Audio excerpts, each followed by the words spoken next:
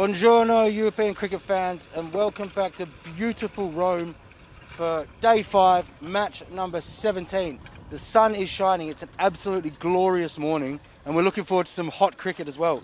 We've got Venezia Cricket Club versus Bergamo United Cricket Club. Venezia are looking extremely strong, they've played 2 and they've won 2.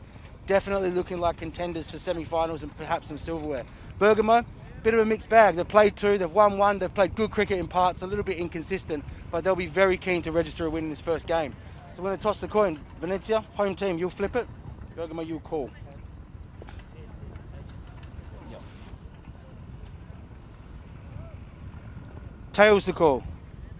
It's a tail. Okay, mate, you won the toss. What are you going to do? We will bat first. Okay, why are you looking to bat first? Because a little bit outfield is wet, therefore we decide to bat first. We will try to get a 100 plus target, then we will defend it. These guys are playing pretty good cricket. They played well yesterday. How are you going to counter that? What's your strategy? No, we had changed today, 1 or 2 change. We are changed the batsman order. We will try to best. Okay, excellent. Good luck. Have a good game. Okay, so you're in the field. How do you feel about that one? Yeah, luck is always going in always by my side, because I definitely choose for ball first. Yeah, because yeah, that's fine. Outfield is moisture. There is some moisture there, but it's there's artificial track, so we can see some moisture on the track as well. So if we could bowl line and length, we can take an extra slipper advantage from that track. So yeah, hopefully we can restrict them in under 100. So that would be good, very easier to chase down. For sure, I know it sounds like a good strategy. So you started really well yesterday. You've won both your games. Boys feeling pretty confident at the moment? Yeah, we are always confident. I always say that, but we just want to forget what happened yesterday. We just would like to start from here, like fresh and new tournament here. So this is our strategy. Like what happened, forgot. We have enjoyed our night last day. That's all. But we are not thinking what happened. Yeah, yesterday we are just thinking of the mistake we have done yesterday. Then we would like to learn from that mistakes and would like to going forward. That's all. Excellent. I really like your attitude. That's keep it simple, right? Good luck. Have a good game. Bergamo United have won the toss. They're having a bat. Good morning and welcome to Roma Spenacetto Cricket Ground on the outskirts of the Italian capital for this match number 17 of the European Cricket Series. Rome between Bergamo United, you can see in the yellow and the black, they've won the toss and chosen to have a bat against Venezia Cricket Club, who are in the field in their mud grey. Venezia seeking 3 wins from 3, and they'll be hoping to make it back-to-back victories against Bergamo, having beaten them yesterday in a very tight game by just 4 runs, where they posted 101 for 6, and Bergamo United fell short, making 97 for 4 in reply. Venezia unchanged from that team. Bergamo United have made 1 alteration. Mudassar Raja, who didn't bat or bowl in either of the games he played yesterday, out. And in comes the middle order batsman Umar Baig, who might get his opportunity later on. The very first ball to be bowled by Shagar Chakuda. And immediately off and away, Bergamo United. Mubashir Hussain promoted up to the opener's slot, baseball style, crackling this back down the ground, past the bowler for 4 runs. Hussain yesterday batting at 4 in both of the innings he played. He got a golden duck against Bologna in game 1. A very decent 18 off 13 balls not out against Venezia in this fixture. But he'll want a bit of revenge because they fell short in that run chase. At the other end is Tashan Javed, who had his struggles as an opener yesterday.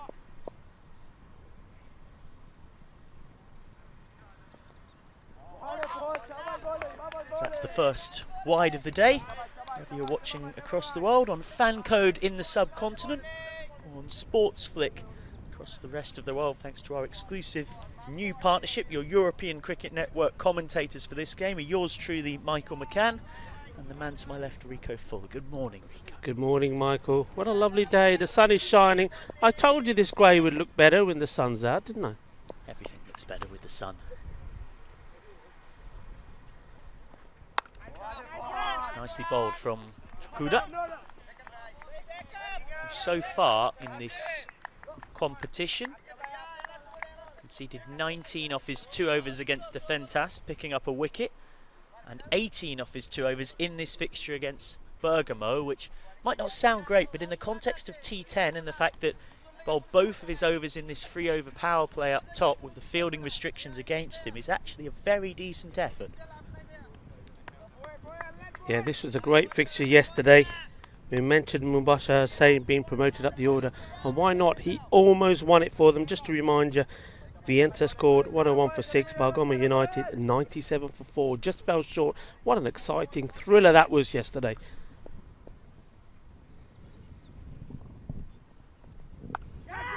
It's nicely bowled, bowling to his field, and then direct hit run out from backward point. Could have brought our first wicket of the morning. Very good from Sagar Chakuda with this 6-3 field, a slick catching. His 2 sweepers are out at square leg and deep third man. So any clean hit in front of square of the wicket on either side is probably a boundary. But not much that can be done with that. Pace used, worked away for a single.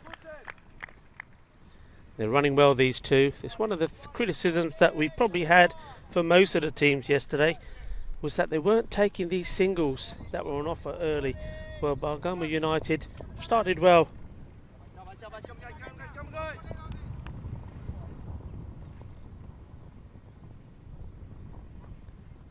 Oh, that's a lovely length.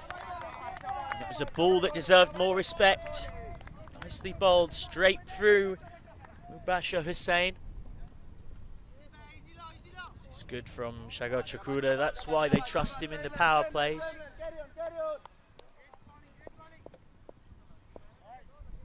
Bowling well to his conventional plan, a 6-3 field. Can't afford to stray anywhere near the pads. And he doesn't. Has he got him? He has! First wicket of the day. He's been in that off-stump channel all over Sagar Chakuda. Lovely stuff from him. He gets his reward. Just the tiniest nick off the bottom of the bat. And they've got themselves the breakthrough. Mubasher Hussain promoted up to open. Looking for revenge, having fallen just short in that run chase yesterday. Goes for 5 of 4 balls. With just that solitary 4 from the first ball of the innings. And at the end of the first over, Bergamo United, having won the toss and chosen to bat, are 7 for 1. Start that they wanted Mubasher Hussain being sent up, really utilise his strength and his power play. Was it to be?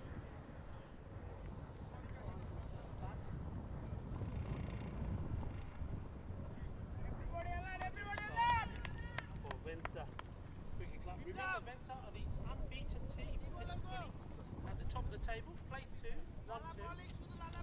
Still plenty of time for that to change though with this double round robin format. So teams play 6 games each.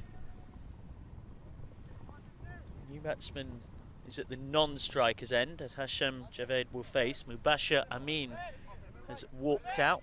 We'll have a watching brief for now. The club's all-time top run scorer and their club captain, because Hashim Javed will face up for this second over.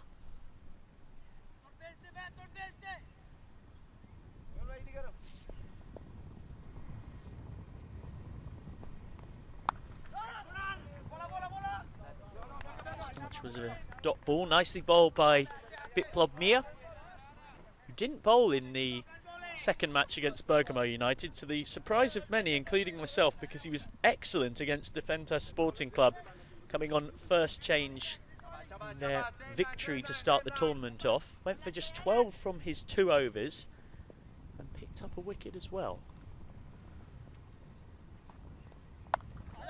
That's short and wide. should really have been punished. He'll feel he's missed out there. Instead, the fielding done by his brother, Alamin Mia. Seems to have slightly hurt himself in the process of doing so.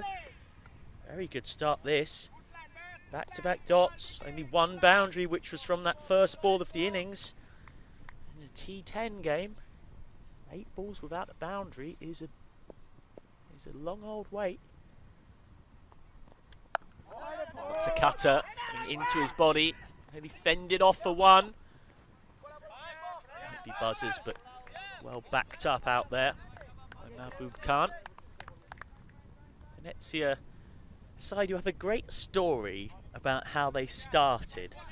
Alberto Migiania, a true Venetian, found a few stray cricket balls in his back garden. He was intrigued as to what they were. He had positively no idea. It's well bowled again. He's got his reward. Biplov Mia has his first wicket of the day. Oh no, what a terrible drop catch that. Well, is he? What's going on here? Well, he's dropped it not long after catching it. Everybody's as confused as I am right now. So Biplov Mia bowls. It's fended away by Mubashir Amin off his first ball. Well, he seems to take it. He had it in his hands for a couple of seconds. Oh, well, that's almost a comical drop. What was he doing? He had 4 or 5 juggles at it. Yeah, we were looking at it again and again here. It's one of those, it seemed like he had caught it, and then on the process of getting up, he let it drop. Now, did he have this under control? This is the question. Did he have this ball, at this point, under control, and then as he was getting up, it just falls out of his hand? What's the verdict on that? I don't think that is a catch. I think Rajib Mia's dropped that. I think if you can't keep it in your hands whilst getting up, then you can't really have any complaints if it's not given. The celebrations had already started. The batsman had already started walking off. Mubashir Amin. They got through for a single. Oh, and it could be a catch to the very same fielder. Well, he makes no mistake this time. It's Atasham Javed who goes. Mubashir Amin got the life the previous ball from his very first faced in the day. But now Atasham Javed, having not learnt from his partner, trying to go up and over backward point, perishes. Very well bowled by Biplov Mia, who deservedly does get his reward. And now it's all smiles from the Venezia boys because he'd been furious, Mia, the previous ball with his older brother Rajib. Now the siblings can make up. A little fist pump in the huddle. And Bergamo United are in real strife with 1 ball to go of this second over. They are 9 for 2.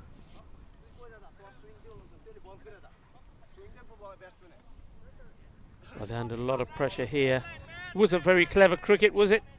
I mean, we just saw one drop there, fumbled, and then this almost identical ball, identical shot.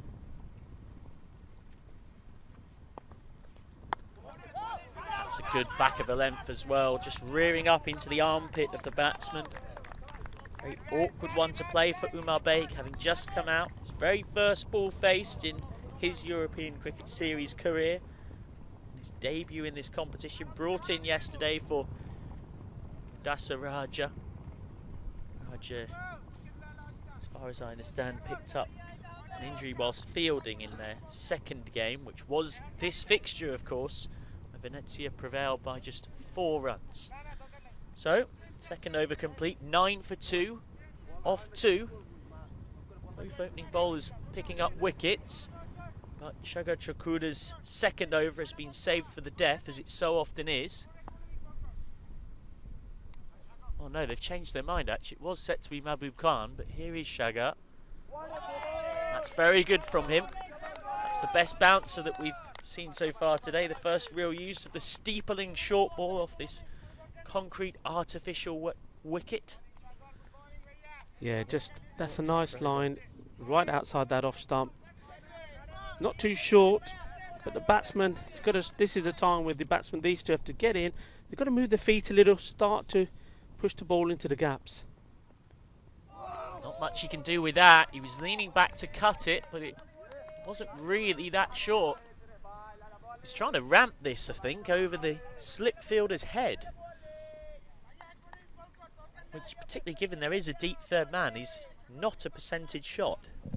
Now Mubasher Amin, they need a very, very good innings from him. In this fixture yesterday, he scored 30 of 12. And there he goes. Oh, but he's gone. They've got him. Juggled out at long on, but taken. And yet another wicket goes down. It's turning into a batting disaster for Bergamo United in the power play. They've lost yet another. Mubasher Amin fetching it a long way from outside off. He was very early on it. And he perishes for 1 of 4 balls. Bergamo United now midway through the second over are in heaps of trouble. 9 for 3. That's a massive blow for them. I was just saying how they needed him to perform. He was the man that could have got him out of this sticky spell. The only way he was going to do it, Michael, was to play his big shots. That's what he does. Unfortunately, this time he finds the man still inside the power play. So he's feeling that, well, he's hit it well enough. It's gone over the ring, but doesn't realise that they've put a man out just for that shot. It wasn't the best of shots once more. It was quite outside the off stump. If he played it outside the off, same shot, it would have gone over the infield for 4 runs. Mubasher Hussain caught by Mahmudul Islam of Shagar Chakuda, and now the captain Azmat Ali has to try to lead the rescue act. For now, he's just got to get them through the power play without losing more wickets. Swing and a miss, first ball. Came in at number 8 against Bologna in their first match. Got 7 of 5 balls to help them to 75 for 8, which was at the time the second lowest score of the tournament, but quite incredibly, they did manage to defend it, winning the game by 8 runs.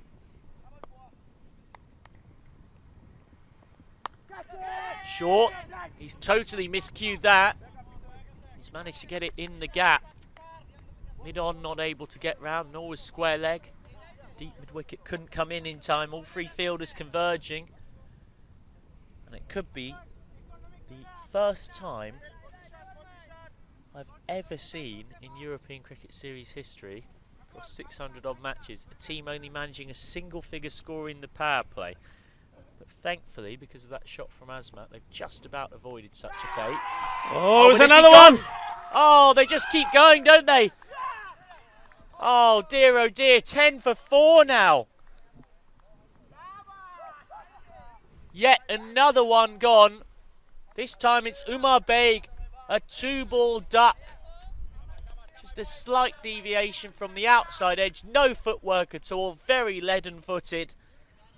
And so the power play is completed miserably. 5-2-1-0, the scores of all of the top 4 for Bergamo United, who have all disappeared. Sinking without a trace here. Their batting has been questionable in their first 2 games, but this is a whole other level of a mess. So Umar Baig caught by the keeper Sojun Islam of Shagar Chakuda, and the gamble which they've taken today, which they didn't take yesterday, to not bring him back at the death, but bowl both of his overs in the power play, has paid off handsomely. 3 for 8 from his 2, and with the power play finished now, Azmat Ali is joined by Rizvan Tahir, who will be at the non-strikers end now. Now Rizvan, it should be said, did open the batting twice for them yesterday. Did a reasonable enough job. So that comes off the body of Biplab Mia. Now this is a very aggressive move, because Shagar Chakuda and Biplab Mia would often have their second over saved for the back end of the innings. They've decided that Bergamo are there for the taking. They're going to bowl their very best bowlers out at the top of this innings, so it's aggressive stuff from them. Rizvan Tahir, normally a bit of a middle order anchor player, opened yesterday and got 21 off 18 in game 1 against Bologna, 21 off 19 in game 2 against Venezia. And I understand they were using him as somewhat of a steadying influence, but then they decided that having scored not that quickly yesterday, they drop him down to number 6, and now he's got to come out in an absolute crisis. Yeah, they changed things around. I think the idea was have the big hitters up front, make the most of the power play, It's totally fallen flat. Hasn't worked out for them at all. Well bowled again, no run there. And you have to say, we were saying about some shabby batting from Bergamo United, but the bowling and fielding from Venezia Cricket Club has been absolutely superb. There's only been one gift of a wicket. Other than that, they've worked hard, they've bowled in the right areas, and they've got their men out. I think this is an outstanding performance from them so far. So here's Biplop Beer. Do Bergamo try and hit themselves out of this hole? No, for now, just content to take a few singles, and well, the way they're going, 2 or 3 overs of accumulation wouldn't be the worst thing right now because they're collapsing like a pack of cards. This partnership is very important.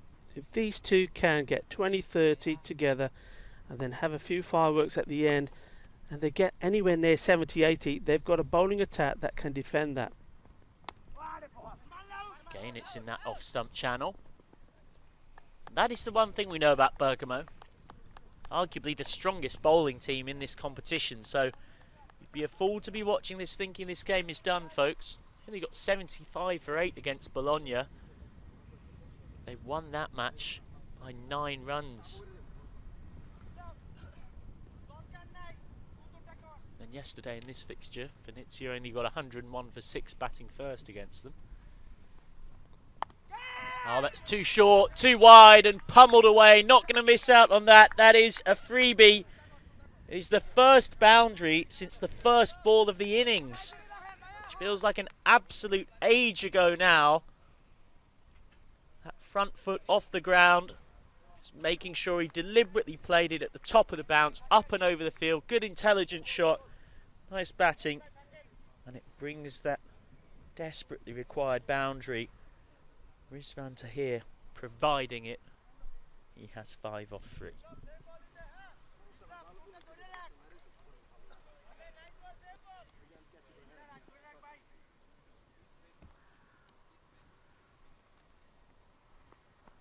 Oh, that's a full beamer. Dispatched. Gets what it deserves. Balle, balle, balle. Over the rope it goes. That's a good shot, and that will certainly make the batsman Rizwan Tahir feel a lot better about himself. I think he was a little bit cagey about the shot on the offside. Played it well, but you could see he was worried about playing it. Didn't want to get out. Was very cautious. That one just let instincts take over. Lovely shot. 6 runs. Well, 4 and 6. It all changes so quickly. I hope, Bergamo, that this is the start of a shift in momentum. Now we've got the ambulance man coming out for a bit of treatment here. It's a slightly nasty blow that the captain, Azmat Ali, has picked up. Apologies for the inadvertent bad language from my co-commentator there. What bad language? Totally accidental. What bad language? What are you talking about? So Anyway. 23 for 4 off 4 overs. Just having a look at who the bowler's going to be. As we wait for the treatment.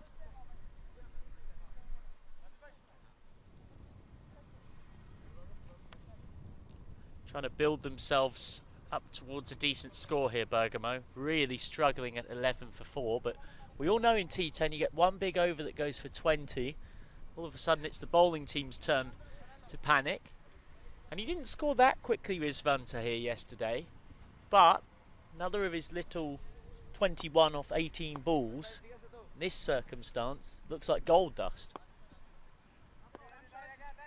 Yeah, so we're seeing a change in the bowling department.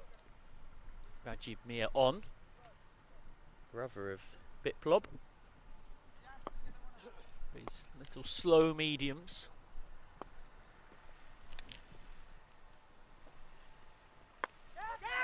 Oh, this is skied up in the air. Should be caught at point. Is caught at point. Another one bites the dust. The wickets just keep falling. It's the captain, Azmat Ali, who now goes for just 3 of 5 balls. Rajib Mir picks up his 3rd wicket of the tournament. Just a little drifting out swinger.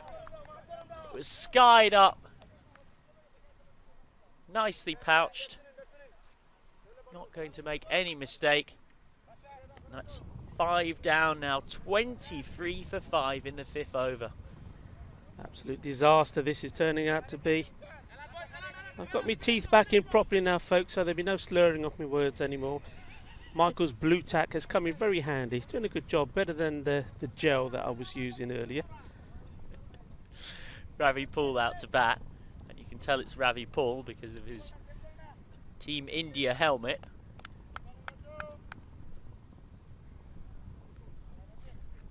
Got a golden duck in his first game yesterday against Bologna. It's off the mark here. Well, he's not, in fact, because they crossed from the catch. Now he's on to strike, and he'll be a bit nervous. Does offer something different. He's the only left-hander in this Bergamo United lineup, Ravi Paul. We'll see him with the ball later. He's much more of a bowler than a batsman.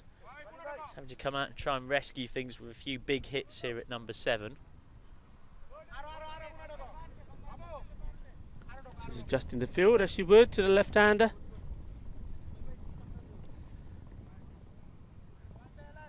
Now I think that Ravi Paul can bat a little. I've seen him play some nice shots. I think he's been unlucky. The first ball he was out on was a decent enough shot, just picked the man. Well, that was that was the commentator's curse all over. He was not in the same postcode as this. Very much didn't pick up the line or the length, but it was outside the line of leg stump, and it was probably hitting the middle of a second set down leg. Hopeful appeal. There is a man waiting for that shot, so he needs to be careful. He's got to time it well if he plays it. That's a bouncer. Oh, and it's just over the head of that man my co-commentator had just mentioned. Ravi Paul saw the risk, but it's T10 and thought, I've got to go for it. Swings it away. Very flat 6. And a tumbling attempt by Alamin Mia, who wasn't helped by the fact that he's about 5'4". But even if he was a giraffe, he probably wouldn't have caught that one. It was still a couple of yards over his head. It's again just into the arc of Ravi Paul. Back-to-back boundaries. He's into double figures from just 3 balls faced. Just drops a touch short there, Rajiv Mia. It's a bit of a smear. It's not exactly the most aesthetically pleasing shot, but beggars can't be choosers, as was once said in Oliver Twist. And Bergamo United right now are definitely beggars. Scores 34 for 5 with 1 ball left of the 5th over, but we know they're no mugs with the ball. Arguably the best bowling team in the competition, so if they can just get themselves even 75, they give themselves a sniff. Yeah, I think 70, 75, that gives them a chance to skittle a few early wickets and they're in. But they've got to get there first. Still a long way to go for them to get even to that. And Paul goes again. He only knows one way to play, Ravi Paul. And he'll keep the strike. It's very much that bowler who maybe isn't the most technical batsman, but he's got a good eye. And he'll give it a good old swing. He has 11 from just 4 balls. Visvan into double figures as well. They can already take credit for having done a much better job than the top order, who scored 10 between them as the top 5. And they're all back in the hutch. And it means that Bergamo United, in what could be another low-scoring thriller, needing to win this game to stop Venezia going 3 from 3 and pulling away from them in the race for Super Sunday, are at the halfway stage, 35 for 5. We've seen a change in the bowling department. Hossein Ahmed.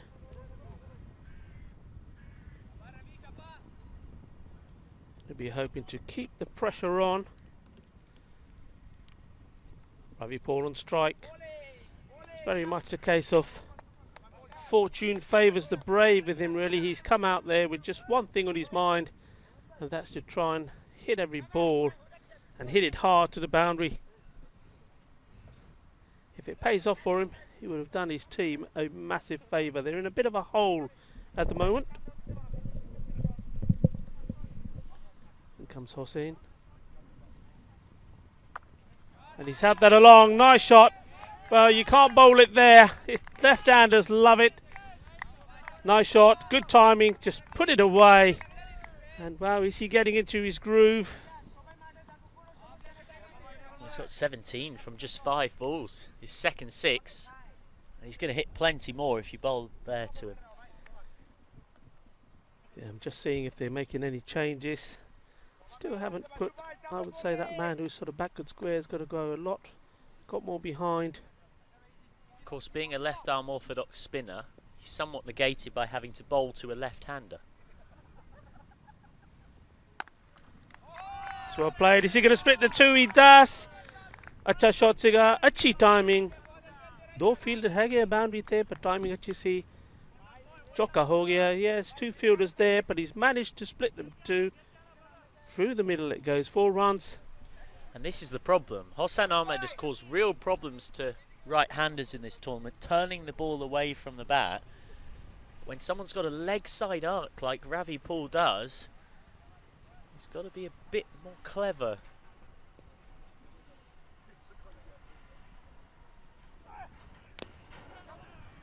That's a much better ball. Yeah, going to take the leg by, single. It rotates the strike as well. I think that's important. The bowler Hossein Ahmed has just bowled a few to the left hand, and now he's got to get his line right again to Rizwan Tahir. But he'd probably much prefer to bowl to Rizwan, because this will turn his natural length will turn away from Rizwan, which is much more awkward. Got away with that. That was short. Sloppy fielding. Given that Rizwan generally, like the majority of players in this tournament, looks to hit through the mid-wicket and long-on region, it's very difficult to do that when you're having to fetch it a yard outside off stump and it's turning further away. But they'll be pleased to have Ravi Paul back on strike, because he was demolishing Hossan. So now he's got to go to his box of tricks. That's too wide. Wide ball. You can understand what he's trying to do, though. It's exactly what we've just been talking about. He's come very wide of the crease here. He's trying to get it right outside that off stump. Well bowled again. That's better. Ball it in. That's where he wants to be, and that means that if Ravi Paul's going to hit that leg side, he's got to fetch it from a long way. He's got to get his timing perfect. So 6 overs gone. They've stumbled their way to a half century between them, Bohemo United, which from 11 for 4 is quite a feat in terms of the recovery. Yeah, I think these two are at a phase now where they've got to be a bit careful. I mean, Ravi Paul is trying to smash every ball he can. He's had a chanced inning so far. It's important for him to pick and choose now. There's still enough balls in this innings for him to get to a reasonable score and take his team to around the 80, 90 if he can. That would be a massive boost for them. That's well hit. Oh, that's beautifully hit. Elegant shot. The shot of the day for me, that one. Picked it up beautifully. Put it in between those 2 fielders once more. That's nice. Top shot. It is an excellent shot. You can see the bottom hand coming through the flick of the wrists, but it's a half volley from Hossan Ahmed. That's his most expensive over of the tournament, the spinner. He'd been very good yesterday, 13 for 1 off his 2 in the first game and 17 for 1 in his second game.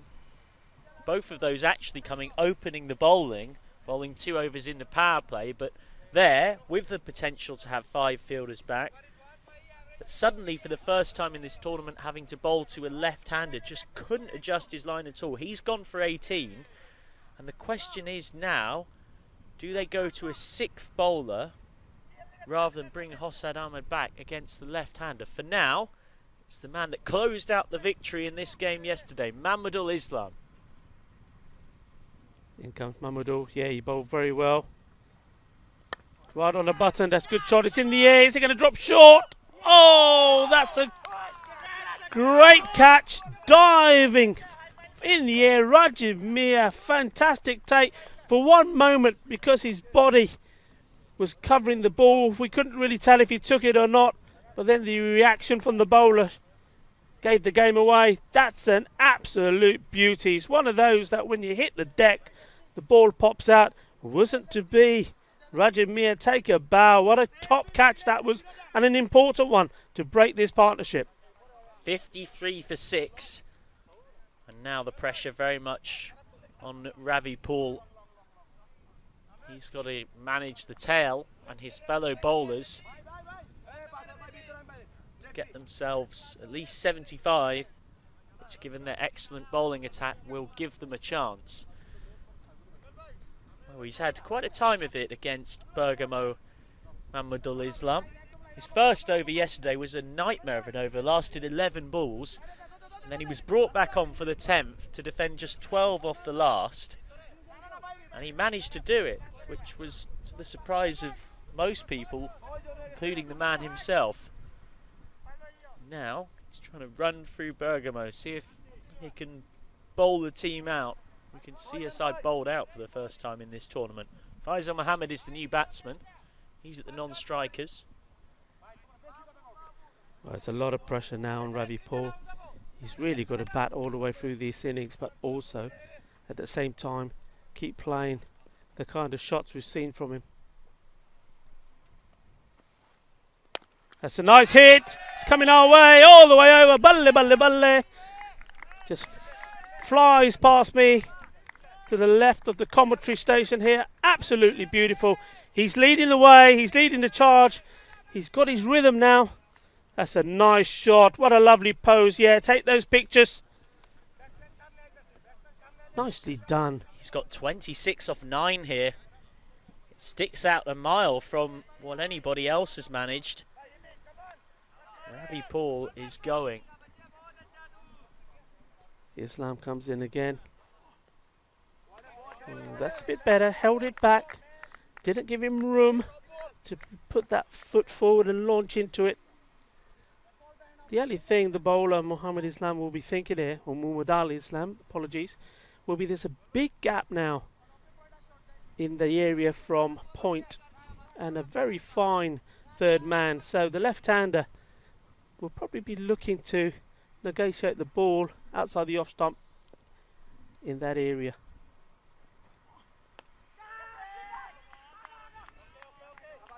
Well, that's why that man is fined for that particular shot. That's just a single.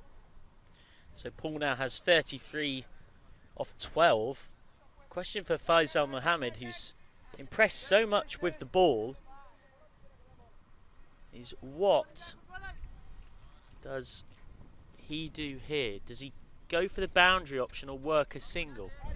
Only 2 balls left in the over.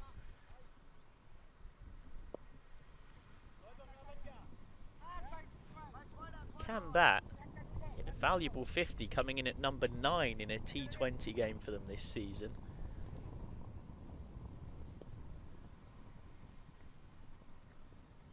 Well, he's coming down the track and the bowler says, okay, sniff this. Well, it's been signalled a wide. He couldn't sniff it because he didn't get near it. Whoa! Now, I'm not sure about this one because he came down the track and it's obviously given a wide because of height. So the question is, would it have been if he stayed inside his crease? The umpire at square leg has got the best view. Well, arguably it would have been even more likely to be wide if he'd have stayed in his crease because it had risen even higher in the time in between. Hit in the air, try to catch it, should be straightforward. Yes, oh, it is in the end, a little fumble. So another wicket goes. Faisal Mohammed, he's on his way. There was a recovery. There were 23 for 5. Somehow they managed here to get to the 60. We were saying 70, 75 is going to be a good score, but now wickets are tumbling again. Faisal Mohammed on his way back. So golden duck for Faisal Mohammed after that wide. Goes to the first legitimate delivery that he faced. Bergamo United again having their struggles with the bat. Remember that they posted only 75 for 8 against Bologna, but they did defend it incredibly. Bologna managing just 66 for 8 in reply. Ravi Paul has got the strike back by virtue of the fact that they crossed. They're 61 for 6. Second wicket for Mamadou. Well, that's a decent result for Bergamo. A single keeps the strike for Ravi Paul. He has 34 of 13 balls. 62 for 7 at the end of the 7th. What a good over from Mamadou Islam. Aside from that 6 from Ravi Paul, very tight stuff. 2 for 8 from that one. Rehan Ibn Hossein is the new batsman, and he was one of many to pick up a duck in that game against Bologna first time up. One of 4 batsmen to get a duck. He got a 2-ball duck. He's at the non-strikers, and it's all on this man, Ravi Paul. He has the interesting virtue of a Pakistan shirt on his chest and an Indian helmet on. That's because Bergamo United are a team predominantly with players of Pakistani descent. Ravi Paul is Indian amongst them, wants to make it very clear where his allegiances lie. Why wouldn't he?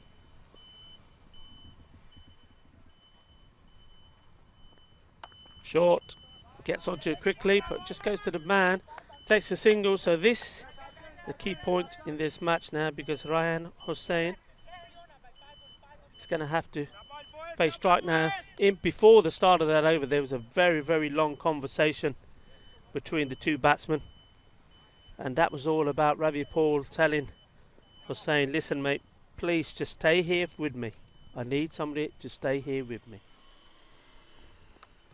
Wow, he's not just going to stay here with him, he's going to hit a massive balle 6. That's a good shot. How quickly he got onto this. Not the best of balls. It was short, down the leg, punished. And well, the wicket keeper had to take a little bit of evasive action there as well as the bat came down from the follow through. Good start, good runs. All of these runs massively important to Bergamo United. They're giving themselves something to bowl at. They're getting themselves back in this game. Well, Tuhin Mazi's got to find his line and length here. That's 2 poor deliveries. The first one could well have gone for a boundary. That one certainly did. Oh, he's launched into that. That's gone a long way. Nasser will be looking for that ball somewhere, floating up there in the skies. Absolutely beauty. Top shot. Mind-blasting hitting this. Well, he goes from low to high, scoops it up off the half volley. Mazi going from one extreme to another, short to full. He's conceded 13 of 3 now, back-to-back 6s. Surely Hussain goes again, doesn't he? It's short. The man has gone over him as well. How far has it gone? Has it gone all the way? It has indeed. 3 6s on the trot. Well, it weren't authentic, but if you're going to have a swing, swing hard. 6 more. You can see very deep in his crease. Then comes right off the toe of the bat. A big old top edge. Comfortably clears the rope. Right behind the wicket keeper. And all of a sudden, Bergamo United have brought the 3 figures into being a realistic possibility. Tuhin has to get this ball right up there. Can't be short. It's got to be up there. That's leg side. Umpire having to think, and eventually the arms going stretched out wide. Wide ball. Pressure on the bowler. Well, Rehan Ibn Hussein is... Someone's put a pound in the meter for him today, haven't they? 18 off 3. And Tuhin Mazi, who they were depending on to bowl the 8th and the 10th over for them at the death, is having a nightmare. And it's making a mockery of Venezia's bowling plans. Oh, Shaba, Shaba, Ginna, Sona, Shakka. Wow, आज मेरे ख्याल ये बंदा Rehan Ibn Hossein aloo de paronte खा के आया. Forget the shredded wheat, buddy. He's had some aloo parontas this morning for his breakfast. He's hitting it big. 4 6s, a wide, a single. It started to become one of those overs where one is struggling to keep track. 26 runs off 5 balls. Ouch. And it's a very lonely place right now for Tuhin Mazi. His teammates have all gone very quiet. A lot of hands on hips. Last ball of the over. Can he get through it? Tries a slower ball.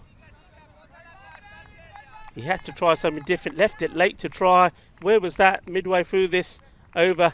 Well, what he's done, he's given himself the strike. And well, I don't think Ravi Paul will mind that. He's probably thinking, great. Now, you know what? It was good to see. And it'd be nice to see that in the highlights. Before this over, the two batsmen were having a word. And Ravi Paul was doing a lot of finger pointing. And I bet you what he was saying is, look, whatever you do, don't get out. Give me the strike. But I think Raheel Hussain said, yeah, whatever. Yeah, that's and then he mate. just took. And they're having a little chat and a bit of a kiss and make up now almost. I think Ravi Paul's saying, well, it's fine. You can have the strike if you're going to do that. He's got 25 off 5, 12 balls left. That just shows what can happen in T10, folks. They were 11 for 4. 27 off that over from Mazi. Mahmudul Islam back to bowl his second. His first was excellent. Oh, that's not clever batting. He really moved a long way and it was going to be a wide ball, but in the end just ends up being a leg by. Moved far too much, but he showed the whole stumps to the bowler, to Muhammad Islam, but well, he still followed him and managed to get him onto his pads, but he's got the left-hander now on strike. Ravi Paul. Well, the sixes that Imran Hussain has hit have come from him being very still in that sort of power position, smiting him over the leg side. Tried to get a bit too clever there. Now here's Ravi. That's a lovely shot. Oh, epic. Absolute epic. Top draw, that one. That's a beauty. We've seen he can hit over the top. How about this? Oh, that's nice hitting.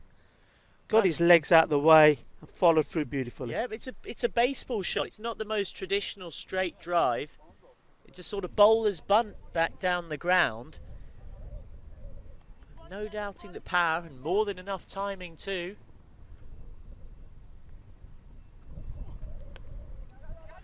Well, where's this one going to end up?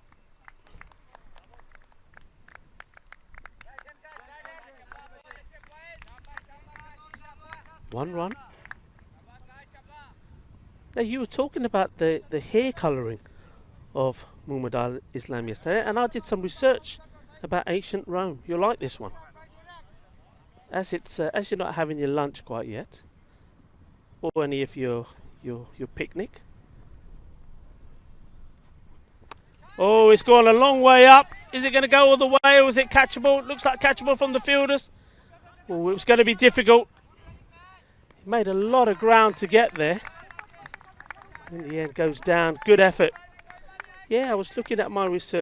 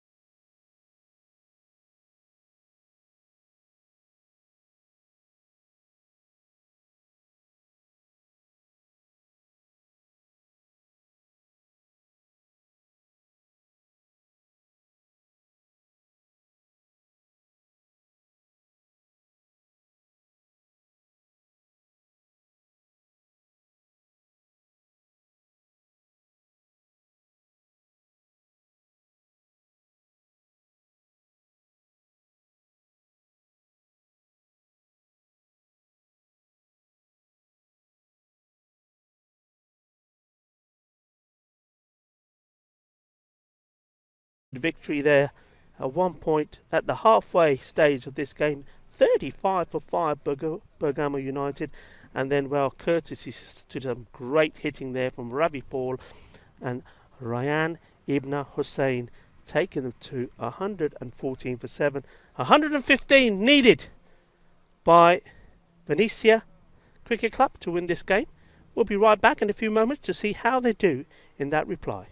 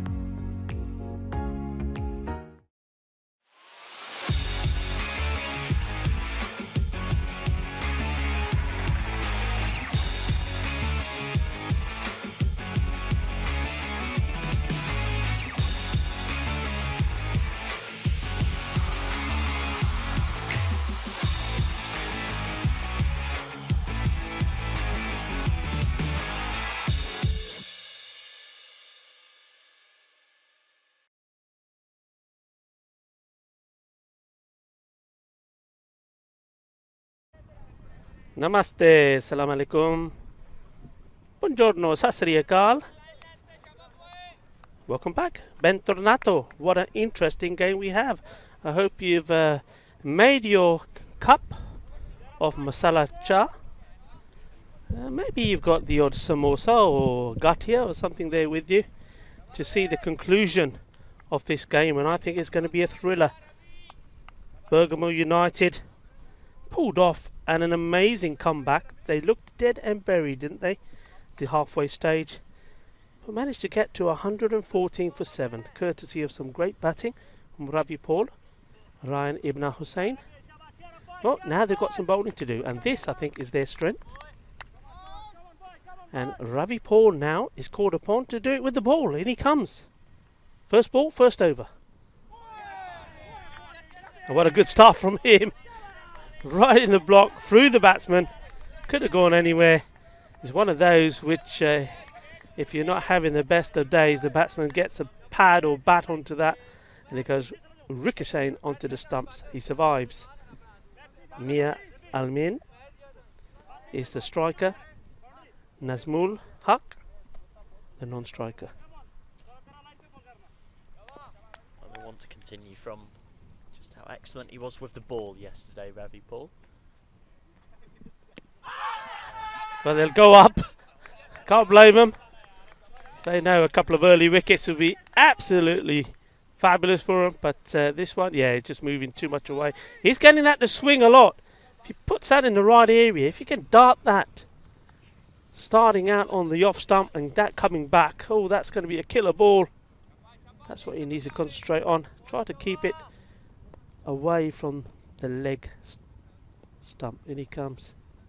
The left armour. That's what I'm talking about, and it's right on the button, right on the money. What a delivery. Well, I was just saying, as you heard, if he gets it right, starts it outside the off stump, it's going to come in and make a mess of the stumps.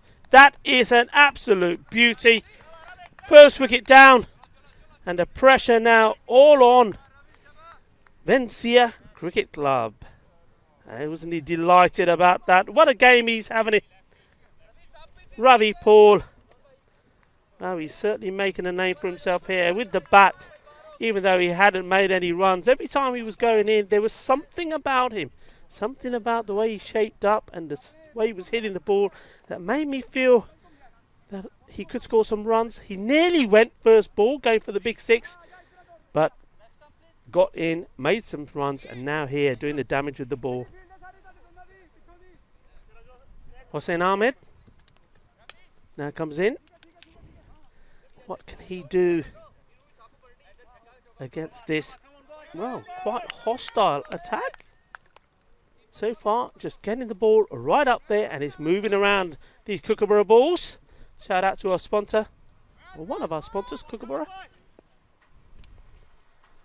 Ravi Paul to the left-hander. Oh, that's a beauty. Obviously going to be moving away to the left hand. Hossain Ahmed.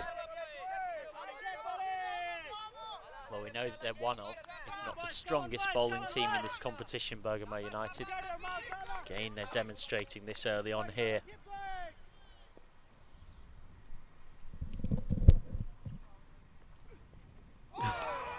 That's just nice. It's too good. I mean, Hossain Ahmed will now have figured out that this ball is being darted into me and then moving away. So will he change his guard?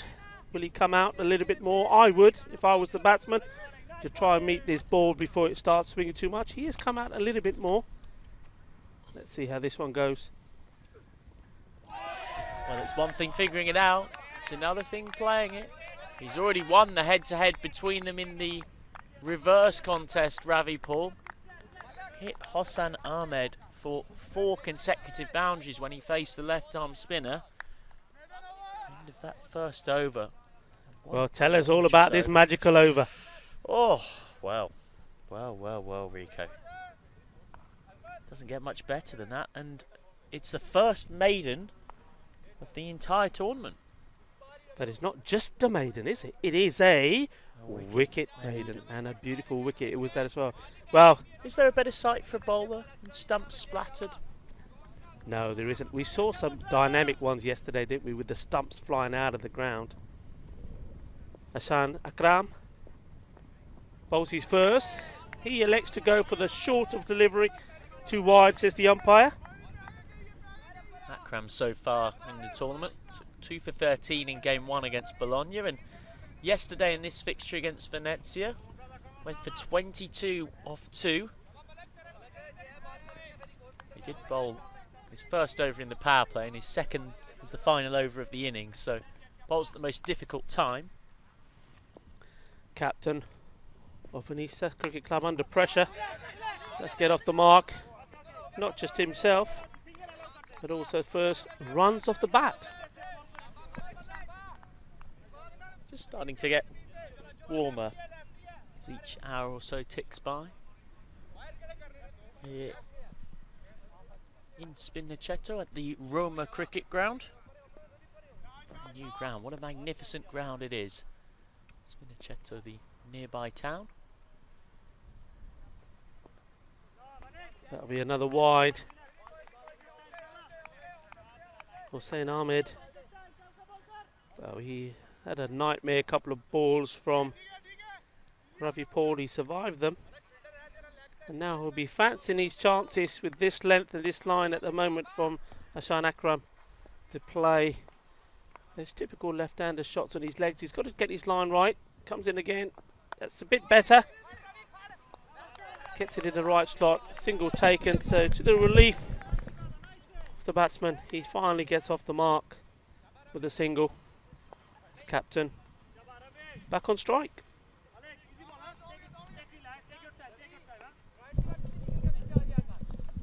And still no boundaries in the entire innings.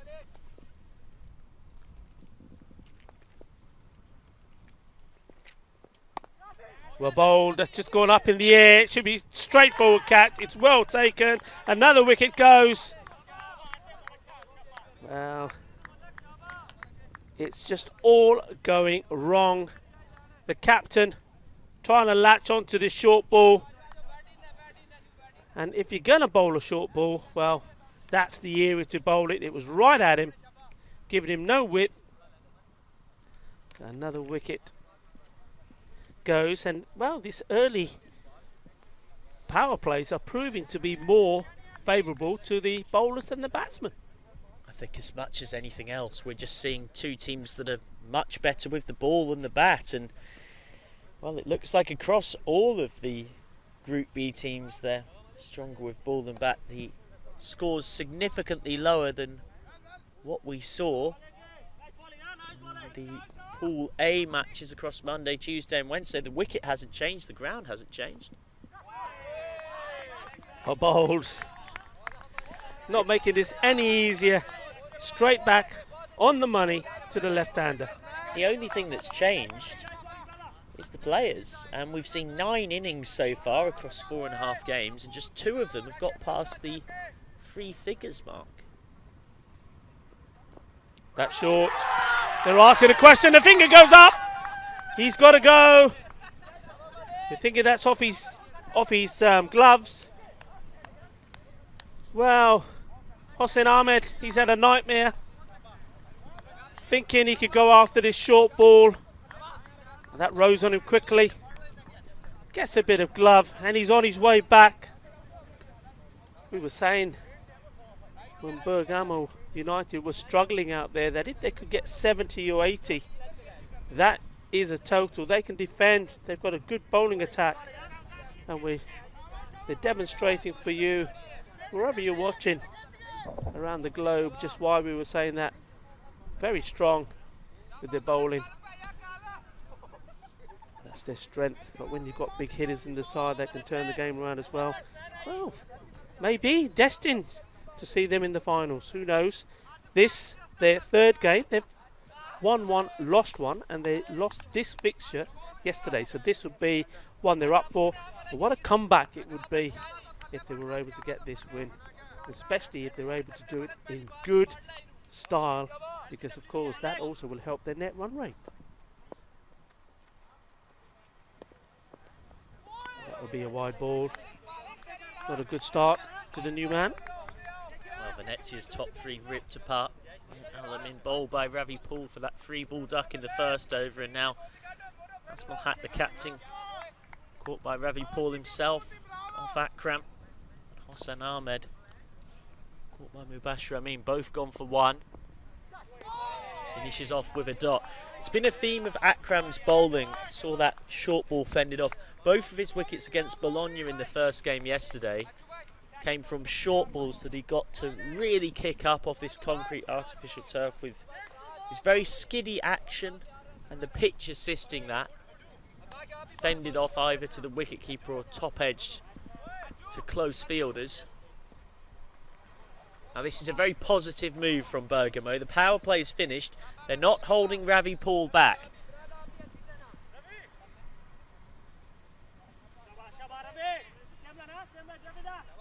Oh, pardon me, the power play isn't finished. I'm glad I've got Rico next to me to help keep me sentient, if nothing else. But even so, normally Ravi Pool would bowl his second over at the death. Well bowled right up there. This is good from Ravi because though he knows better than anyone this wicket offers a lot of assistance with the bounce, he's concentrating on trying to get wickets. That's what's going to do the damage. That's what's going to bring them the match. He's bowling wicket to wicket, getting the ball to move around. He's not concentrating on banging the ball in at the moment. He's keeping that back as his surprise ball.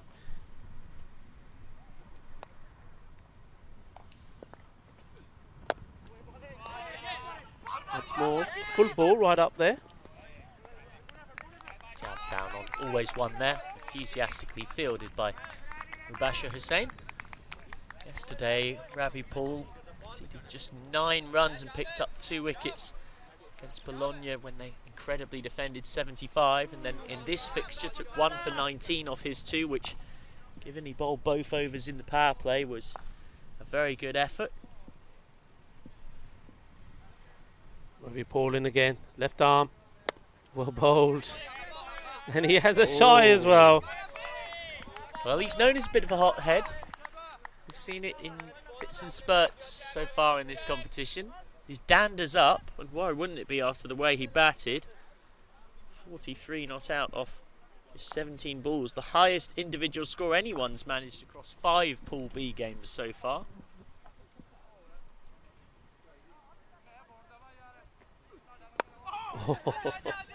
This is classy bowling. I mean, once again, right up there. If he doesn't get bat onto that, it's going to go through, not middle stump out the ground. If it hits the pad, everybody's going to go up, and I think the umpire's finger's going to go up. Good bowling, making the batsman play at every ball. Heavily reliant on Rajiv Mia here. At the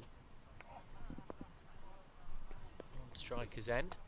Oh, wow. Didn't know too much about that, did he? Absolute peach of a delivery. I said he's keeping the shorter one as his surprise ball, but here we go. This is the surprise. Take that. Getting genuine edge. No first slip. Just the 1 run. And he can have a nice smile to himself. I don't think you can do much about that, apart from just be happy that you didn't get out. Hold the bat there and hope. Rajiv Mia on strike.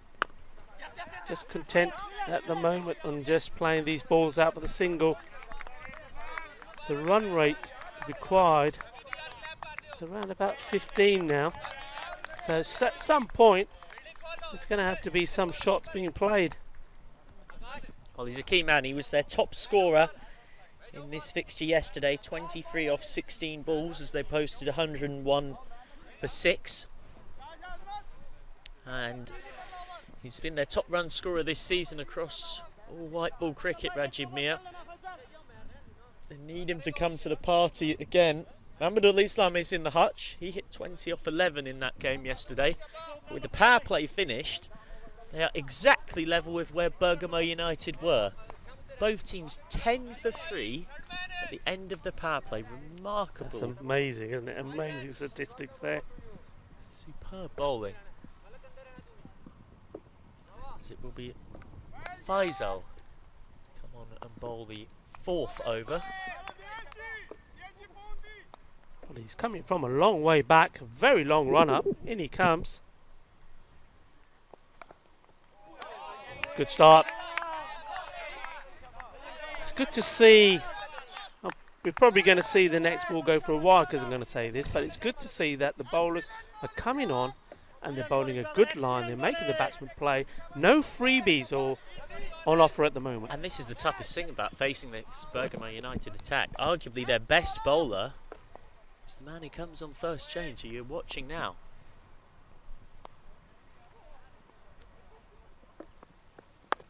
Slightly over pitch, got away with it. Well, just as we're giving him the big up, he bowls a waist-high full toss that should have gone into the cow paddock, but such is the defensive intent of Jumir right now. He ends up blocking it back, but 2 for 11 in his first game against Bologna, and then 3 for 12 in his second against Venezia, both from his maximum allocation of 2 overs bowl.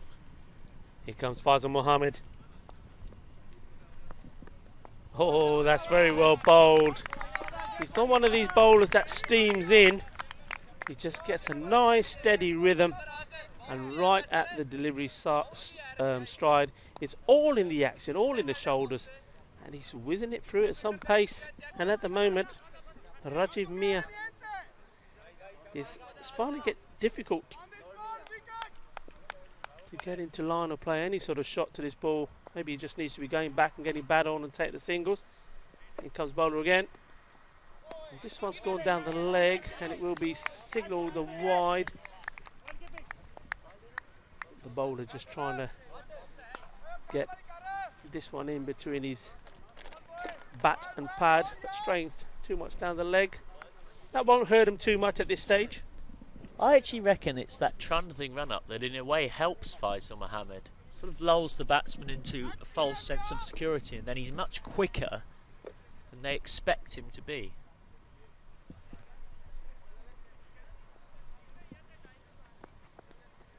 Oh, That's the effort ball. yeah, that could have gone anywhere. Could have taken a bit of glove. Could have been knocked back down onto the stumps. In the end, goes straight through. Well bowled. Yeah, look at that. And that's frustration also. Rajiv Mia, he knows that these dot balls are hurting them. The required run rate goes up. They need to get bat onto ball.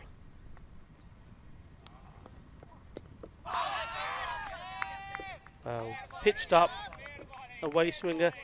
To be fair, I think Rajiv Mia, he was worried so much about the ball being darted into him again. He missed out on that one. No footwork at all, just reaching out to it. Front foot had to come out to the ball, followed through the bat, and that would have been 1 through extra cover, 4 runs. It wasn't to be. It's another dot. He's just toying with him. Just toying with him. He's got them exactly where he wants them right now, Faisal Mohammed.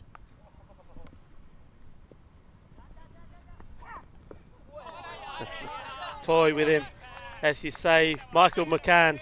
Yeah, he definitely is, isn't he? But he's a class act, and that's the end of a classy over.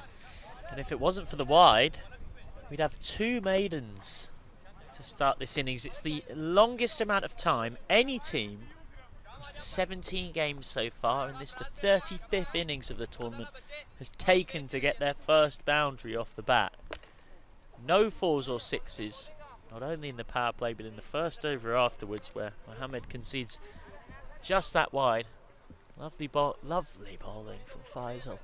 And now they've decided, now this is an interesting moment, the weakest member of this Bergamo United 5-man seam attack is going to come on and have a bowl. Faraz Ali, now he went for 20 off his 2 against Bologna in game 1, bowled 1 over against Venezia game 2 and conceded 9.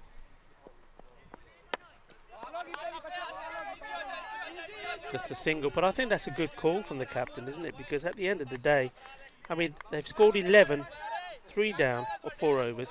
If you've got a weak link, this is the time to get him on. If they score 20 from this over, it's not going to hurt them too much because at least they've got one of his overs out the way. You don't want him bowling at the end if he gets close. Just hoping to sneak an over through here for us. That's not a bad ball at all, is it? I was just about to say, he's by no means a bad bowler. It's just that in comparison to the really high quality that we've seen from Faisal Mohammed, Hassan Akram and Ravi Paul, he's not quite up at their level. Well, he'll be wanting to prove us wrong, won't he, Michael? He'll want to be coming to us after this game and saying, what was that you were saying, Michael and Rico? Well, that's gone for wide. 2 overs, 1 maiden, 5 for 1 for Paul. That is quite an astonishing performance when you add in what he did with the bat. Akram, 2 for 5 from his over. Mohammed's conceded just 1 from his solitary over. I mean, is there such a thing as a bad bowler in T10? Because even a good bowler can bowl a good 6 balls, but he could be dispatched all over the place. This one's gone in the air. He could pick up his first wicket here. And he does. Well taken. But there you have it. He's their weakest link, we may be saying. But even he can get the wickets. The batsman probably sensing that this was the time where they had to play some shots. Rajiv Mia decided to have a go. Doesn't get under it. Another batsman going for that shot. Doesn't play it right. Catch well taken. They're in all sorts of trouble now. And that was Atham Javed with the catch.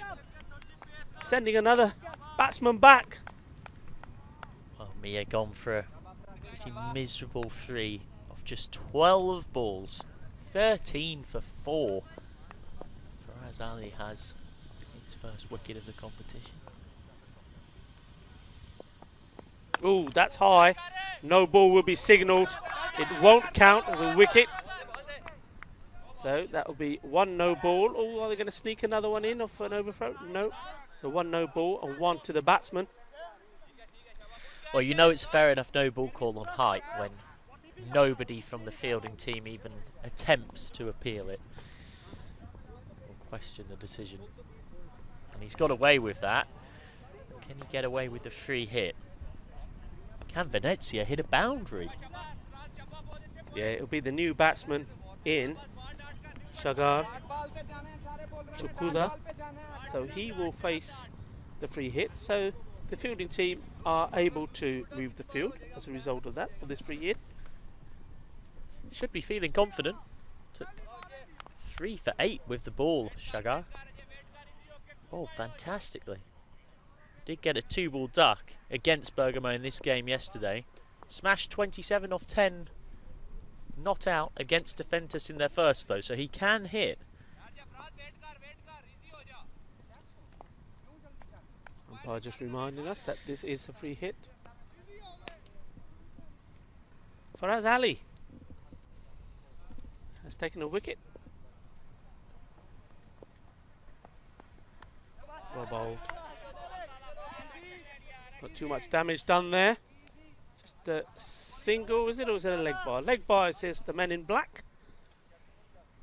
Great team of umpires we have here for this European Cricket Series, doing a brilliant job. Always makes you think of that rather cheesy Will Smith song, Once Upon a Time. Here come the men in black. Silent when they raise that finger, oh so deadly.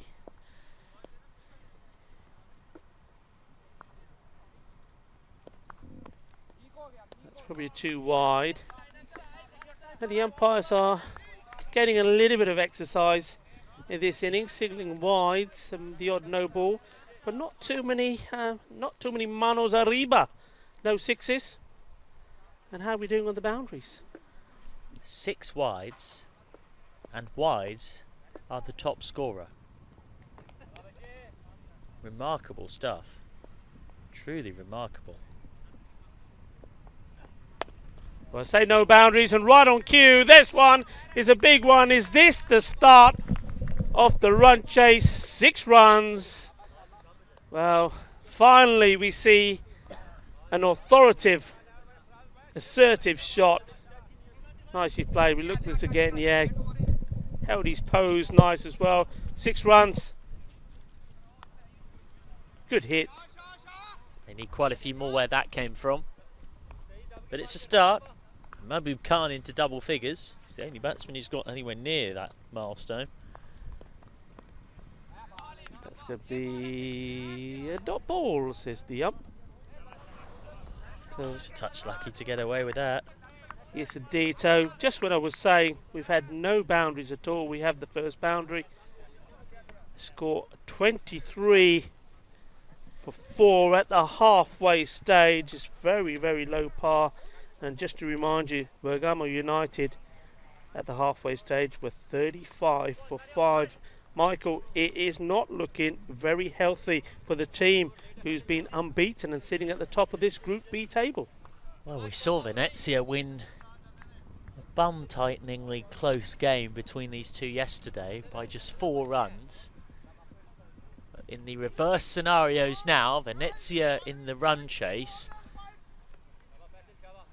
doesn't necessarily look like one that's going to be close, but it can all change so quickly in T10.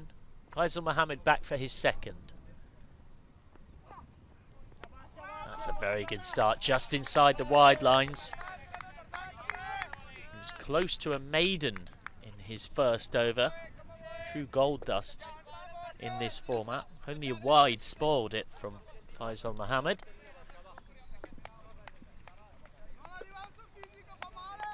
Yeah, and he comes with a very long run up. Just straying outside the lines there, so that will be wide number 7. Wide second top scorer in this quite extraordinary innings. The top 4 managing just 4 runs between them. And Shaga Jakuda, who can be a capable hitter when he gets it right. He's got to get going here. As has Mahbub Khan, who's on strike. Half volley, well that will help him. It was in the slot and it was punished. Too full, too wide. Could just get his hands through it. It's the second boundary of the innings, both hit by this man. Mahbub just using that bottom hand to get it away square of the wicket. Well bowled because, well batted I should say, because the sweepers are out straight. Not particularly well bowled. It's a rare loose ball from Faisal Mohammed and it is dispatched.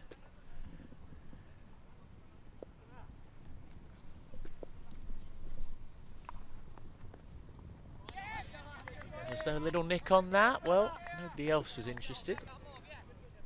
Maybe I need to get myself a hearing test.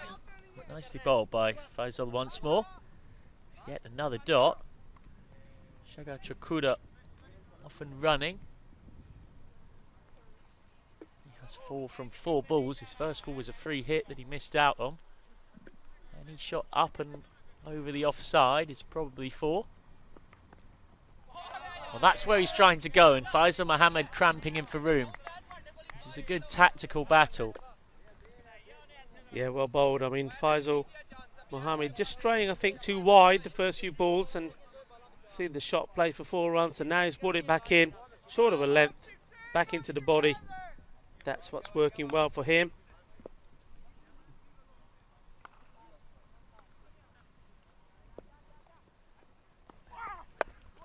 Oh, again over pitched. He'll get away with it. Just making room. Could only carve it straight to the cover fielder. Quick single. This isn't what they need. Required run rate now up above 20 for Venezia. And it's only heading in one direction at the moment. Yeah, clever bowling. I mean, yeah, you say over pitch. I don't think it was too over pitch. I think it was going for the Yorker. Was trying to rattle him on his pads in front. This one will probably be shorter. It's a new bat. And yeah. Oh, that's nicely bowled. Trying to swing off his feet there. Misses out. So Mahbub Khan with 10 off 8. Shaga Chakuda 5 off 6. It's not enough. Venezia needs somebody to go ballistic here, just like Ravi Paul and Rehan Ibn Hussein did. Hamid completes his spell. He's conceded just 7 from his 2. Group B really is turning out to be the group of the bowlers. Batsmen have struggled across all 5 games that we've seen in this pool so far.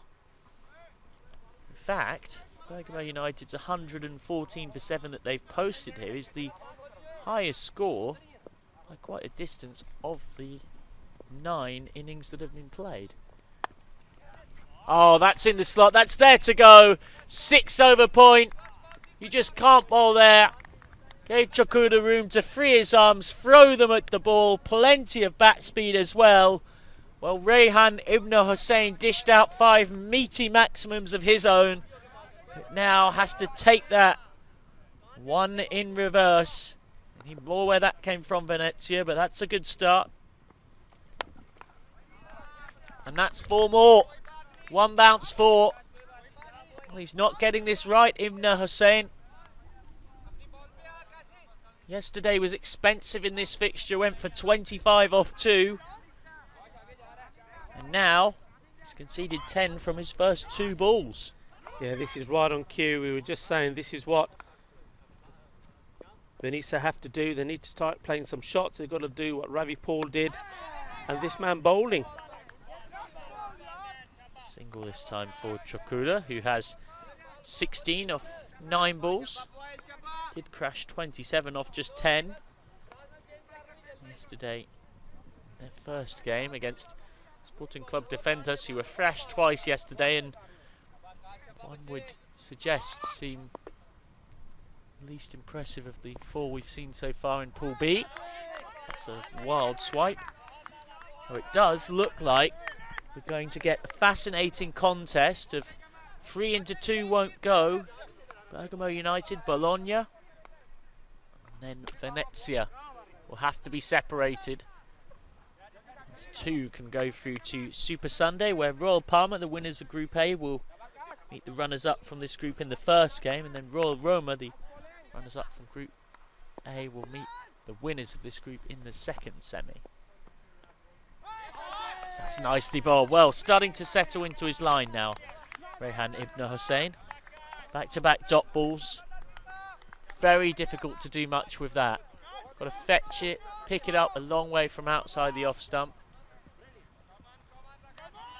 Yeah, there's good pace, good wheels. Probably the quickest bowler so far.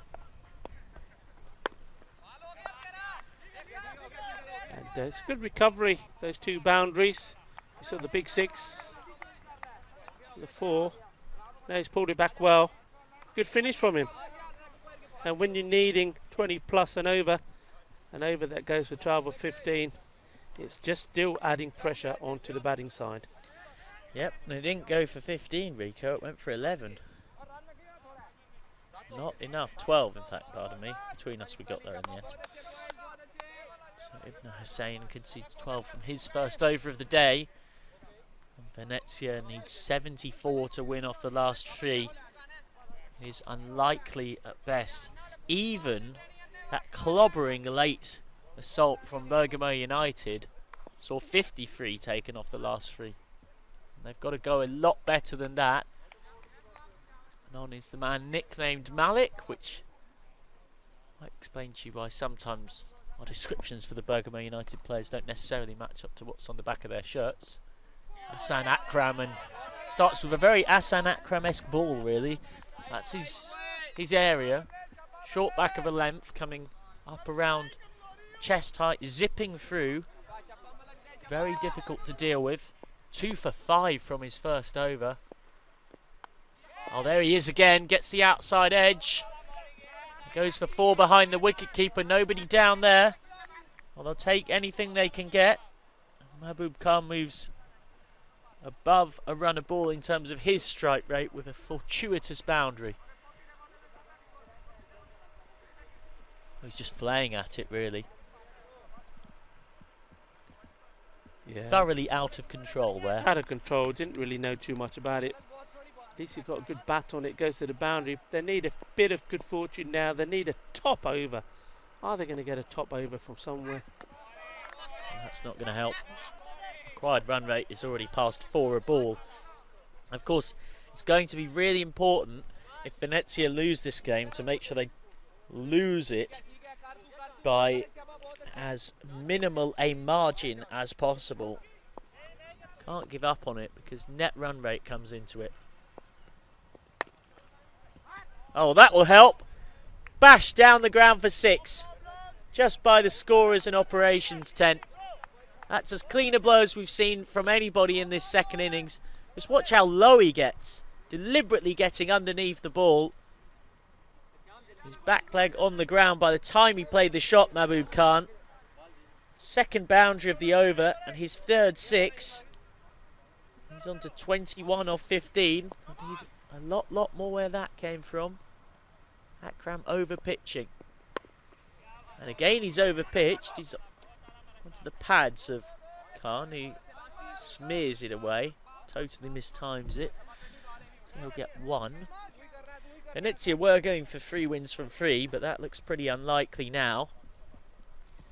Bologna in a good position themselves. So that's 2 full. Oh, he's got a wicket. Well, it's not his best ball, Akram. It was in the half volley slot, too wide, and normally we've seen that disappear for 6. He'll be absolutely filthy with himself here. Just trying to sieve it away. And Shagar Chakuda has perished for 16 off 10. Not the worst knock.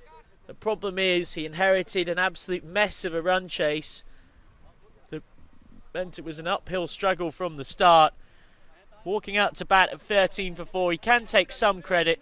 He's been part of a stand worth 39 for the 5th wicket that has come to an end now. 52 for 4 after 8 overs. Good catch taken there on the boundary. Rizwan Tahir. Now it's Ibn Hussain on to bowl his second over. And I think of coming for a second on the overthrow. It wasn't there. Rightly turned it down in the end. Mahbub Khan gets the single, brings the batsman on to strike, marking his guard out with the chalk. Mahmudul Islam got a quick 20 in this game yesterday. Not able to get off the mark here, and again some pressure from Rehan Ibn Hussain when collecting the ball in his follow through. Does seem like we're dotting the I's, crossing the T's at this point. Mahmudul unable to get going. Ooh, well that's got to be a wide ball surely. Yep, it is signalled from square leg. I think even Peter Crouch or any other tall man that you wish to insert in this analogy, or woman, wouldn't have got anywhere near that. Very full, driven inside out towards us in the commentary box. This is a lovely shot. They only get a single for it though. They do come back. They actually thought of turning down the second. They eventually worked it out between them. Asmat Ali does the fielding. 56 for 5. Mahmudul Islam off the mark. Be a happy man. Asmat doing the fielding there, the captain. His team have performed marvellously well in this game. Well, that's gone through everybody, except for the fielder down at a very fine leg. Does enough. Got through the Bergamo keeper, Mubashir Amin. Off that inside edge. Good tumbling stop down there.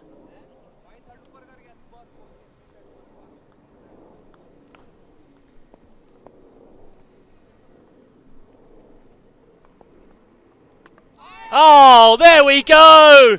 Middle stump out of the ground. Doesn't get better than that for a fast bowler.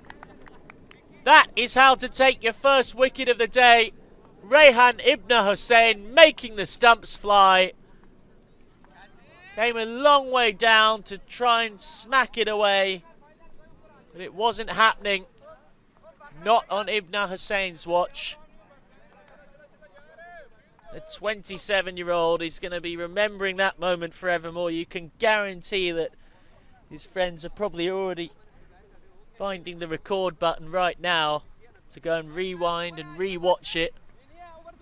And why shouldn't they? Because that was quite spectacular. That is how to get your first wicket of the day. His third in the tournament.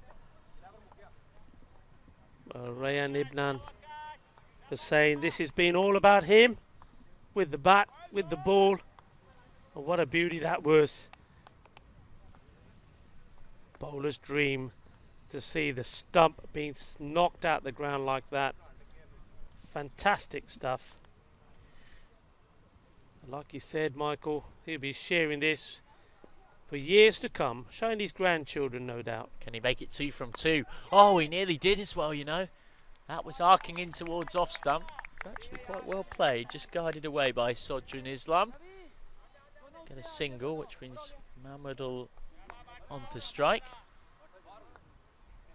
Mahbub Khan, the top scorer in this Venezia innings, bowled for 23 of 18 balls, 2 sixes and a 4. Well, it's unfortunate, Rehan Ibn Hussain, because he's had one heck of an individual game. 39 off just 14 balls with 5 big sixes. And he ends with 1 for 18 from his 2 overs, which is a very decent set of figures. But he's surely going to be pipped to the Player of the Match award by someone who's very much embodied the phrase of anything you can do, I can do better, because Ravi Paul has been even better. We'll see a bit of spin for the first time and immediately gets the treatment. Short, there to go.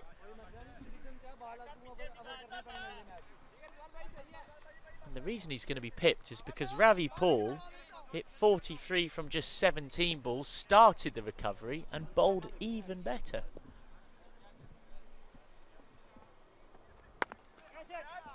Oh, he's got underneath that.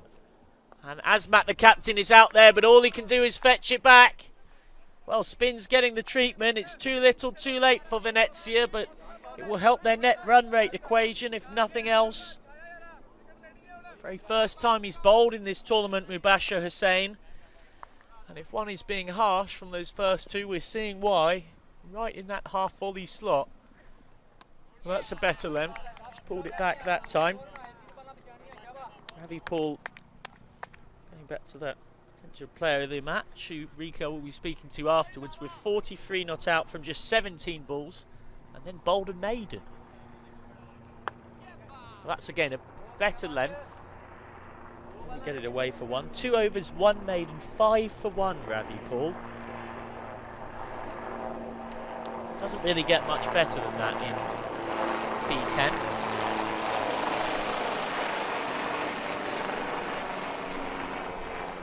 Extraordinary comeback. There's a bit of late damage being done here. Well, that's a second 6 of the over for Sodrun Islam. He's having some late fun. Bashir Hussain getting the treatment. He's gone for 17 off 5. Last ball of the match. Result all but done. It is an incredible comeback. Remember that they were 23 for 5 and 61 for 7 with the bat.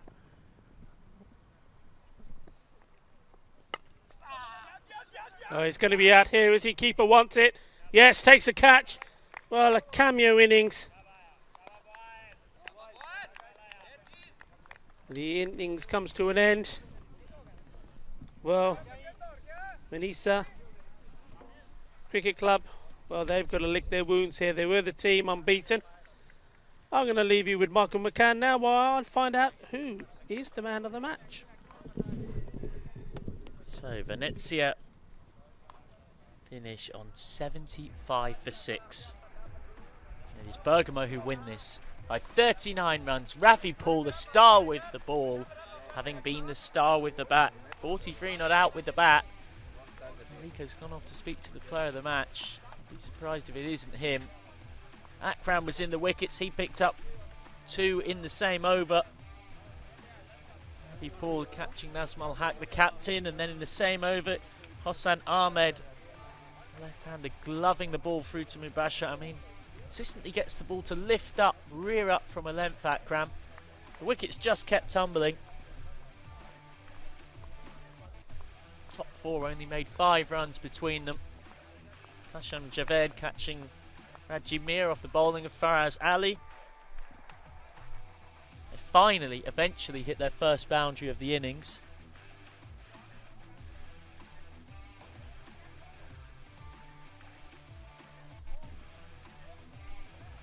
And much like the Bergamo United innings, the wickets kept falling. The difference is there wasn't a recovery. Mahbub Khan bowled by Rehan Ibn Hussain for 23, just 18 balls.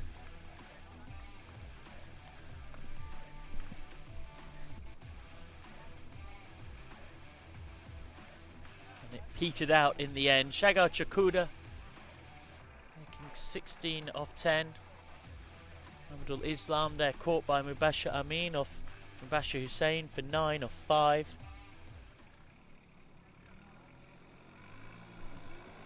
Well, Bergamo United were in real strife at one point. 11 for 4, then 23 for 5, and eventually found themselves 61 for 7 after 7 overs. They managed to add 53 runs from the last 3 overs of the innings, and that proved the pivotal moment where this game swung in their favour. A sorry looking batting card for Venezia Cricket Club. Just 5 runs between the top 4.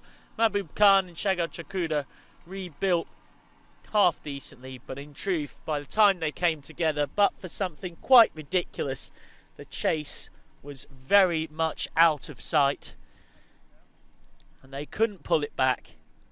It was very much into the realms of pretty much impossibility. So they finish off on 75 for 7, which is one of the lowest totals that we've seen in the competition this week.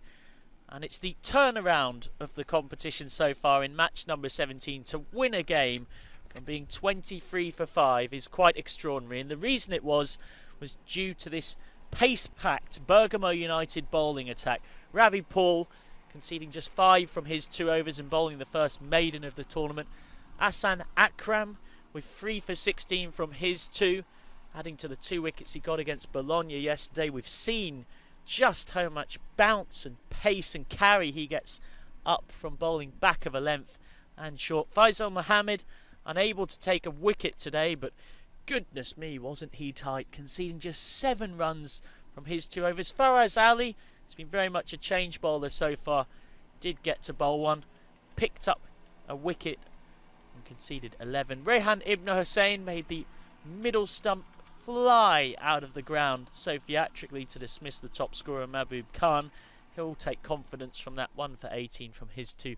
And Mubashir Hussain given an unexpected over of spin with the game very much done. Conceded 17, but then did get a wicket from the very final ball of the match. Mahmudul Islam caught for 9 of 5 balls by the wicketkeeper Mubashir Amin. And so it gets Bergamo United revenge from losing by 4 runs in this fixture yesterday. They win today by 39 runs in the reverse contest. Next up, in match number 18, it's Bologna, who won against Bergamo yesterday. Won against Defentas Sporting Club yesterday, but lost against Bergamo. Up against Defentas. And a repeat of that result will leave Defentas winless from their free. Thank you very much, Michael.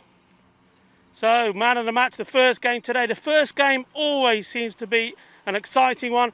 This one looked like it was all going one way.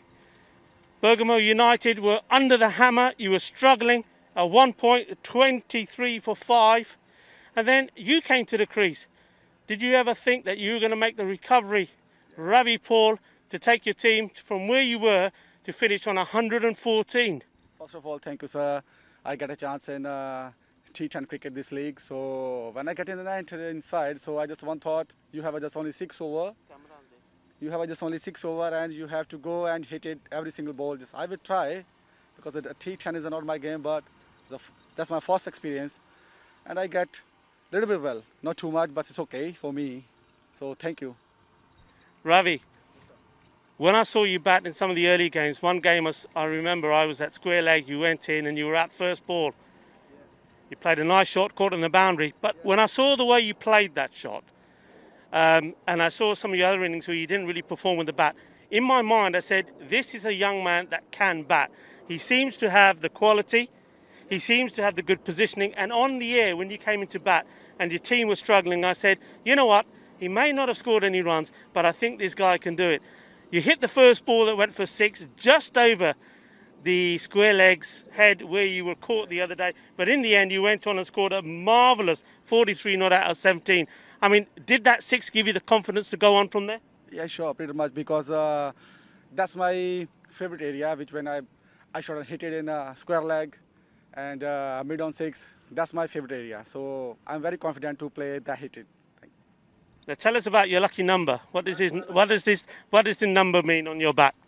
That's number make is the name of Allah. When start to when we going to eat, and we in Muslim people saying Bismillah. So that start to name of Bismillah is 786. It means the lucky number for Muslim people. So I'm always take this number. My every single T-shirt have a 786. For me, is a very lucky number.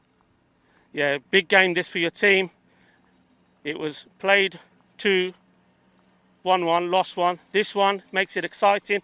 It puts you back up there, top of the table now in terms of points. So also tell me a little bit by Rayyan Ibn Hussain. Now he partnered you well, scoring 39 or 14. That was a massive partnership. I mean, you got from a dire position, let's be honest, where everything was going wrong, and the two of you played some great shots. Did you just go out there with the attitude? Because when he came in, you had a very long conversation with him. It was quite heated. You were like, what was that about? What were you telling him that you needed him to do? Yeah, just I'm saying the bowler's going to on to pitch it up. So a good length ball. So I said, just see and hit it. Don't go panic. So he done well. Actually, normally what happened, he didn't listen to anyone. He just doing his well, but that's it. So he just asking me, no, I want to do whatever you're saying. So he did 4-6 continue, ta ta ta. That's it.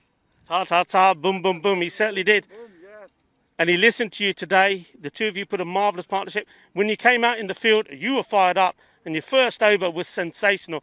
And for T10 standard, 1 over, it was a maiden and a wicket maiden as well. That was fantastic. I suppose that was what your team needed. Yeah, because my captain saying, Ravi, we want to see you banana swing. Every single ball we want to see you banana swing. What I did, but today is not going to 2 swing, because when I'm going to runner up, for me is a very difficult, because the pitch a little bit high. And which side I'm going to play bowling, that's at over side. That's a little bit high, so it's very difficult for me. But this for me is a very big challenge in that side, so I did it. You did the job well. Yeah. Well done. Our man of the match here, Ravi Paul. Congratulations. Thank you. And don't forget, we'll be right back. The next match, 11:15, Bologna versus Defenders. So make your cup of tea and don't miss it.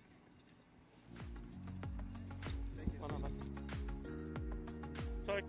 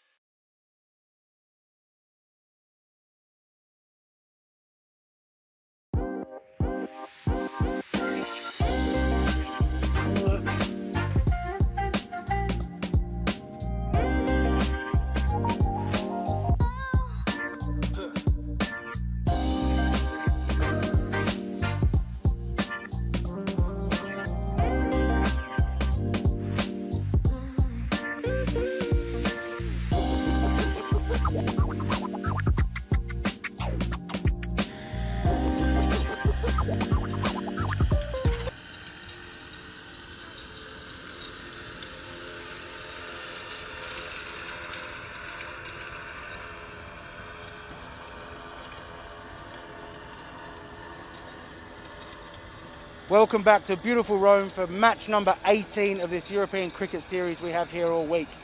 A rematch from yesterday. We've got the Defentis Sporting Club versus Bologna Cricket Club. Now, yesterday, Bologna were victorious. Defentis still yet to win a game, so they'll be looking to get one back over these guys. So let's toss the coin. Bologna, you're the home team. Head is the call. It is a head. Okay, so you've won the toss. What are you going to do? We'd like to batting first. You're going to bat first. Why are you going to bat first? We think it's a beautiful weather and pitch will be fine, so we like to batting first. Okay, you haven't won a game yet, so you lost to these guys yesterday. What's the strategy to bounce back? We think we are some players may be sick, that's why we'll try to our extra player. Then we'll try to overcome our situation. So thank you for. We'll overcome the situation. Excellent. Oh, good luck. We're looking forward to seeing you. Cheers, bud. Okay, so in the field, you happy with that? Yeah, it's okay. I've lost 3 tosses, so hopefully the next game I will win the toss. So I mean, it's fine. We are quite happy with the chase. So yesterday we played quite well. So it's not that difficult to chase. So we hope to stick them around 70 or maybe less than that. But yeah, that's it. Yeah, you must feel pretty confident going into this game after beating them yesterday already. Yeah. We are quite confident. Some of guys, they get back into the form. So we are quite getting used to the pitch as well, because that's not an easy pitch for someone who's playing on the slow surface. So yeah. Yeah, it's very fast and bouncy, isn't it? And you said that your pitch is slower and a bit lower, isn't it? Yeah. It's very bouncy, this pitch is. So you need to wait for the ball. So play much on the back foot and not waiting for the full length balls. That's it. Okay, well, good luck for this game. Looking forward to seeing you. So Defentis Sporting Club have won the toss. They're having a bat. Thank you, Stefan. And as you can see, there are the Defentis batsmen, the opening striker, Ashraful Islam. Got a good run of ball, 24 in the first game, but failed in the second. And there at the other end with 6 sixes on his back, the returning captain Mukhtiar Singh. He served a 1-match suspension for 2 disciplinary offences yesterday, but he has now returned and he's taking the place of Tirath Singh, left arm seamer, who sits this one out. And Bologna have made 2 changes. With Faizan Hussain, bits and pieces player, omitted, and so is Shahir Salim. And they're replaced with Asim Javed and Sufyan Afzal, both making their first appearance in ECS Rome. Their opening bowler, as he has been so far throughout the tournament, Hasib Khan. He's bowled his full complement of 4 overs. He's got 1 wicket so far. He's got away with a dot first ball. Here's the second. And there Ashraful will be off the mark, and if they hit their stride, they come back for a comfortable 2. So Defentis are up and running. Now they've chosen, having won the toss for this game, they've decided that they will bat first. So they'll bat first in all 3 matches of the tournament so far. A little bit of leading edge. That ball was very awkward line and length. It's just opened Singh up a little bit. So here, Islam.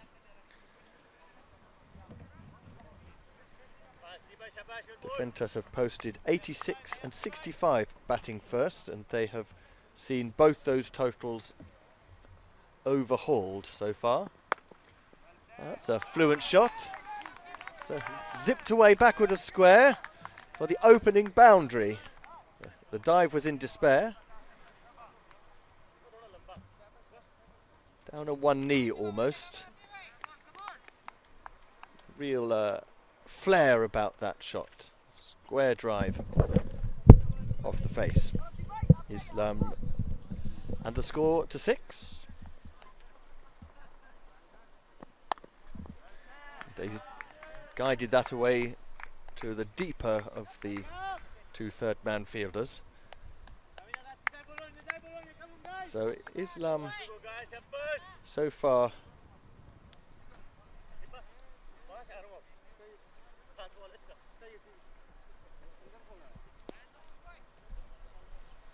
showing some fluency.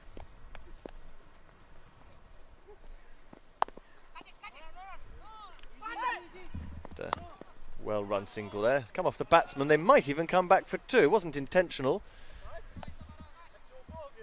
And that brings to an end Hasib Khan's pretty tidy first over. The score was 8 without loss here on European Cricket Network. I'm Kit Harris, and alongside me is Michael McCann. Hi, Michael. Hello. Hello to everyone watching across the world on this lovely sunny day in Rome. So good when we came here for a week in September. We've returned once more. Great to have your company, whether you're in India, keeping an eye on your fantasy team, watching us on Fancode, or if you're across the rest of the world on Sports Flick. So Mohammad Adnan, he has been the economical bowler of the tournament so far. His 4 overs have gone for 1, 1, 2 and 1. And in those 4 overs he has already taken 5 wickets. Remarkable. And, that's a little too full, and that's a very expensive start for him. Conceding that single straight away. So Islam goes to 3. Yes, he ended up with figures of 5 for 5 from his 4 overs in the day. When I was speaking to him after he got player of the match in the win in this fixture yesterday, he was very composed about it. Sort of very much the vibe of, yes, this is what I do every day. No different to any other ordinary day for me. That's why you see just very, very accurate bowling. And it's a sensible approach, I would say, Michael, just to treat him with some respect and try and score 6 off the over. I mean, no one's come close even to taking the 6 singles, but 6 singles ought to be within the realms of possibility, right? Well, he certainly benefited from the fact that those batsmen yesterday, both of Bologna and of Venezia, were trying to swing off their feet against him rather than just see him out in singles. Yeah. He's the top wicket taker this season. He's actually taken double as many wickets as anyone else in the entire team, and you can see why. Yeah, he took 4 for 3 in the corresponding match yesterday.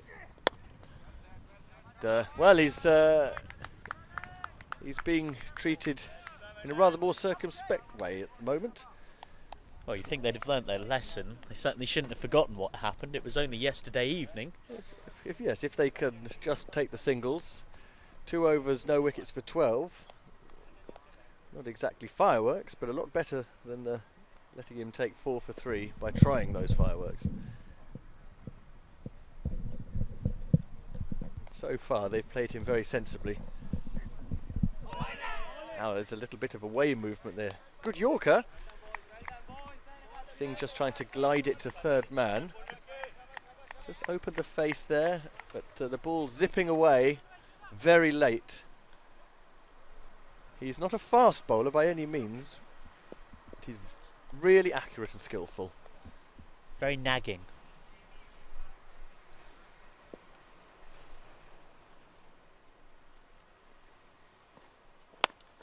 Good Yorker length again. Oh, nice bit of athletic fielding, but actually I think because there was a fielder behind him saving the single, he's ended up giving them the one by parrying it into a gap. If you just let that go, there was a man right behind him who you'll see coming into your picture now, who could well have picked that up, 2 of them in fact. It's the captain, Ankush Kumar, coming round. Only got 65 for 7 batting first in this game yesterday, but if they see out Adnan, it gives them a better chance of something further towards 3 figures. Yeah, definitely. At the moment they've played him well. Just trying to get in line for a bigger shot there, but once again that offside Yorker. But that represents a much better response to this bowler from Defentas. They've just chipped 5 singles off him. 2 overs done in the power play. And Defentus have made a solid start, 14 without loss. And, the runs, 5 runs scored from Adnan's first over, double the runs that he conceded yesterday in just 4.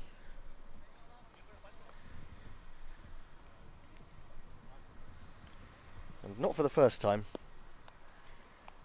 in this series, Hasib Khan is going to bowl through his second over. It's not necessary to come down like that, is it, Michael? Just keep balanced.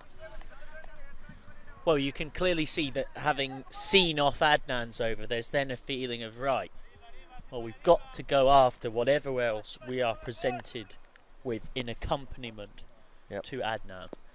You see, giddiness feeding him. Khan is still a canny bowler. That is a good shot. You've only got to get it past the offside infield. There's no one on the line, even though there are 5 fielders saving the single in front of square. Just too full. And he deliberately gets underneath it. It's a very flamboyant shot behind square on the offside. Nicely played. Yeah, this bowler Hasib, he's only once gone for 10 runs in an over so far. Yeah, that's not the kind of stroke play to resort to. That's what failed them consistently yesterday. Just trying to hoik everything to leg. Well, they've been excellent as a team, Bologna. They kept Bergamo United to 75 for 8 in match 1, but then fell just short in the run chase. Defentus only managed 65% in yesterday. You see, it was just a question of time before he lost patience and fell back into bad habits. But the stumps have been split.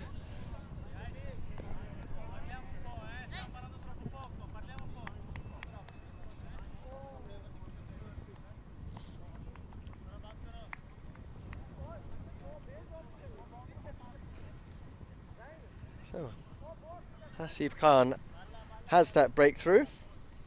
That's his second wicket of the tournament. And coming out to bat at number 3 is a man whose image I very much like. You'll see why when he gets his full head of hair out when he opens the bowling. At the moment it's hiding under helmet and backwards cap. This is Shadamgul Zadran, and he has had a very difficult start to the tournament so far with the bat. Yesterday he made 1 from 2 balls, and in the next game a first baller. Ouch. Yeah, not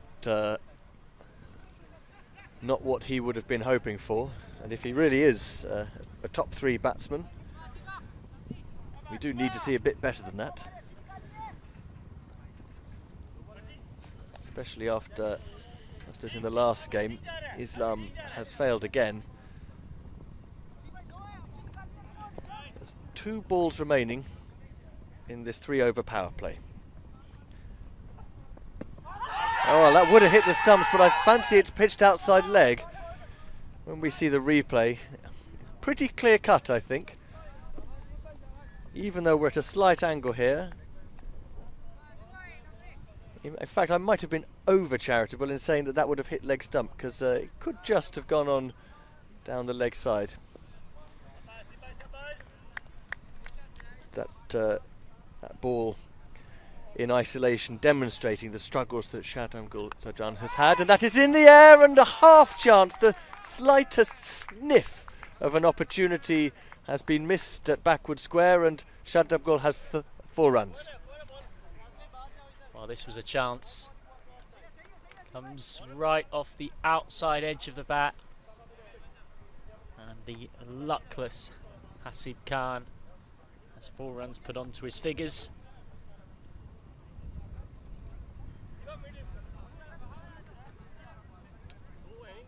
So that's the power play gone. 9 runs off the 3rd over. Hasib Khan finishes with figures of 1 for 17. Are we going to go back to Mohammad Adnan now, or are we going to keep him for the death? Well, the answer is the latter. Kaya Abul is going to come on to bowl. And well, there's no real respite for the batsman here, because he's the other person who's caused troubles in the Bergamo bowling line, in the Bologna bowling line up against Bergamo.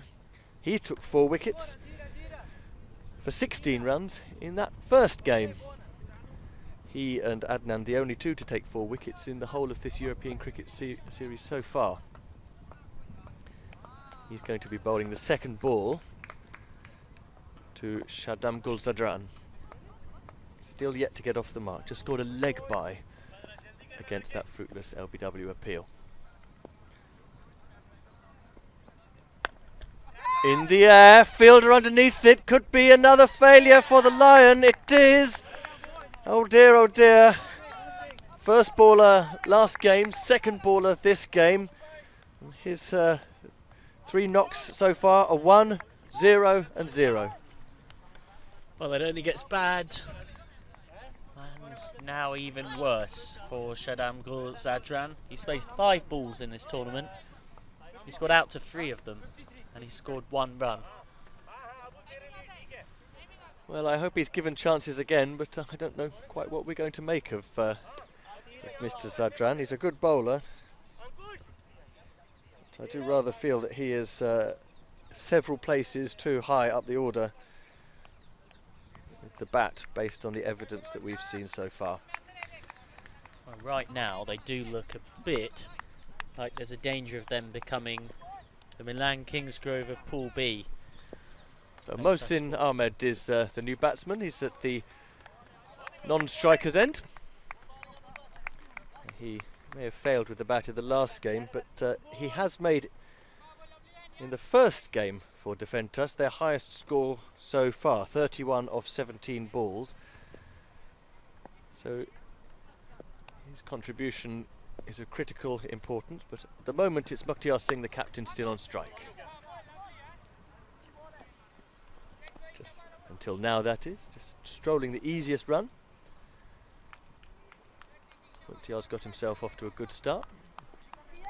14 runs off 10 so far. Well, that's much better than anything else at the other end. He needs a partner. Mohsin Ahmed very capable of providing that.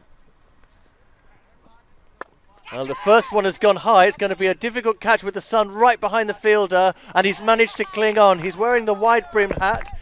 He's blaming the sun for being difficult, but the stars at least were aligned as he pouched this.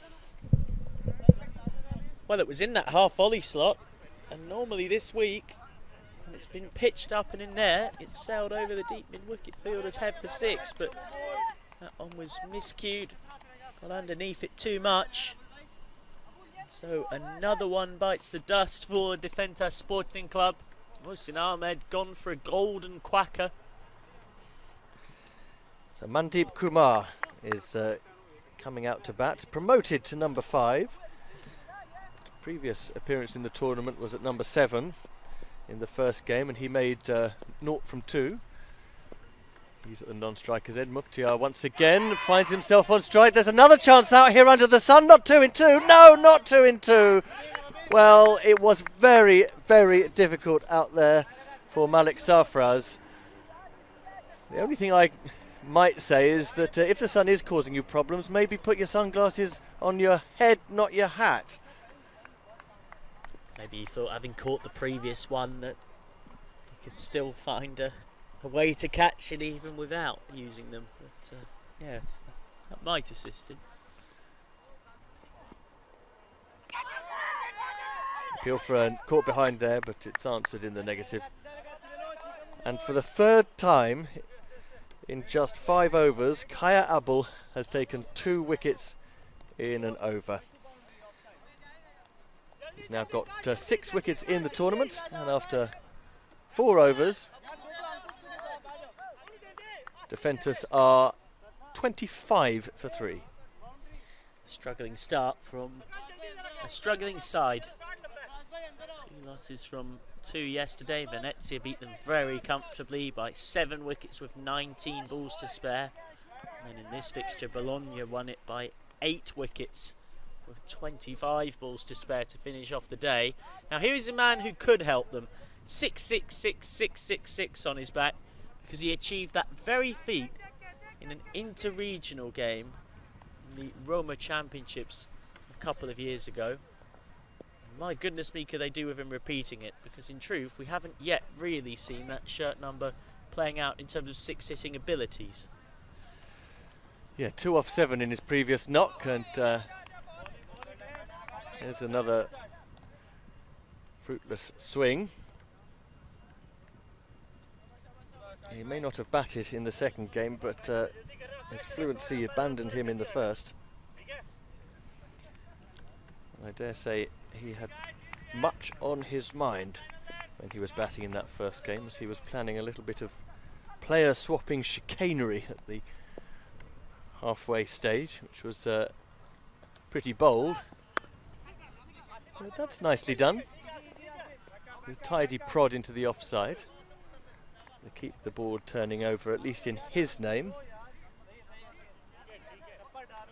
So he now has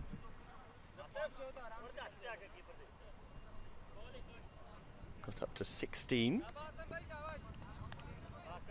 So Mandeep Kumar to get off the mark, just faced the one ball, hasn't scored a run in the tournament yet. Lovely bit of away swing that Akashdeep gets. He's taken 1 wicket so far. And he's the most expensive of the bowling quintet, most regularly used by Bologna. But that's only the faintest of critiques. Some of them have been outstandingly parsimonious. Oh, there's could been a mix-up here. There could be a run out at the bowler's end. The throw has come in a little late. I think the run was really always on there, but Mukhtiar called him straight away. Watch the non-striker, captain. See, absolutely nothing to do with Mandeep Kumar, that call. It was all about the captain's decision. He judged the run was there. It was his call. Mandeep should just have followed the instruction, but it's all safe now. Well, yeah, that's going to be a tricky shot to play to a ball that wide, skipper. But at least he has got the wide. Well, that's as good an attempt as anyone has managed at a bit of improvisation this week. We haven't seen many scoops or paddles, really. Nope. A lot of belligerent hitting. Still not a 6 in this innings. Almost at the halfway stage.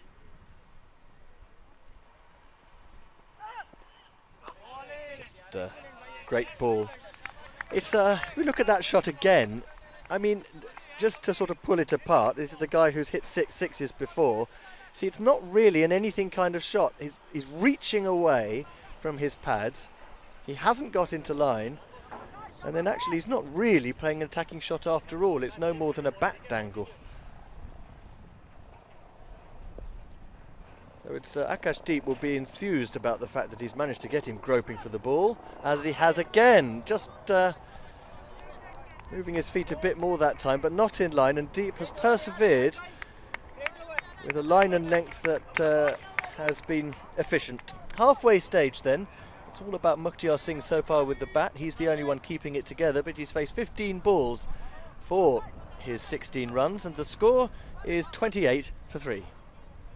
Well, you know it's worrying when a batsman who's got 16 off 15 balls in a T10 game is the standout performer.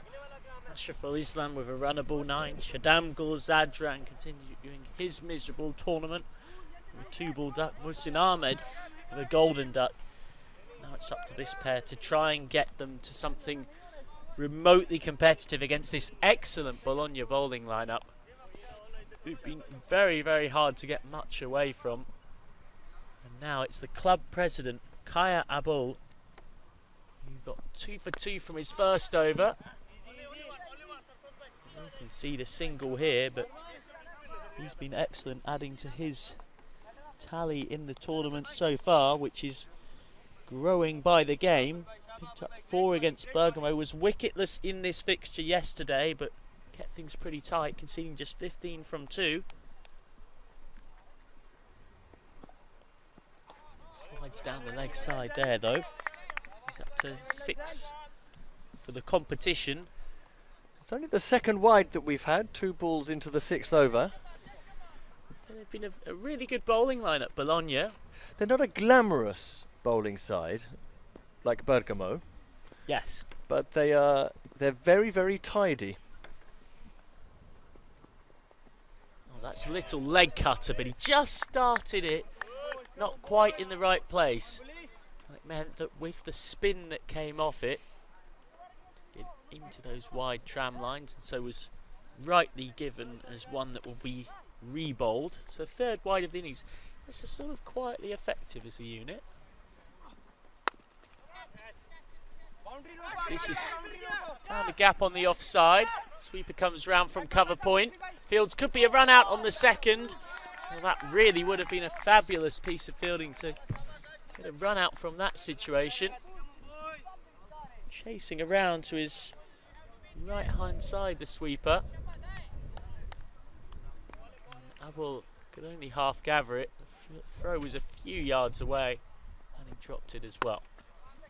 He's dropped short that time with his coverage out there on the mid-wicket rope. It's any medium pacer worth their salt has the classic medium pacers field. 5 out at square leg, mid-wicket, long on, long off. And then cover as well. Can't afford to drop short.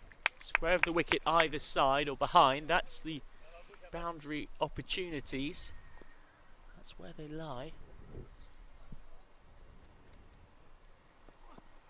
Well, that's well bowled, maybe just drifting down leg. Get through for 1. Mandeep Kumar will be quite happy to be up the non-striker's end, having survived the shout. He has just 2 off 5 balls now.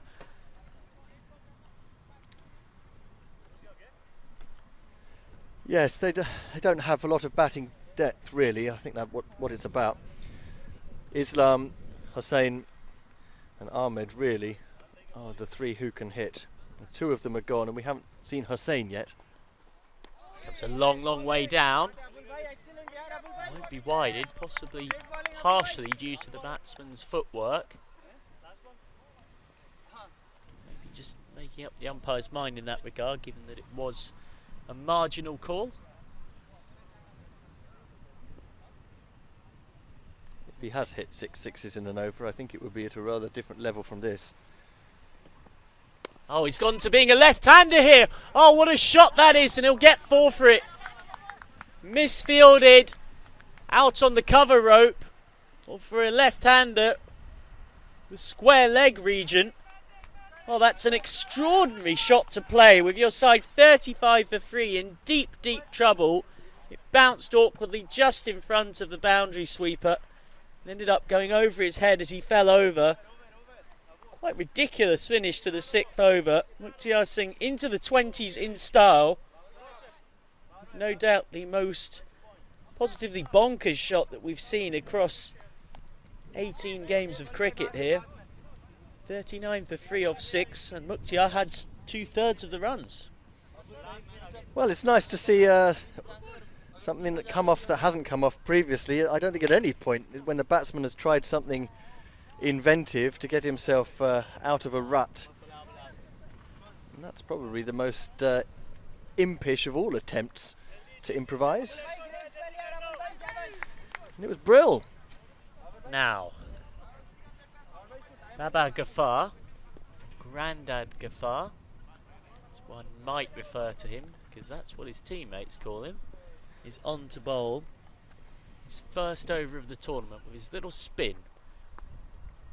It's a real loosener, given the nickname because although he's only 44 years old in this incredibly young Bologna side, he is more than double the age of many of his teammates. That's better. He almost gets a wicket there, just over the head of Khan. Sweepers covering round. Good running, they'll get 2. They eye a 3rd on the overthrow, but wasn't there. Bologna known for their youth system. 12 youth titles, the second most of anyone in Italian cricket. They've had some games this season in white ball cricket where they put out the side entirely 23 years old and under. I think he's got him. Well, the batsman's on the floor. Grandad Ghaffar is sure he's got his first ECS wicket. Well, it's going to be hard to see because the ball was pitched up so much. Well, that looked like a top edge to me. We get a better view this time. We slow it right down. And it is difficult to say from that angle. Making the batsman pick that up a long way from outside the off stump to try and whack it to leg. Very unsuccessfully done. Let's get a single Mandeep Kumar, which gets Mukhtiar Singh to strike. Who hit that audacious left-handed four in the previous over. It's a really poor ball. He's got away with it. Get 3 for 1. Bologna very much known for a youth system and having one of the best youth systems in Italian cricket. Hence that nickname, despite only being in his 40s. That's come off the keeper. Needless bye.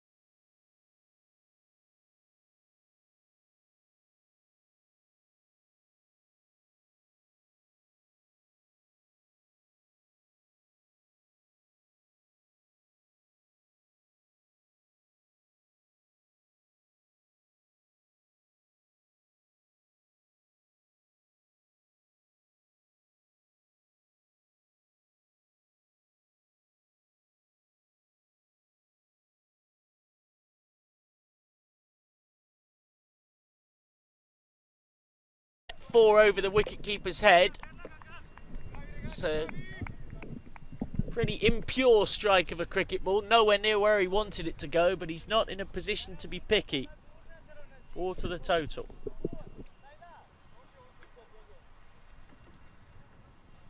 Well, it looks like they're going to overtake their lower total of the competition so far.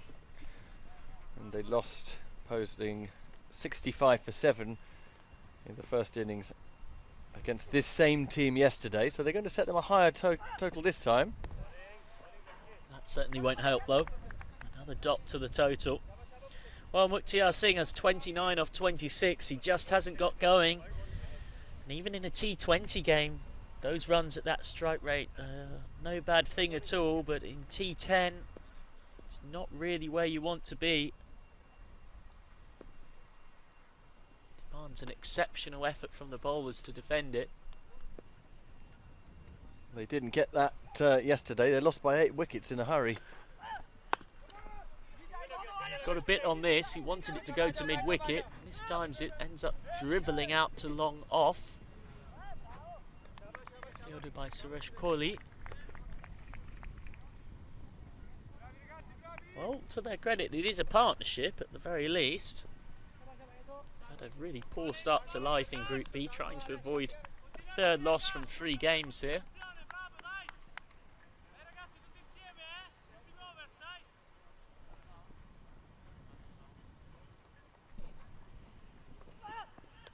Oh, there we go.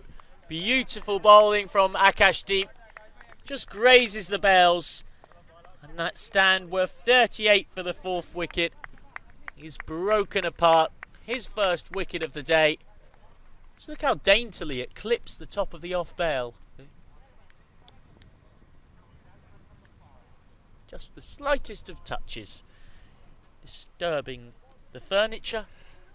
They've got the breakthrough that they really wanted. These two separated 62 for 4. The departing man Mandeep Kumar struggled to get going, just 1-6. 15 off 14 balls. They're 62 for 4 with just 7 balls left to make an impression. The new batsman for Defentas is Tiraf Singh, the only left-hander in their lineup. He's not playing, old boy. All of them. I've got you here to keep me sane. It's Mohammad Hussain. Thank you. Opened the batting in the last game and made 21 off 20 balls. He's come in a bit late this time, hasn't he? So that's a wild wide. Well, I believe he was relegated so far down the order on account of the fact that his strike rate was quite slow in said innings, but well, his teammates haven't exactly shown that they are more deserving of an opportunity. Shadam Gul Zadran and Moeen Ahmed both with ducks. Mukhtar Singh isn't exactly rifling along, despite having hit that 4 as a left-hander.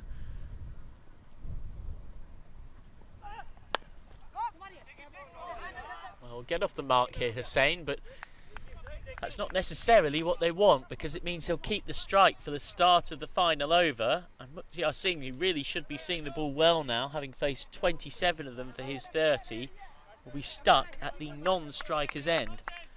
And ends yet another tidy over. Akashdeep concedes just 10 runs across his 2 overs, picking up that wicket in his 2nd over as well to dismiss Mandeep Kumar. With 9 overs gone, Defentas Sporting Club struggling along as they try to avoid a 3rd defeat in succession. They are 63 for 4. 64 for 4. Now here's the game within a game as Mohammad Adnan comes back. 5 runs off his first over. It's his most expensive over in the competition. Get this, Michael. No one has yet hit him for more than a single in 5 overs in this T10 competition. Oh, you see, now I might have said that a bit loud. I think he might have heard that and suddenly thought, ooh, pressure's on here. I've got a reputation to defend. He's built up a reputation for good reason now. He's batting out of his crease, Hussain. And he's stepping a long, long way down the track to smite this for a single. through the offside. But he'll only get one because he's picked out the sweeper. But he did have to adjust to the left-hander there. Hussain will be content enough with his one. It gets his captain on to strike, Mukhtar Singh. He has 30 off 27 with 4 fours, including that switch hit 4.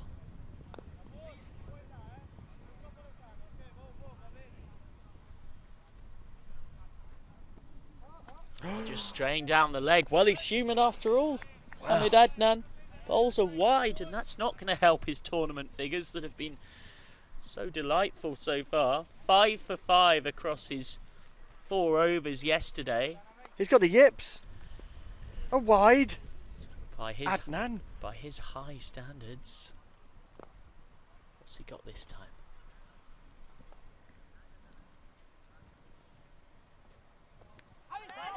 Oh, that's lovely. And he's got him. Well, quite a response to the wide. You didn't think his blip was going to last for long, did you, folks? This is Mohamed Adnan we're talking about. His 6th wicket of the tournament. In just the 6th over that he's bowled. A little nick on it. And, well, he's got 666, 666 on the back of his shirt, Mukhtar Singh. But he's still yet to hit a 6 in the competition, the Defender Sporting Club captain. He goes for 30 off 28 balls with 4 fours. One of them an extraordinary shot that was a left-hander's pull shot, having gone full on switcheroo. He departs now 66 for 5 with 4 balls left as Talvinder Deep comes out to bat. Well, it's surely not going to be enough. We'll get a single here, Talvinder Deep, who got 5 not out of 3 balls against Venezia. And then in game 2 against Bologna, made just 11 off 13. Really struggled with the bat across this competition, Defentas. Still haven't yet made a score of 80 or above in 3 attempts now. Doesn't seem like that's going to change here. Oh, he takes a few steps down the track. Oh, well, that will help. That will help. Over the fielder's head for 6. It's only the 2nd 6 of the entire innings. That will finally get the scoreboard rollicking along, albeit briefly. 73 for 5 now. Mohamed Hussain, who struggled to hit any yesterday, gets one away here.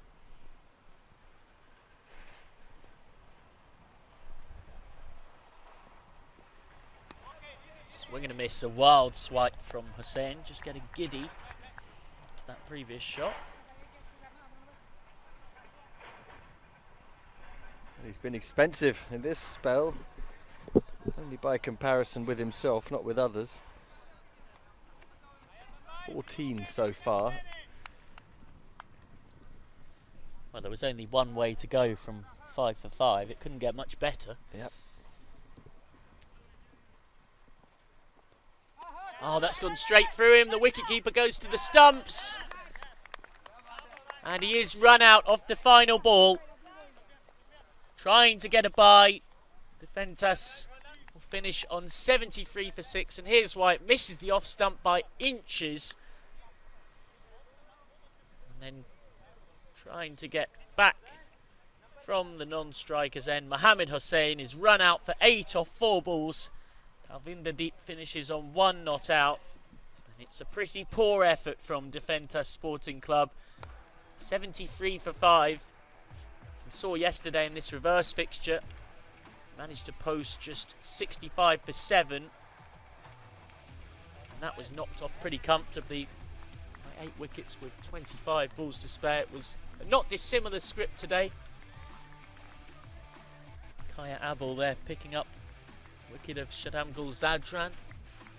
Caught by Hasib Khan for a 2-ball duck. The wickets just kept falling. Abul then got Mohsin Ahmed, caught by Malik Sarfraz for a golden duck. That was the shot of the innings. One of the shots of the tournament from Mukhtar Singh came out of nowhere. Left-hander's pull shot. Good guide to the boundary here. Ball did really well to stop it with that keel that was unorthodox, but it worked. Spin was introduced, so back-to-back overs of spin.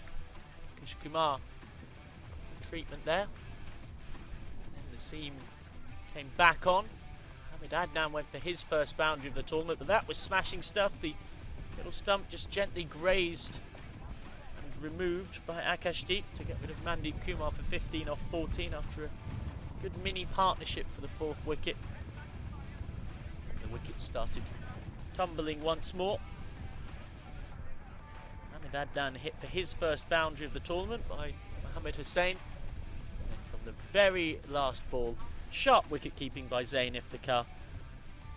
Alvinder Deep run out for 1 off 1. So it's a pretty miserable looking batting card. 73 for 6 for Defentas. Mukhtiar Singh, the top scorer, with 30 off 28, but a strike rate not to get excited about in T10. Mandeep Kumar with 15 off 14 was the only other player to get into double figures. They were at 1.24 for 3, so it's a partial recovery, I guess, in that sense, but still a clearly below par score. Bologna Cricket Club have been excellent with the ball throughout this tournament and continued that good form here. They've been very, very good so far across the 3 games. 75, 65, and now in this game 73 are the 3 scores in terms of runs that teams have made against them. Kaya Abul with 2 for 12 to go with all the wickets he picked up yesterday. Akashdeep keeping things very tight. Mohammad Adnan with 1 for 14, which is not quite up at the heights he reached yesterday, but still very good. And so it means that Bologna will come out supremely confident of getting their second win from 3 games, leaving Defentas winless from 3 matches so far. We'll be back in a few minutes with the run chase here from match 18, where Bologna are in control at the halfway stage. They need a very modest 74 to win. We'll see you for that run chase very shortly.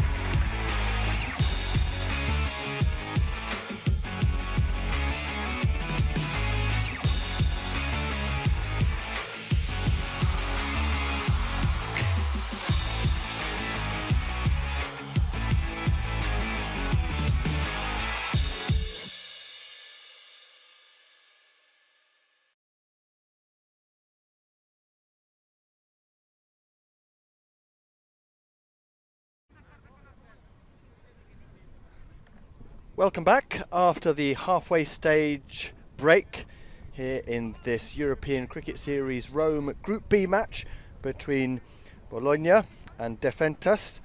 Well, Defentas are defending a total of 73 for 7.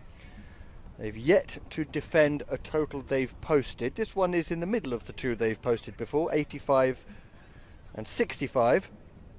And Bologna are going to be chasing, and the reason why you'd want to back Bologna for this chase is because both of these teams' previous game in Group B was against each other, and Defentas set 66 for Bologna to win, and they knocked it off 71 for 2 in 8 overs.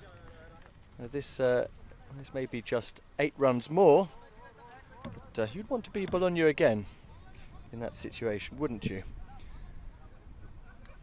And it's just a question of whether the same batsman can come off in the same way as before. Now the number 1 batsman is setting himself at the crease. That's Malik Sarfraz, and he's going to be facing up to a lion in appearance, Shaddam Gul Zadran. And they might just get a bye there, as the keeper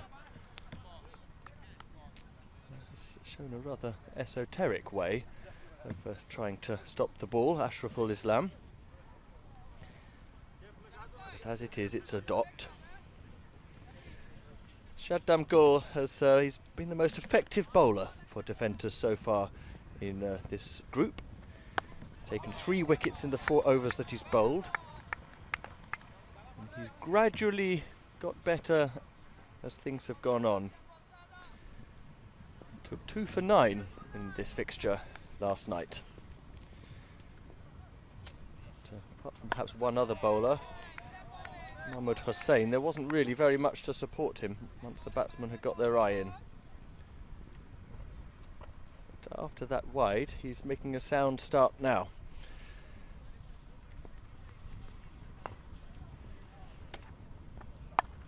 There's a little bit of width on offer there, and it's been gratefully accepted. Those are the first runs off the bat. Malik Sarfraz is taking the easy second. This isn't a total that has to be over-chased, if you will. You don't need to go at 10 runs and over. Just a boundary most overs, and a few singles should do it. That's a bit of pace to work with there as the ball's come off the face of the bat. It's gone to short third man a bit too quickly for the single. There's no need for these batsmen to panic. It's a heaved high and long and straight, 6 runs. He didn't even hit it right out of the middle, just the bat turning in the hands. More of a slap. But, there's the first maximum, and that will be cheering for Malik Sarfraz, because he made only 5 in this game last time round, and he is now up and running with a lovely 6. End of the first over. 8 without loss. And, second bowler, we would expect it to be Mahmoud Hussain. Only had the opportunity in the previous game to bowl 1 over. In fact, the captain is going to take responsibility himself. Mukhtiar Singh, he's the man to do it, he's decided.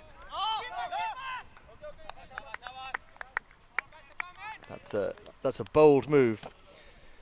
He was banned, of course, for this game yesterday, but in the first game when he played, he conceded 27 of his 2 overs, the most expensive of all the bowlers. He's made a tidier start this time, though.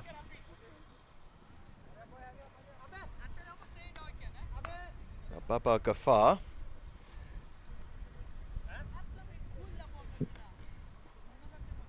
has got himself off the mark as well.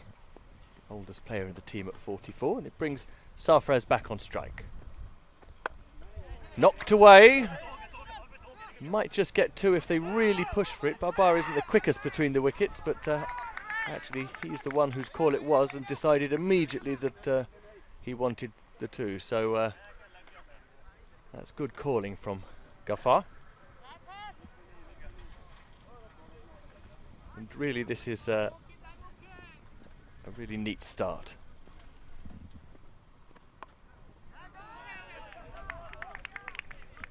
Nice leg glance. In fact, 4.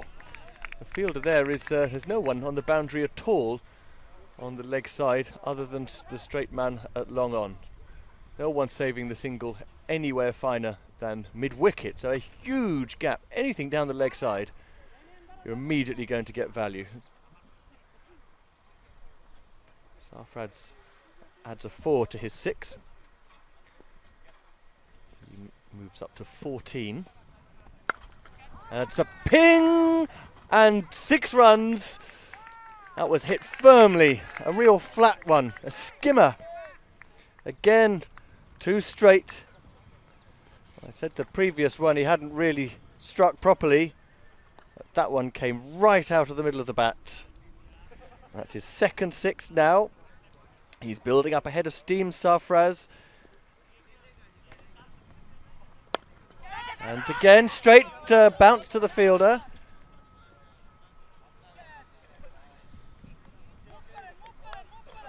And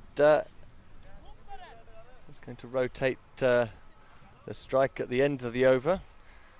Therefore retain it. So 2 overs gone now in the power play, and the score is 20 without loss. Well, they're eager to do it in a hurry, and so they should be, because it's going to be really important for net run rate at the end of things if the Defentas Sporting Club do prove to be the whipping boys of Group B. And it's a 3-way tussle between Bergamo, Bologna and Venezia for first and second. It's important to get this done quickly. They only took just 1 ball before the end of the 6th over to finish it off last time. Sarfraz facing the lion again. Babar has come too far down, a direct hit, but I think he's back. Now there's backing up and there's making the wrong call, and I think he may have hurt himself here. You see that Sarfraz had no interest in going for the run. It was his call. It wasn't a direct hit, in fact. The stumps weren't struck at all. And he's just fallen off the carpet there, and now he's without his bat and he's limping very awkwardly, hobbling around like a drunken witch on November the 1st. I think he might have... What witches have you been coming into contact with? Here is the line again, and top edge. Wicket keepers let it go to ground.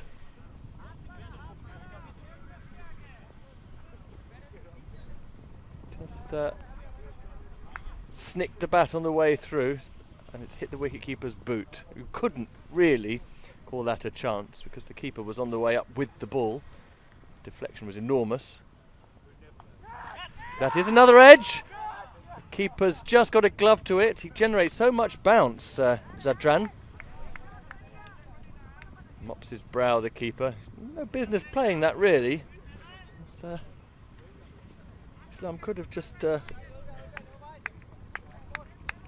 snaffled the catch there. Sarfraz would have done well just to let it go through for a wide. And as Michael McCann has said, they're quite keen to get on with this, because if they do win this game, then Bologna will be level with 2 other teams on 4 points at the halfway stage in the group. Run rate will come into it. And that's walloped across the leg side. Effective once again. Sarfraz is taking responsibility for this chase. Another long hop. Bit of an off-cut to it, but it only brought the ball into his hitting zone. And he's smacked it away for 4 more. 2 4s, 2 6s he has now.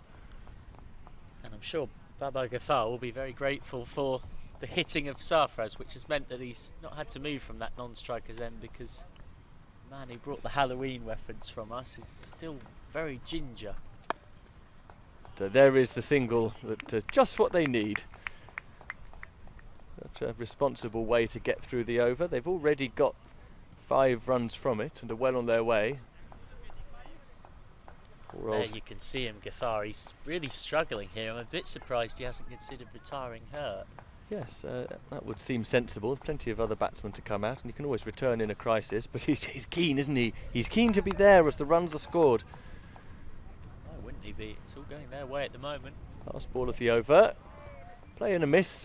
Ghaffar is disappointed that he's missed out on that short wide ball, but it's not the be all and end all, and he manages to stick around as non-striker, so Sarfraz can retain the strike at the end of the 3rd over. Power play gone.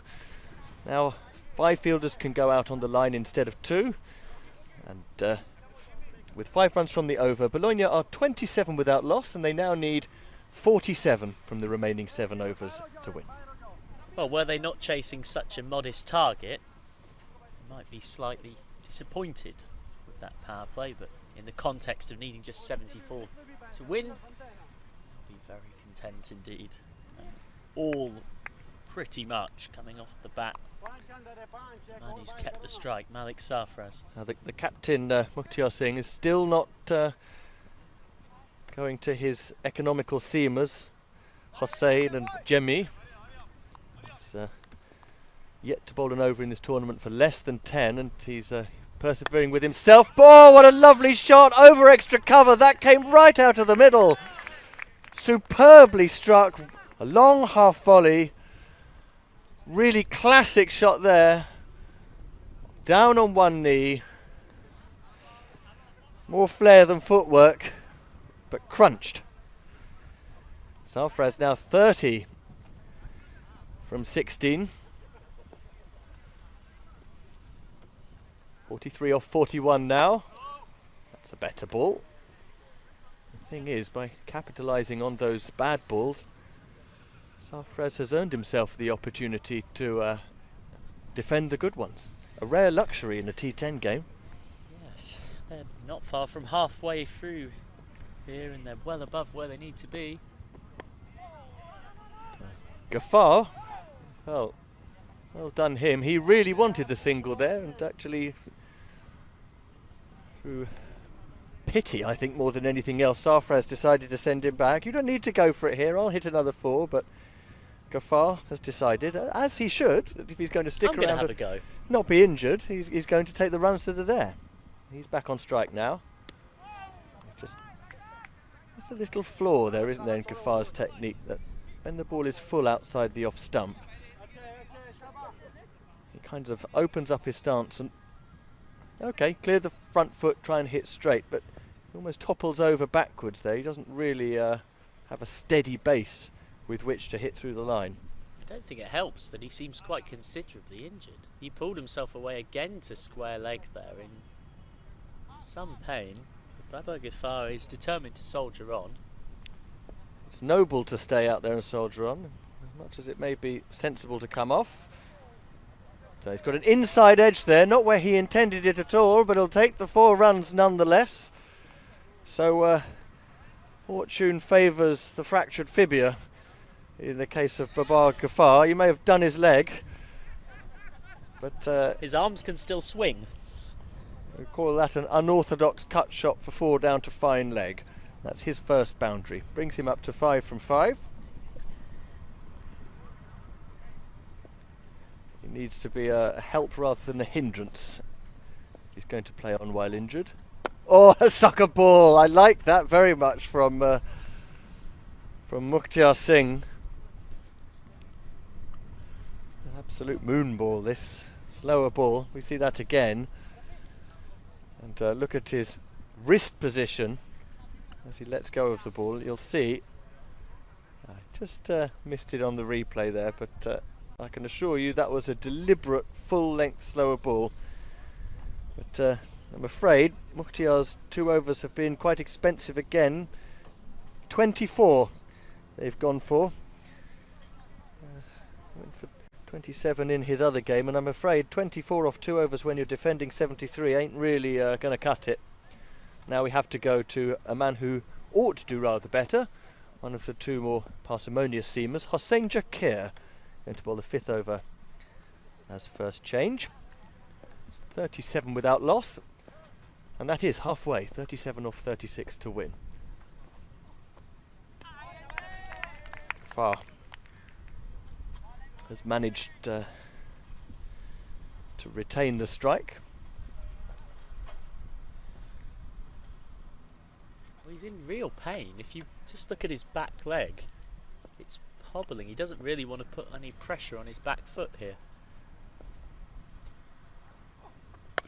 But, that's the worst bowling in that situation. Pitch it up. You need to get him onto the back foot because that's where it hurts. But long half volley outside the off stump just lets him knock it away to the offside sweeper and come off strike. I still can't stop thinking of him as a witch now. He's doing his part, Ghaffar, but Sarfaraz has been the main man. That's a decent shot up in the air, but he hit it gently enough just to get it to the fielder on the bounce there. Sarfaraz, the secret here was to try and hit it for runs rather than to try and hit it for 6. You see what I mean, Michael? That psychological difference. Let me score off this ball, but not necessarily hit it out the park.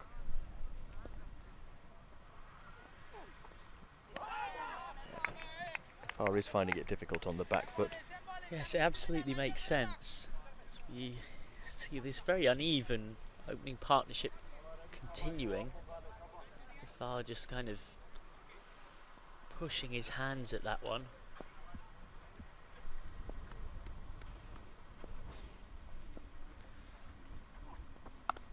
He's got something on that though, and it's going to be a chase for both of the fielders, and it's a chase that they had to concede. Once you see the foot coming out to stop the ball rather than the hands, you know that the ball's going to be victorious 9 times out of 10. He's tried that shot a few times, Ghaffar. He's been fed the ball, and in the end he's mastered it. He now moves to double figures. 11 for him, still no wicket to fall. 39 becomes 43. Just over the line, I think. I'm going to go with the bowler on that. So is the umpire. I concur. A very theatrical leave from Ghaffar. It's a shrewd end to the over as well. Just after hitting the 4, let that one go through, because it means that the senior and dominant partner, Malik Sarfaraz, will face the next ball. Halfway through the innings, 43 runs gone, and from the other half, 31 required, Michael. Well, the run chase itself should be pretty simple, but Bologna can't simply cruise their way there, only taking 6 from the 5th over. They've got to get on with it because net run rate could be pivotal in this very tight Group B.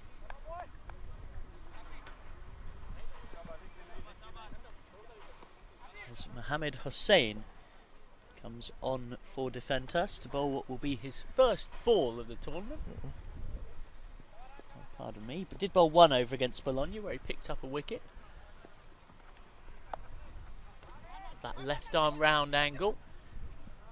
Sarfaraz content to take 1, and credit to Ghaffar, who's battling on injured but managed to get through for the single. So they do only need a run a ball or so, but it's really important that they complete this a lot more briskly than that, because a big win over the struggling Defentas could prove pivotal.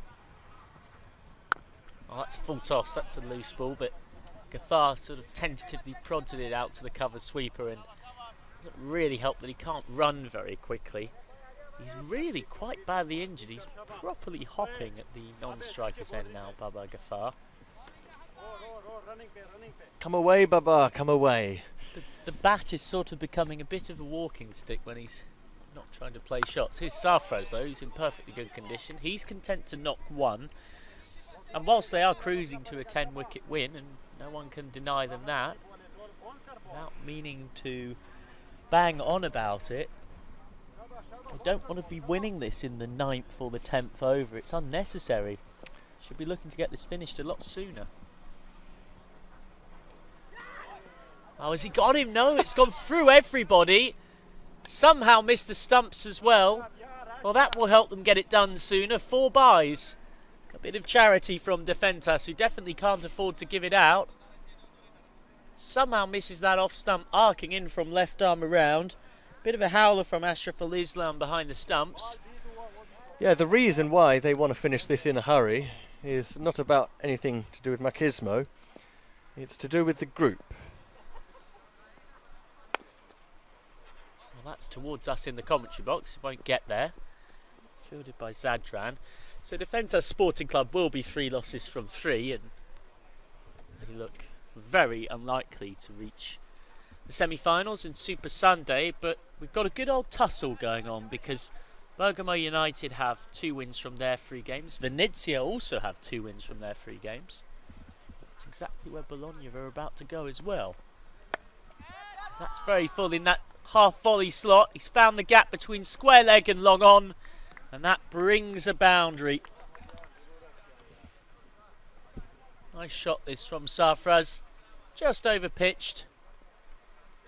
Meets it straight, then that bottom hand comes through to whack it into the gap. This partnership cruising now past the 50 mark and moving on towards victory. 4 overs left. The equation is elementary. 55 without loss. Another thing to consider, Michael, is that as long as Bologna keep winning these games by 8 wickets, or as may be the case here, 10 wickets or 9 wickets, they've got a whole middle order that's not getting a hit. So when it does come down to a squeaky finish, remember, only 2 of these 3 teams who are going to be tied on points in Group B can go through to the semi-finals. Ravinder Bulla on with his spin. Oh wow, this is grenades time. Crikey O'Reilly. This is going to be fun, folks. Ravinder Bulla, he was listed in our pre-tournament information sent across by the teams as a right arm off spinner. 2 paces, and then look at all of that loop, and he gets dispatched towards the commentary box. 4 runs. Well, he had to wait an absolute age for it to come down, but when it did, it got the treatment. Sarfraz pushing on into the 40s with that shot. It decided the game's gone anyway, Defentas. So here comes Bulla, charges down. He got that very hard on the bat, Sarfraz. He's content to walk a single. 61 without loss. Well, there was a direct hit. Caused a bit of confusion. He was walking that slowly, nearly got run out. Sarfraz has 43 now. It's Bologna's highest score of the competition so far in the 3rd game.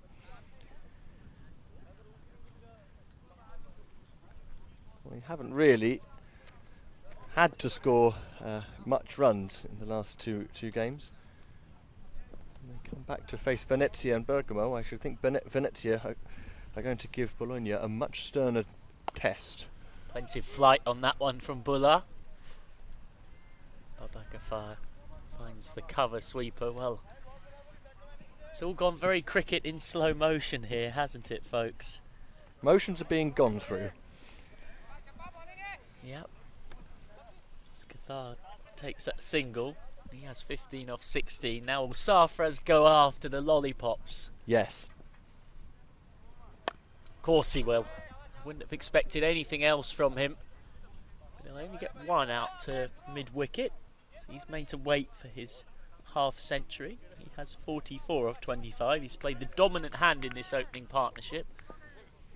He's the injured, struggling Ghaffar who's battled on. Well, he does choose to attack. Oh, caught and bowl chance dropped. That could have been Ravinder Bulla's moment. A moment for grenade bowlers all across the world. He pulled the plug out the pin. It came straight back at him, but was too hot to handle. Dropped. And so Ravinder Bulla finishes with 8 runs conceded from his over. And it doesn't really tell the full story of a very eventful and entertaining slow motion 6 balls. 7 overs gone. Bologna 63 without loss. Now, why aren't we going to see Abdur Jemi yet? That surprises me. We've seen the spin come on before, a decent medium pacer. Well, one can only think that it's because they've decided the game's gone. 1 for 11 from his 1 over against Bologna. Now that I mention it, of course. Here he is. Conceded just 7 from his only over against Bologna first time around. 11 to win, 3 overs left. I can't stress enough just what an enormous positive impact winning this game with 2 overs to spare would have on the net run rate in a 10 over competition. Well, that's going to help. That's a wild and wide leg side delivery to get going. You can get a whole plus 1 run per over compared with your opponents if you win with 2 to spare. It's make a big difference. Yeah, it can get very confusing. So the simplest way to explain it to viewers is each over in a T10 game is 10% of the entire game.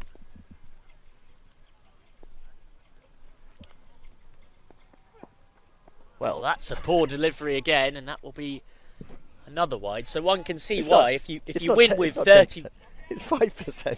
Pardon me. 10% of the chase, yes. 10% of the value of the innings. And so if one were to win with 3 overs to spare, say, that's 30% of the innings unused. And so you can easily see how, though it might not sound much, it's actually a monumental shift in net run rate. Well, this is a legitimate delivery, and it's dropped by Ravinder Buller. Dropped a caught and bowled chance off the last ball of his previous over. And now another one goes a-begging. So not having the best few moments in the field, Ravinder Buller. No, he's got hands like cymbals at the moment. I think that's a bit of an insult to the cymbals, don't you think? They make a better sound. They certainly do. That's very full. Met on the half volley, down towards long on. Oh, that's an excellent catch. That's one of the catches of the tournament. Lovely take from Mohammed Hossain. Down at long on, the only person in this Defensa Sporting Club still alert and keeping going. He hasn't given up the ghost. Very much playing for pride, and he can take a lot of pride from that brilliant catch. They're not going to lose this game by 10 wickets now. Baba Ghaffar, Grandad Ghaffar, has to go for 15 of 18 balls. And Bologna just looking to dot the I's and cross the T's on this victory. Are 66 for 1. Smashing catch that. In the end, I think he ended up taking it one-handed, didn't he, Michael? Brilliant stuff. But here is, he may not going to be on strike, but Suresh Kohli, number 3, could finish this quickly. So could those wides. Well, it is stopped. It's short of the boundary.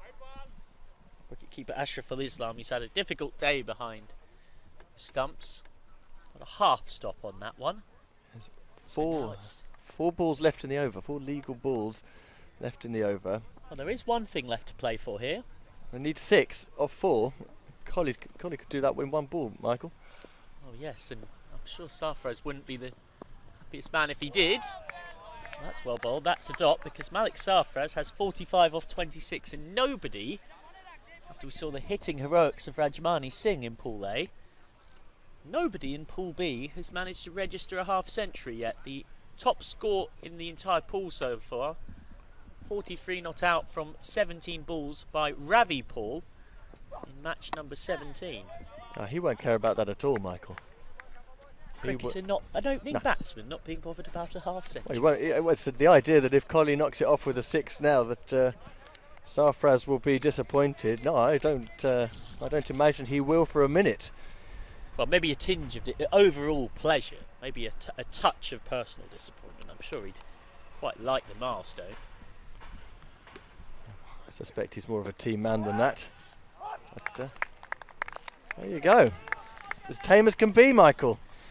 So, they're not finishing this off quickly, and it's not going to help them in the net run rate equation. They could have probably, with a bit more intent, got this done probably by now, if not maybe an over or so ago. Instead, on we tick. And on this dead dodo of a game, limps. Plenty more where that came from though, remember of course. 2 more games coming up today. Ventus Sporting against Bergamo United, and then Venezia versus Bologna to finish us off for the day. I would expect to see Hasib Khan go for his shots here, but it's tricky for him. He's really on a hiding to nothing, Hasib, coming in at 4.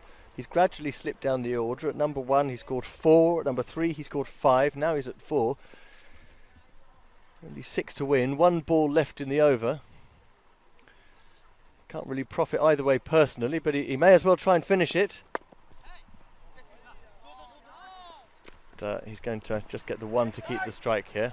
Nice bit of one-handed fielding out on the boundary there.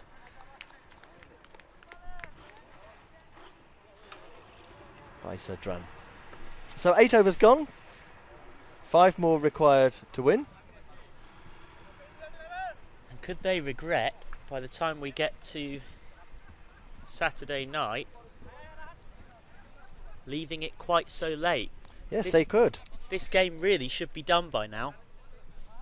We should be waiting around and having a bit of a break before match number 19 starts, and that's not to say we're not happy to be here. We'll have nothing more than commentating on live cricket for you here in sunny Rome, but purely from their own self-interest. I would expect Hossein Jakir and Abdur Jemi to bowl the last 2 overs as easily the most economical bowlers. In fact, it's not going to be the case. One of them, they're both very good seamers, and one of them is going to leave their over unbowled. They couldn't still win this game, could they? I mean, it would be extraordinary. Mohammed Hossein with his left armers is going to bowl his second over. First one went for 8. Penultimate over. He needs to pull off a miracle here to take it to the 10th. It's not a bad start, but they will chip 1 away at the incredibly modest equation. And Malik Sarfraz, well, I don't doubt that he is a team man, but I'm sure there's a bit of him just thinking that if he hits a 6 here, he'll not just win the game, but get his half century. And no opening batsman dislikes half centuries at the best of times. It's 4 to win. Of course, if he hits a 4, he'll be 1 short. Absolutely. That's why I mentioned the maximum. Well, it won't be a maximum. It's a couple short of bounces in front of square leg. He has 46. Khan back on strike. 3 to win off 10. It's been quite a pedestrian run chase. They've got it done, but they've taken their time. Remember last night, they had this finished 1 ball short of the 6th over in the same fixture.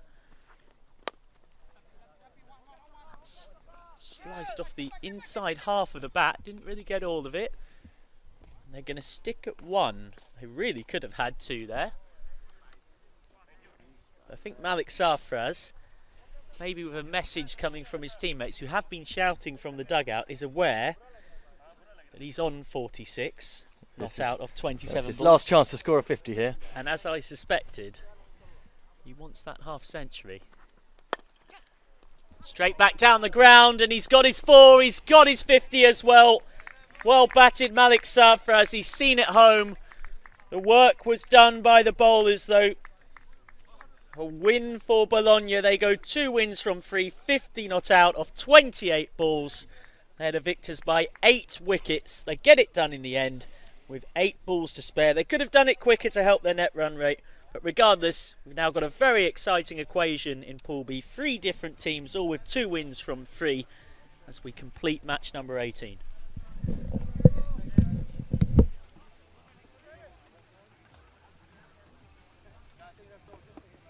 So it was a walk in the park. All about Sarfraz. Pretty obvious man of the match if ever you saw one. He hit 6 4s and 2 6s as Bologna made steady and imperious progress towards their target of 74. Alongside him was Babar Ghaffar, who got injured, was rather restricted in the shots that he could play.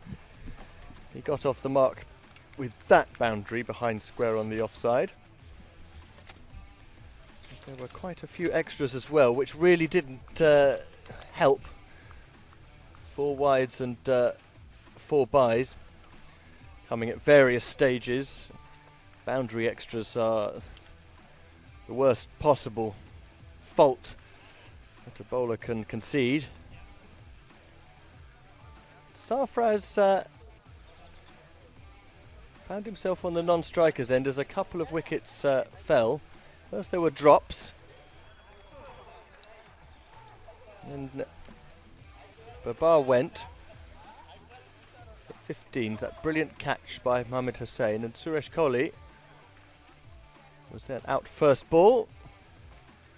But Malik Sarfraz finished it off with that straight 4 down the ground, which took him to 50 off 28 balls with 6 4s and 2 6s. 76 for 2, the final score. And that opening partnership with Babar Ghaffar yielded 66 from 7.2 overs. And, just the smallest of stutters, Kohli made his duck, but Hasib stuck around to finish it off. In the case of the bowling, I don't really know why we saw Mukhtiar Singh. It was a brave move from the captain to try and take responsibility and make some breaks through, but he had competent bowlers in Abdur Jemi and Hossain Jakir and Mohammad Hussain, and when you're defending a total as low as this, if 2 of your best bowlers, Jakir and Jemi, haven't bowled their 2 overs, you really do need to ask yourself why. And probably in those circumstances it wasn't really necessary for Bullard to bowl until 2 of your best bowlers had done everything they could to save it. So a little bit of tactical development to be done for Defentas, who now have 3 defeats from 3, and the other teams in this group, Venezia, Bologna and Bergamo, all level with 3 games and 2 wins, all separated by net run rate. So it's an interesting place for us to be as we're halfway through the group. This didn't happen in Group A. It was straightforward all the way down. Every team beat the teams above them and defeated the teams below them.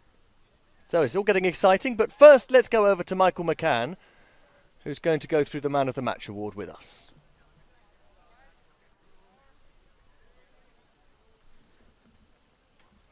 So, player of the match for match number 18 could have been Malik Sarfraz with his unbeaten 50, but remember they needed such a modest total to chase thanks to the bowlers. The star of the bowlers, the man to my left, Kaya Abul, with 2 for 12 from his 2 overs. Exceptional stuff to get Bologna a second win from 3 games. Kaya, back-to-back wins against Defentas Sporting Club to get your campaign going. How pleasing was it for yourself to be back in the wickets again? You're up to being one of the very top wicket takers in the tournament now. I didn't expect it. I'm just trying to bowl in the line on the length, and I'm trying to give my best, my team. And I have also to ask thanks also my fielders, because they have taken the catches. So also merit of our fielders, also teammates. You looked in really good rhythm yesterday. You seem to have picked that up again today. Are there any small things you want to improve or that you're learning? I know that as a team, this is a first real experience playing T10 cricket. Yeah, this is the first time. I have also, thanks European Cricket ASEAN. They're really giving us a really beautiful opportunity to also demonstrating that how the level is our also. So we are really happy. And this type of tournament also help us to growing in for the future. And we have a younger team with everyone, and I'm the president of this team also. And I'm really proud for this team. It does look like it's going to be a really tight contest for who makes it out of Pool B. We've got 3 different teams, all with 2 wins from 3 games. Yourselves, Bergamo United, and then also Venezia, the 3 best placed in contention for Super Sunday. What do you make of your 2 key rivals? I think Venezia, because Bergamo is more stronger than other teams, but Venezia, I think we can beat them, and we have a good team with the youngers, and also Venezia is a very good team. So we have to just try to doing our best.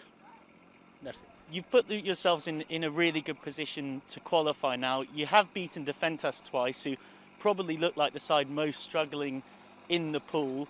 Which of your 3 remaining games are you most looking forward to in terms of testing yourself against different teams on this brand new hard artificial track? No, it's I can understand your question. Sorry. I was just going to say, which of your 3 remaining games are you most looking forward to in terms of, do you give yourself, you seem to think that Bergamo in your eyes are the best team in the pool. Is that fair? Yeah. The Bergamo is the best one, and we can also beat them tomorrow because we had now 3 games to play. So I think every match is we must win match. So we have to go there with this mind that we have to win, must be. And you've got a very good young team. You've won the 2nd most youth titles in Italian cricket history. Just how is it that you're able to have so many good young players? The vast majority of your squad is 23 or under. Yeah. This is it was a hard work for me. I was also the coach of this team for last 15 years, and I took them. And for me, the cricket is in enjoying every game. Have to enjoy. Something enjoyable, not with the rules, with the harder or something like this. And I just have these guys, these younger players, because I also try to be like them. So I'm not a coach, I'm like your friend, I'm like something. And they're very good, disciplined younger guys in our team, and I'm proud of them. Well, it's absolutely fantastic to see. The club president of Bologna Cricket Club, also their star bowler, a man who's built this club across the last generation or so to being quite the force in Italian cricket. Watch out for these young guns. They've now got 2 wins from 3, as do Bergamo United, as do Venezia. It's going to be a really tight race to see who can make it through to Super Sunday as the 2 teams from Pool B to join Royal Parma and Royal Roma. Join us for the next chapter in that race. We'll be back with match number 18 very shortly. Thank you.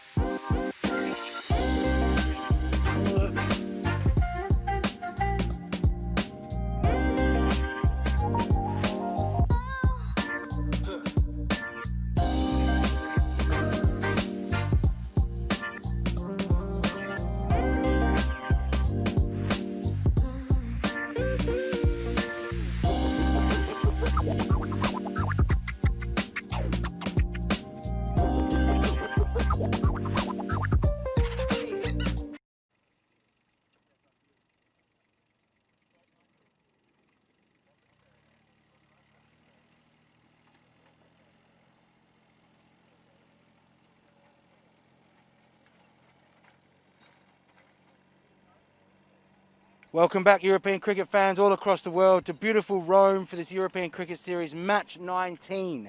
We've got a big one here, Bergamo United versus Defensa Sporting Club. Now, Bergamo United knocked off Venezia earlier today to go top of the group. Very exciting stuff. Defensa still yet to register a win, but they are in the middle of a game at the moment, so that may change by the time this match starts. We're going to flip the coin. Defensa, you're the home team, so you'll flip it and you'll call. Okay. Tail is the call. It is a tail. All right, mate. What are you going to do? We will bat first. Okay. Why are you going to bat first? Because we are defending well. You had seen that in last two matches, our bowlers are doing well. If we can get 80 or 90 runs, our bowler can defend it. For sure. Yeah. Therefore, we decided to bat first. Okay. You must be happy to beat Venezia earlier today. Yeah, it was a good match. We were struggling. Our top order is not batting well. But the 7 down or 6 down, they bat very well. When we had to get the 100, we showed that we can defend it. Yeah, definitely. We're impressed. So have another good game today, mate. Cheers. Okay, so you're in the field. What would you have done if you'd won the toss? Batting fast. Toss जीते batting fast. Okay, so how does it change the strategy now you're in the field?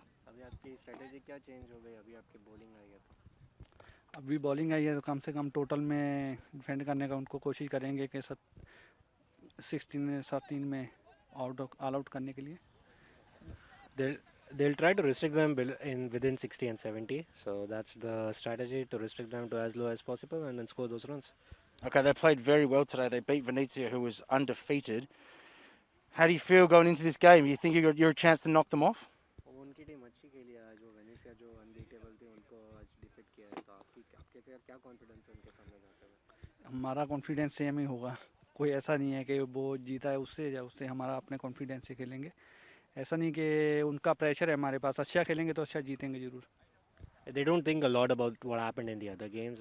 They just want to focus on their roles and their execution of plans, and hopefully if they play well, they'll win. I think that's smart. Keep it simple. Good luck. So Bergamo United again have won the toss, and again they're having a bat.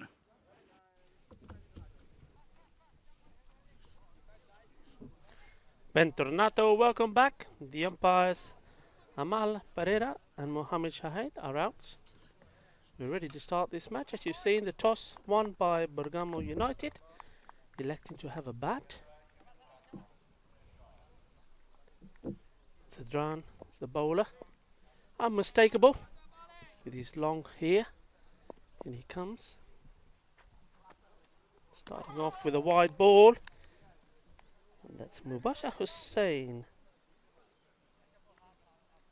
He's the batsman.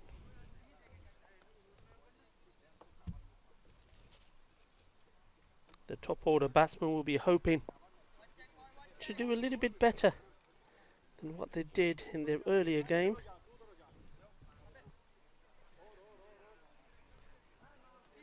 They've been relying very much on the tail enders. Well, Ravi Paul wouldn't like to be called that, but we just see this ball here. Just a dot ball. Yeah, Ravi Paul, 43 for 17. And Raihan Iman Hussain. Well, they were the men that rescued them with a 53-run partnership to post a total in that game against Venza and winning it. Well bowled again.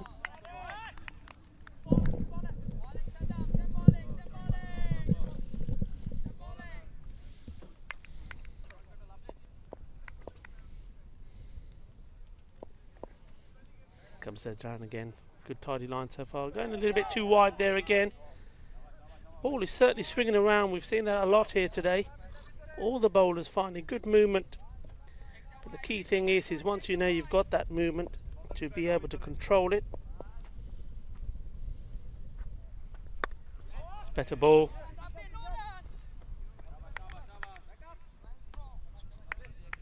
First runs off the bat. Umar Bagh will now go on strike. Turned out to be a lovely day here today. It was a bit overcast yesterday, but it's been sunshine, glorious sunshine all day.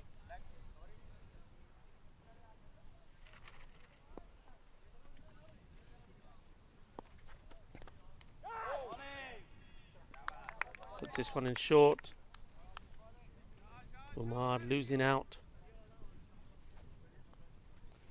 Needs to make use of the power play. Well bowled, well played as well. So other than straying with his line, this has been a good tidy over. 3 so far off it, just the 1 off the bat.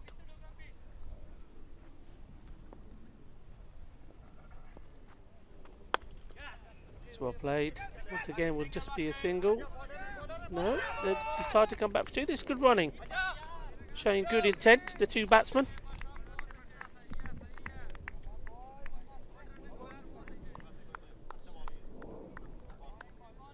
Well, Bergamo have thus far been pretty weak with the bat in the top order stakes of things. Posted 75 for 8 against Bologna, only just defended it. Failed to chase a pretty modest target of 102 to win against Venezia, falling 4 runs short. And then against Venezia, second time round, were 23 for 5 before that stunning recovery from Ravi Paul and Rehan Ibn Hossain. Got to get off and running here, still yet to find a boundary from the innings so far. Nice tight start from Shadamgul Hussain. Hossain Jakir. Come on now, 1 change for Defentas from the side that were just beaten by Bologna. Sukhpal Kumar comes out, having scored just 1 run in 2 innings. And Joinal Abedin comes in for his first European Cricket Series game. Bergamo unchanged from that side that beat Venezia in the end quite comfortably by 39 runs. What we know about Bergamo is they're an exceptional bowling side, so anything above 70 and they're definitely in the game.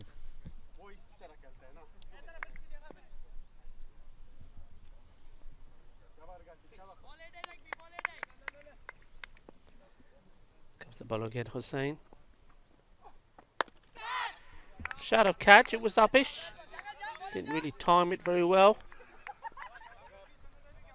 Now these 2 openers, they will be wary of not making too slow a start, but at the same time they'll be wanting to occupy the crease a little bit, get some sort of partnership going. Bergamo United haven't managed to do that very well so far in this series. Swing and a miss. Oh, whatever they do cannot be much worse than what they did last time. 11 for 4 at one point. They've really struggled with the bat.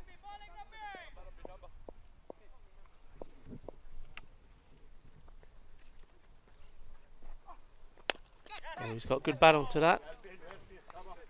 Half stopped by the bowler.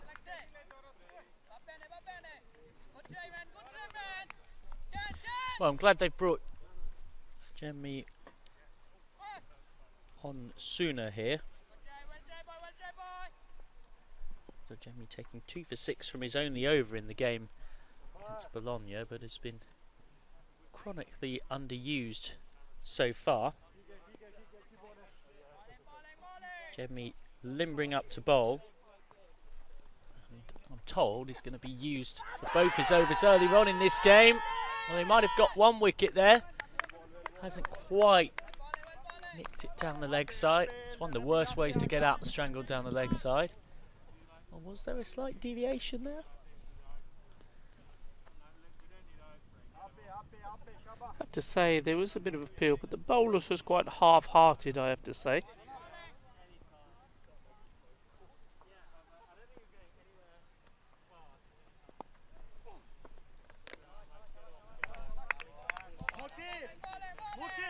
Of course, we've got this exciting Super Sunday to build towards to, and we've definitely got a Pool B to keep your eyes well and truly on, because we've got 3 teams, all with 2 wins from 3 so far, heading into this one. Bologna, Bergamo United and Venezia all in that position. If Defentas lose this, they will have 4 losses from 4 games and will be pretty much out. 2 overs gone. Well, it's felt like the start of a county cricket 4-day game here, just knocking it around. 8 without loss from 2. Abdul Jemmi I mentioned was warming up quite vociferously, and his captain had had a word with him. Does come on to bowl now. Having excitably built him up, he starts with a poor leg side wide, but I can assure you, when he gets it right, he's one of their better, if not their best bowler for Defenders. He took 2 for 6 from his only over in the defeat against Bologna, but bizarrely came on once the game was pretty much done. Well, that's better from Jemmy, but it's still in that half volley slot. It's a legitimate delivery, but not a great one at all. And it's a boundary for Umar Beg, his first boundary in European Cricket Series cricket. Having come into the team today, didn't get a chance to bat in game 1. Now in game 2 of the day, he's off and running. That was a nice comfortable shot.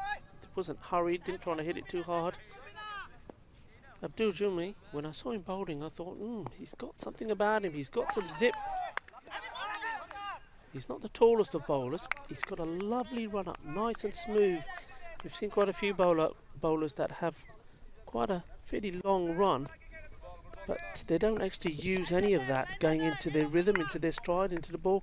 It's totally different with this young man. It's well bowled and well played. Asking the questions off the batsman. Umar Beg just plays that out for a single. Well, it's not a great power play so far for Bergamo United, but when you consider they were 10 for 3 off their 3 overs against Venezia, it's something of a galloping improvement.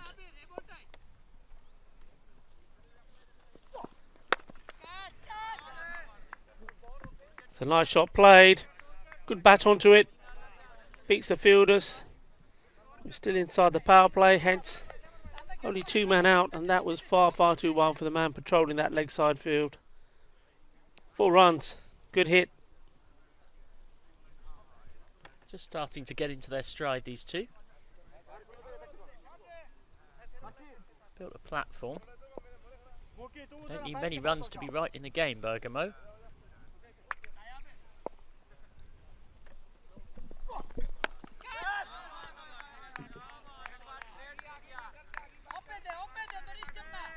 Played away again nicely there.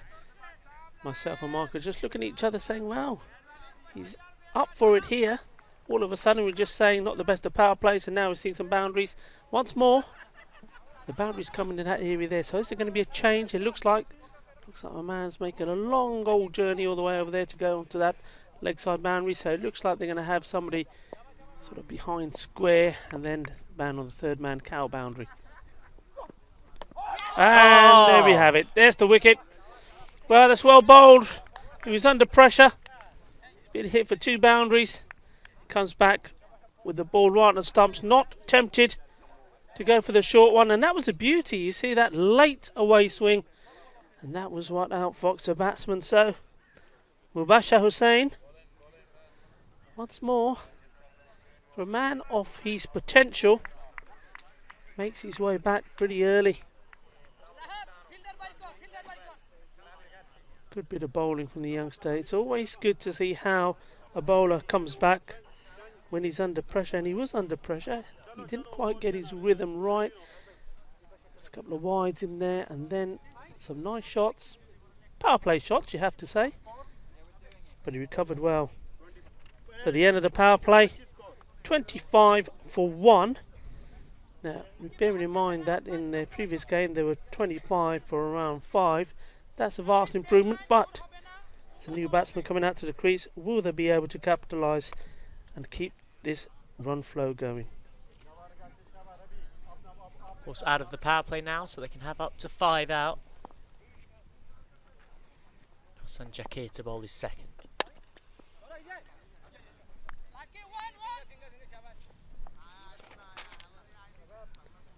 Firmly hit. Fielder makes an attempted diving stop. Batsman still come through for the single.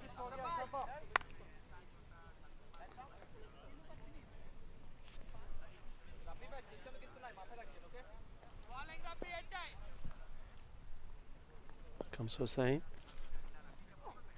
Slower ball, well bowled. Once again, most of these shots all being played out to that leg side. So you'd have to question why at the moment. We've got a fielder right on the boundary on the offside here. He's in no man's land all by himself. Jimmy no mates.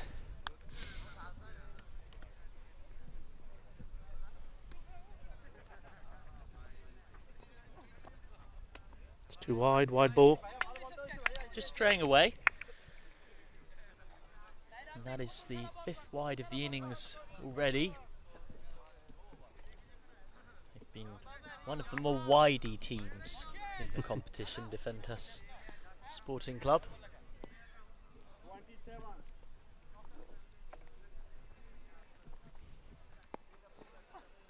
Oh, Umar. Well, direct hit from the keeper, but nobody's ground again. Ashraful Islam with the sharp work. Quite a few difficult moments with the gloves, but yeah, that was good alert stuff from him. Umar Beg fancied that one. Went for the big shot. He's got to be careful though. He's got 2 men straight waiting for just that. So he's going to hit it. He's got to hit it very well. There he goes for it. Shadow catch. Didn't get hold of it at all. And in the end, it was a big looking shot for just a single. Well, spooned up off the bat. Barely made it off the square. Abasham Javid on strike. Full ball, he's played that very nice, hit it beautifully, balle, balle, balle. There we go, the first one of the innings, 6 runs. Well, there are 2 men waiting for it, but when he hit it that sweet, he lofted that beautifully. Good use of the feet and the hands there. And as soon as he hit it, there was no doubt that was clearing the ropes. Good shot. It's a more than good shot. Bergamo really starting to motor now. We didn't quite get onto that. If you manage to get a bit more bat and guide it behind the square leg area, that would have rolled all the way for 4. The outfield is quick as it is, and during that slightly longer interval than normal, due to a quick end to the previous game, we had the mower out there giving it another trim, so it's going to be even faster. It's going to be like lightning. You time it, goes past the fielder, it's going to race along for 4. Huge amount of credit to everyone as Bergamo reached 36 for 1 from 4 overs gone. He's worked so hard from the Italian Cricket Federation to put this ground together. I'm told around a year or so ago it was simply a messy old farmer's field next to a cow paddock. Now it is a properly resplendent cricket stadium with plans for a pavilion to be built as well in time. Mohammed Hussain is moving his fielders around as he comes in. Fires that one into the pads. Half appeal. Nothing for it. Got an interesting action, Michael, just as he gets into that stride. That arm goes really, really wide. And he has been awkward for batsmen so far. 1 for 6 from his 1 over against Bologna, and then conceded just 8 from his only over against Bologna in the second time they met. Wide ball. And I'm a touch surprised they haven't used him a bit more. Does give them some variety as well with that left arm around angle. When he gets it on the button, it can be very, very awkward indeed.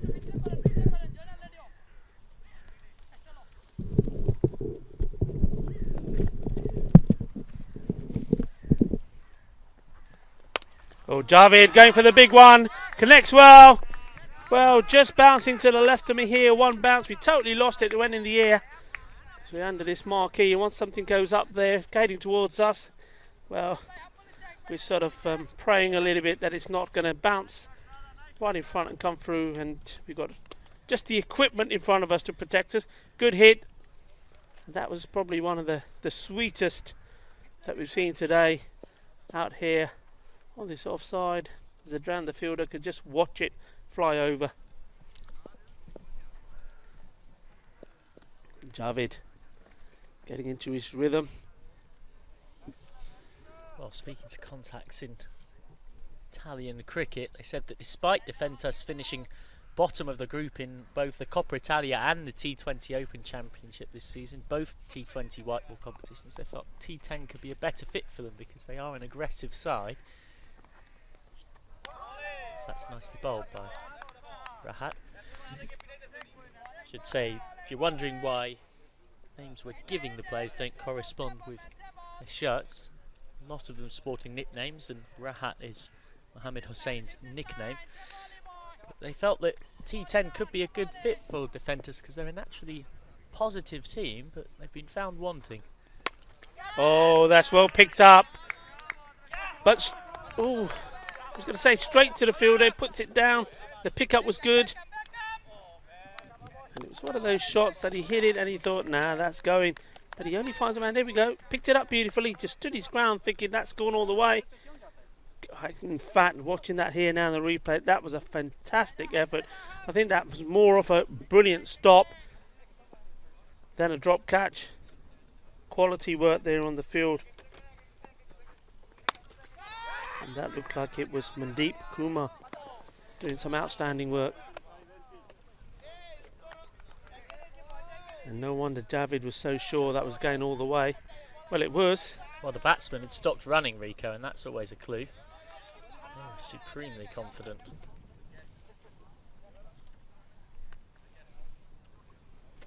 So Bergamo building here and starting to flourish into life. Remember, they don't need much to make a game of it with their bowling attack. Well, hit again. It's through the gap. 4 runs. Oh, he's certainly finding the middle of his bat in this innings. Good footwork from him. Hitting it straight. And splitting those two fielders out there.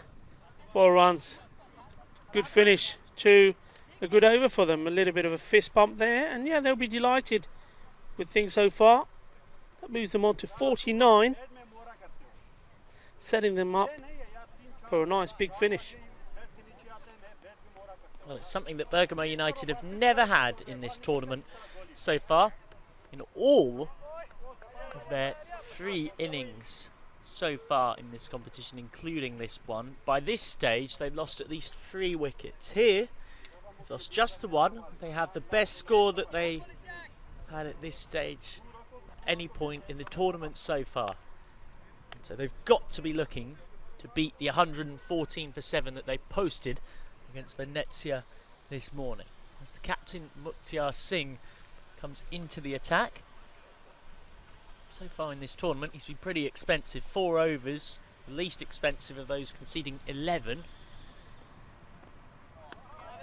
And it's wides like that that are a big reason why. He actually hasn't bowled an over so far that has not had at least a wide. In this second game against Bologna, their only game this morning, so far today, conceded 35 of his 2. And that time he's saved by the stumps. Yeah, the batsman considered himself unfortunate there. Got a good bit of bat on there. It's definitely going to be 2 runs if nothing else, but well, fielded by the stumps. I suppose fortunately there was no touch in that, otherwise Javid would have found himself in a bit of trouble. Well, the luckless Umar Beg struggling here, 13 off 15. And feel the pressure after that unfortunate dot that he should have got a few runs for, but he didn't.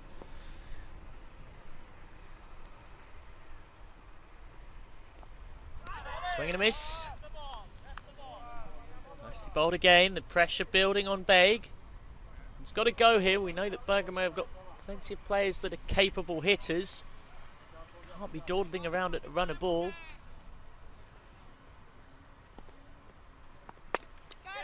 Oh, that's met on the half volley. He's going to perish, having a go here, Beg. Catch taken.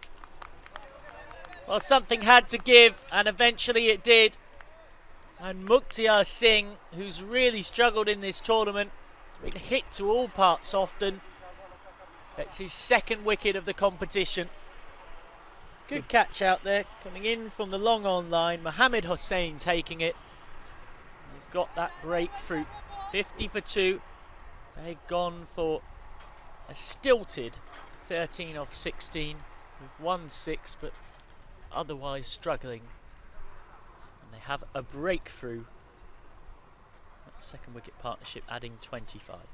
Yeah, at this stage, well, we've gone past the halfway stage. There's no point having men in your team that can crash the ball all over the park and them coming in with an over 2 to go. I'm looking, where's Ravi Paul, where's Rayan Ibn Hossein? They've got to come in now. They'd crossed, so Atasham Javed is on strike, but he can only block it back.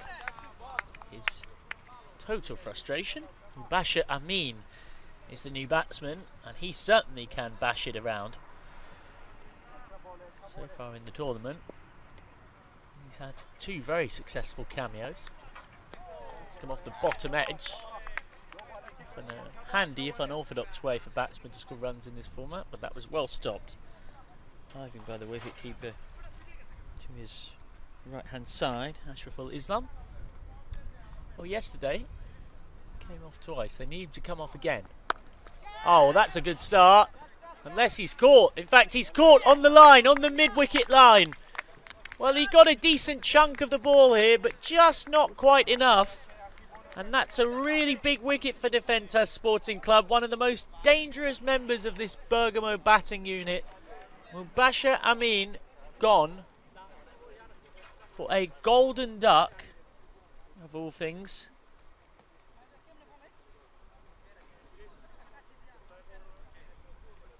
And Ravi Paul comes to the wicket. Well, this is quite a moment for him.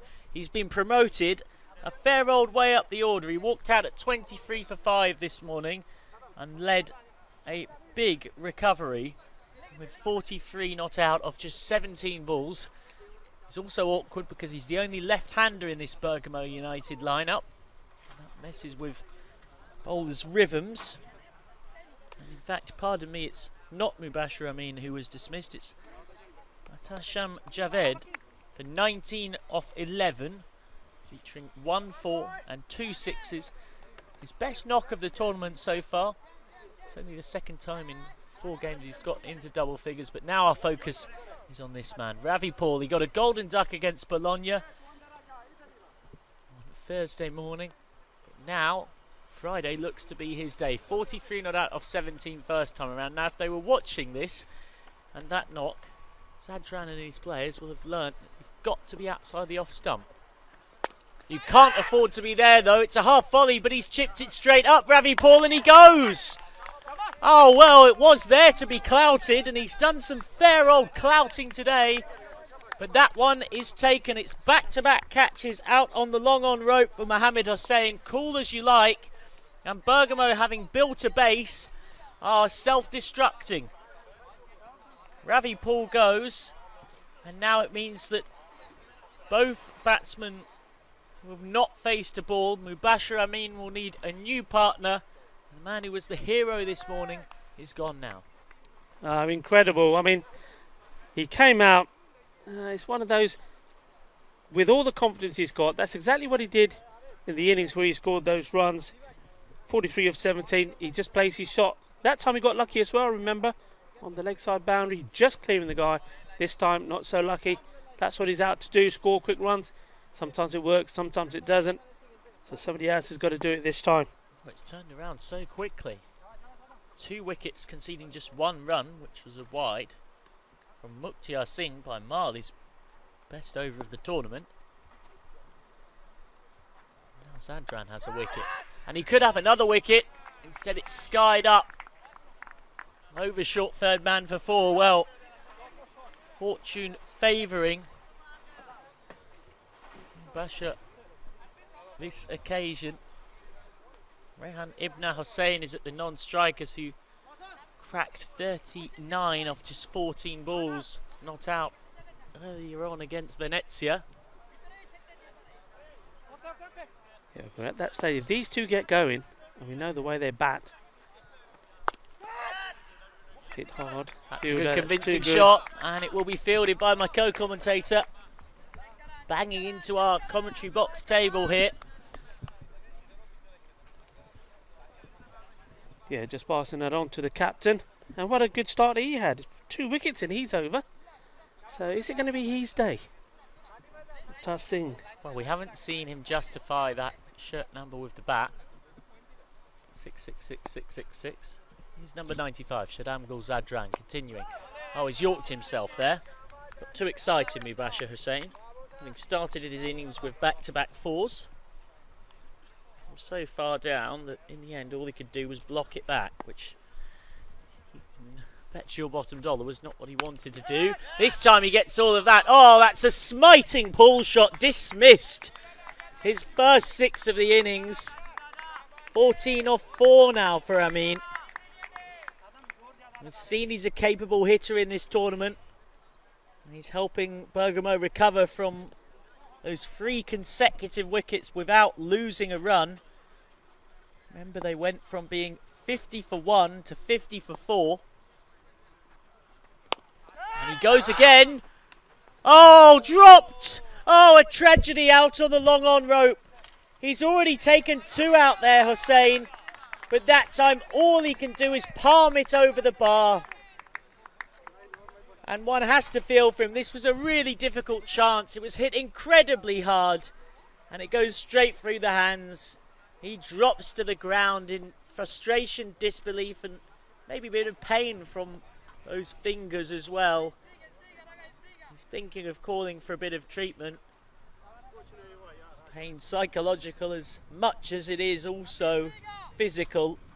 And back-to-back 6s for Mubashir Amin. It's the only way you get better from back-to-back 4s in that sense. He has 20 off 5. With 7 gone, they're 70 for 4. And now Mukhtar Singh's got to try and put the genie back in the bottle and come on and recontain things. Yeah, that was a difficult chance. Will it cost him? With these 3 overs to go, we shall see. Well, it's already cost them 6 runs, of course.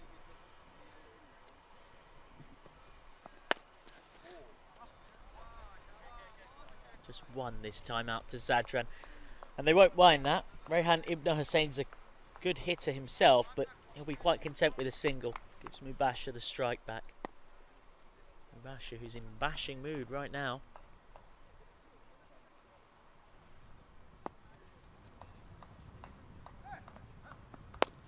Oh, this is a half volley there to go. It's just at that length, you can't bowl there, and it's a magnificent diving stop that brings applause from all around us for Sam Williams, a member of our European Cricket Network operations team behind the scenes, who, desperate to play a bit of cricket himself and wishing he was out there, ran 10 yards away and tumbled to collect and throw it back. Fortunately, due to our camera angles, didn't quite capture it for you, but it's fielding worthy of applause, even if it wasn't on the field of play. So Bergamo, 3/4 of a way to a century. It might not sound like much in T10, but it's a significant milestone for them. It means they're well in the game with this bowling attack of theirs. So that's a wild swing. And the wicketkeeper shying at the stumps. Now that wasn't the wisest thing for Ashraful Islam to do there, because he's easily going to get back. As you can see, Mukhtar bowls. And he's able to get his bat in on the downswing. He wouldn't have been out anyway. And because of the ball ricocheting away, it presented the chance for a quick single. Yeah, I suppose one thing they have achieved, they haven't got the danger man on strike, but we all know what Ryan Ibn Hussain can do himself. He's no slouch. On this occasion he misses out, going for the big one. A little bit of pressure on him. He's produced once for his team already. And unlike Ravi Paul, he won't want to fail. Ravi Paul, after scoring that magnificent 43 of 17 and really making a remarkable recovery, went first ball here in this innings. Oh, that's gone. That's almost into the cow paddock. That's a 6. Well, just held it back, Mukhtar Singh. Stood very deep in his crease and then met it oh so convincingly, the slow ball from the captain Mukhtar.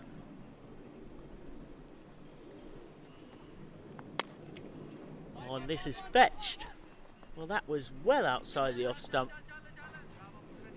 Said it will be 2 out to mid-wicket, which, well, it wouldn't exactly be a wagon wheel if you looked at all the scoring shots we've seen this week, that's for sure. In fact, I'm actually trying to think of how many offside sixes we've seen. Yeah, defenders at the moment, they're very down. I'm just looking around the field at some of the fielders. They've got their arms crossed. They don't seem to be very interested. And of course, that rubs off on your team. If you are a man out there trying to give it 100% and you're seeing the rest of your players don't seem to be interested, their heads are down, you're not going to recover. So really, if they take this into their batting, we can see a horrible collapse here. They've got to focus. They've got to stay with it. Yeah, they do look like a team in terms of body language that has lost 3 from 3. No doubt about that. This is skied up in the air. They might well have a breakthrough though. Oh, what a catch that would have been. Having made all the ground to get there, just couldn't quite take it. Mohsin Ahmed with the effort. He had to get around from square leg, starting behind the umpire. So he makes the ground. Ends up going through the hands.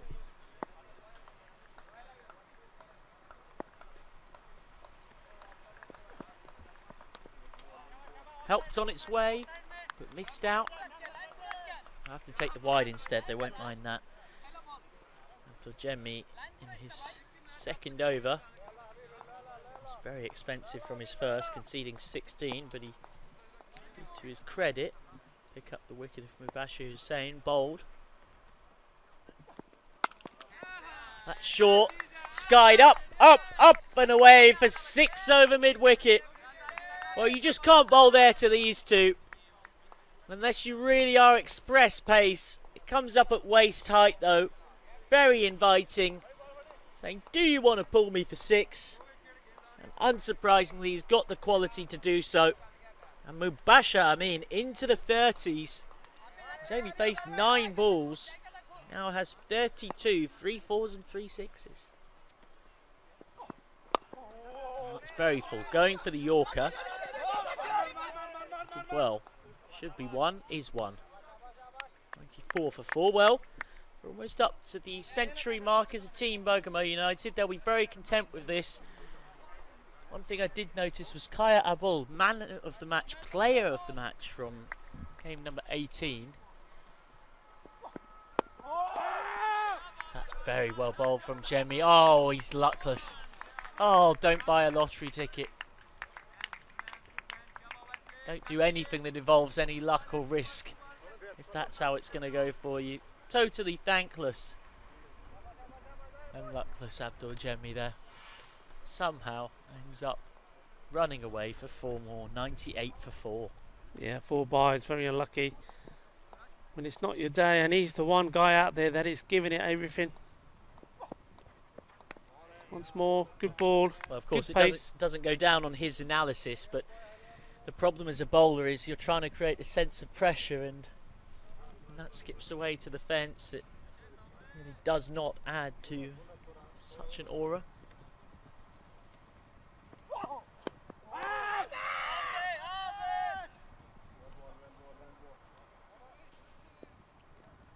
Trying to play quite a sneaky little shot there. See that again, just trying to get a little bit of flick onto it, into that vacant area. Well, all he's done is he's turned a wide into a dot ball. That's correct, yeah. But it's clever bowling by Jemmy, because he's only bowled that so wide to try and cramp the batsman for room after he's stepped across. And so with just 1 over left, Bergamo United with a somewhat disappointing batting throughout the tournament. They're going okay, they're 98 for 4. So to finish off the innings will be the man who's taken 2 good catches at long on, but dropped one over the rope from Mubashir Amin that is proving increasingly costly as time goes on. It's Mubashir Hussain back to finish off. But just coming back to Khair Abul, man of the match, player of the match from game 18 of this ECS in Rome. He was very happy to admit that he felt like Bergamo United were the best team in the pool. It's that short, there to be punished, and punished it is. It's a big old 6. Not going to miss out on that. They've really fed these 2 batsmen whose scoring areas are incredibly similar. Both of them hit almost all of their sixes through mid-wicket and long on. If you're going to bowl around waist height, have it sit up and ask to be hit, they will take advantage. They're building Bergamo forward. Now past the team 100 mark. Mubashir with 39 to his name from 11. He steps across this time, and that's intelligent batting. Don't mind that at all. Find the batting team. It's clever stuff. Of course, there's no profile wides in this competition as such. Anything down leg whatsoever under any circumstances is a wide. And that should go for 4 more. In fact, well stopped. Adran charging across, made good ground. It's good running as well, decent ball as well. Good cricket all round. Yeah, the Fentas obviously, they're down all here in the field.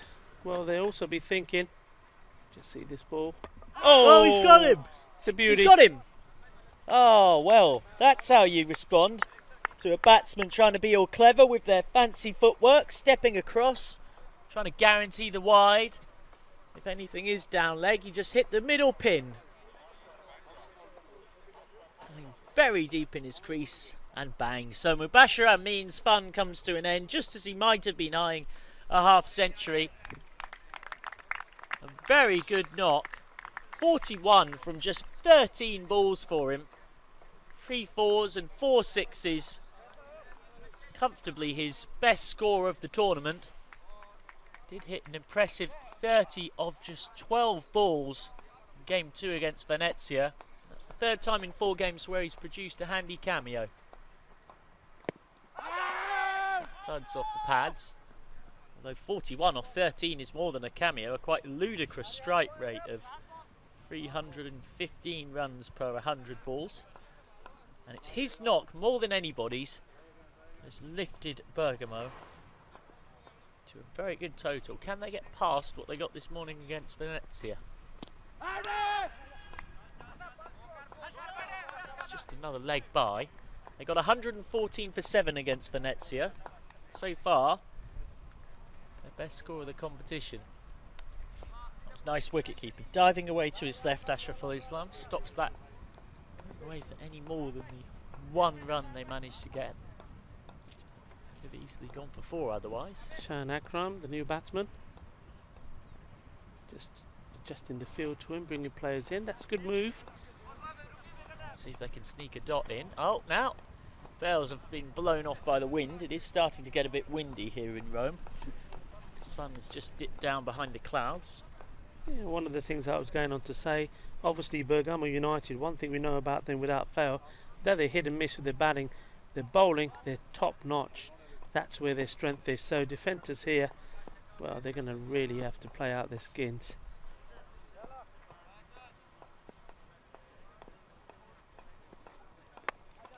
Oh, flicked away. That's a poor ball. Just on the pads. Inviting the batsman to use the pace, turn it round the corner. Hassan Akram wasn't going to miss out on that. You couldn't want much more of a freebie. It's only his 2nd bat in this tournament. 1 off 2 against Bologna in match 1, but he closes out the innings with a 4. Akram with 4 not out. Rehan Ibn Hussain with 1 6 in his 9. Bergamo United posting 113 for 5. Started off with an early big hit from Umar Baig. And Abdul Jemmi bowled his fellow opener Mubashir Hussain for 11. 2 4s in that knock.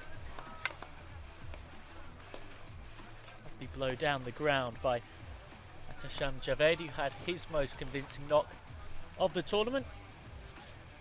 Baig was dismissed for a very slow 13 off 16 balls, caught by Mohammed Hussain off Mukhtiar Singh, and the captain had his 2nd wicket in the very same over when Atasham Javed went for 19 off 11, caught by Mandeep Kumar, the skipper. He sent up Ravi Paul as an experiment again after his heroics this morning. He was caught by Mohammed Hussain out at long on off Shadam Gul Zadran, the Golden Duck. He should have in fact had 3 wickets in a row, Zadran. But hat-trick ball went through fingertips of long on. Instead, some superb hitting from Mubashir Amin. He got a bit of a life there, although that would have been a brilliant catch. Amin continued on his merry way though. 4 sixes, all of them over the mid-wicket and long on region that he so loves. Just watch the bat speed on these pull shots. Excellent stuff. Eventually he was to go. Bowled round his legs by Mohammad Hussain, trying to get a bit clever in the last over. Rehan Ibn Hussain hit a big 6 as well, and then Ahsan Akram finished off with that boundary from the last ball of the innings. So Bergamo United posting 113 for 5, no doubt the standout performer. Mubashir Amin 41 off just 13 balls, 3 fours and 4 sixes. He's the exceptional performer. The top 3 all got starts. Umar Baig will be disappointed to have ended up well below a run a ball. Not what you want in T10 when an opener's got the benefit of the power play as well. As for Defentas, well, they were a side who struggled at times in the field. One had to feel for the bowling attack because there was quite a few missed fields and drop catches that didn't help them along their way. Hossan Jakir was very economical, but the captain Mukhtar Singh was without doubt the star man. Took 2 wickets in his first over and conceded just 1 run. Jemmy and Hussain both did a reasonable enough job. It's a total that, based on the 19 games and 37 innings of action we've seen so far, is probably around what par is on this pitch. The problem is for Defentas Sporting Club is that they so far have struggled with the bat. Scores of 85 for 6, 65 for 7 and 73 for 5 so far, and they're against arguably the best bowling lineup in the competition. Join us in a few minutes to see if they can spring a surprise. Defentas Sporting Club will need 114 to win against Bergamo United.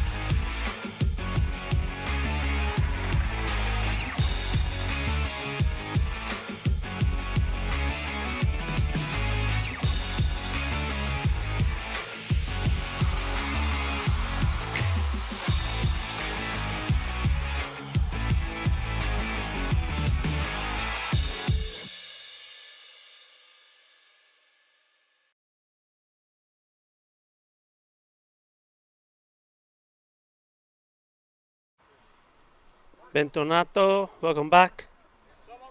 Well, we've just enjoyed seeing Bergamo United have a nice knock. Had some good shots there at the end.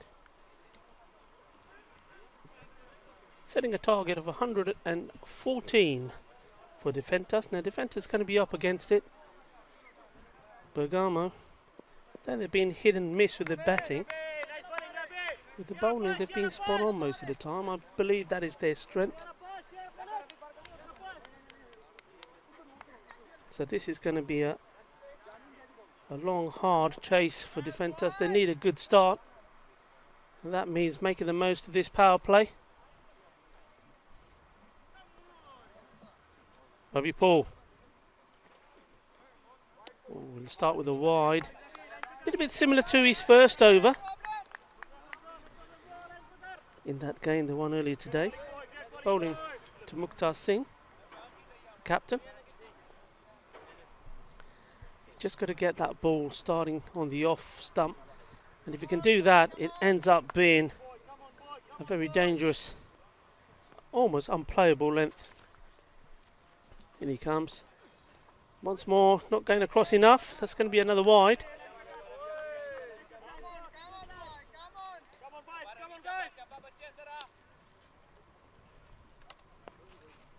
Defenders, of course, would take anything that they can get, any freebies. Going to help their cause here. Ravi Paul, can you get this to angle across? That's better, and there you go, right on cue. He did the same thing to me in the previous game. I said the same thing then. If he can get that ball pitching on and around the off stump, it's going to come back and go straight through the gap, and that's exactly what he does. Top bowling, and that's something that he knows. If he can work on that and get that one to be the first ball up, start of the innings, and then for the next batsman and so forth, well, he's going to be unplayable. That's an absolute gem of a delivery.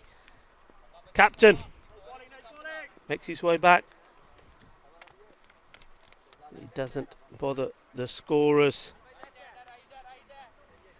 And really, because the first two balls were wide balls, that was his first and the first legitimate ball of the match, so he's gone for a golden duck. So not the start the captain would have wanted.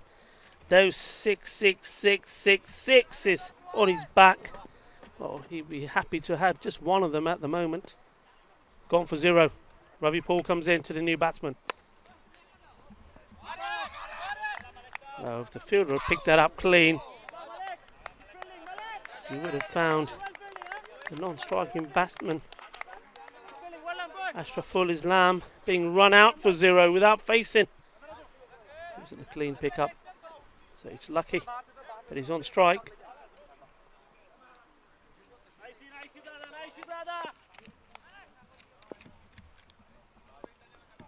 Ashraful Islam on strike. Ravi Paul comes in. Oh, that's just too wide. He's trying to fire that across the right-hander. I think he's suggesting to one of the fielders he just slipped on his as he came in. So another wide. Like I say, these won't hurt them too much as long as they keep taking the wickets.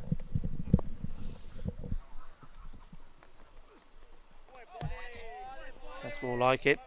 Good take by the wicketkeeper. Good afternoon, Rico. Good afternoon, Michael. Did you enjoy a bit of lunch? Late lunch, we should say. I did. It was excellent, actually. Got some pasta down me, and I'm ready to see what we've got from the back end of game 19.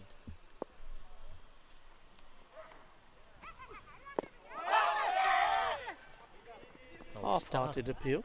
The start of the chase is more of the same from Ravi Paul, who's been one of the players to watch in this Bergamo side. Already has 4 wickets in the tournament for this game, and then picked up his 5th with that first legitimate ball of the match. The innings, I should say.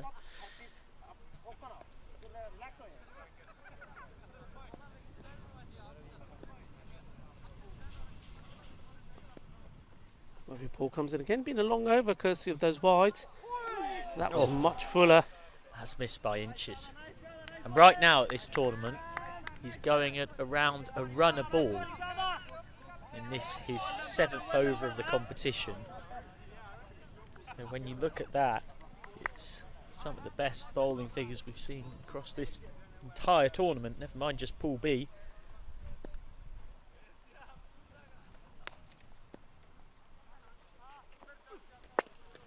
Oh, he's got a good bat on that. It's gone in the air. It's going all the way. Balle, balle, balle.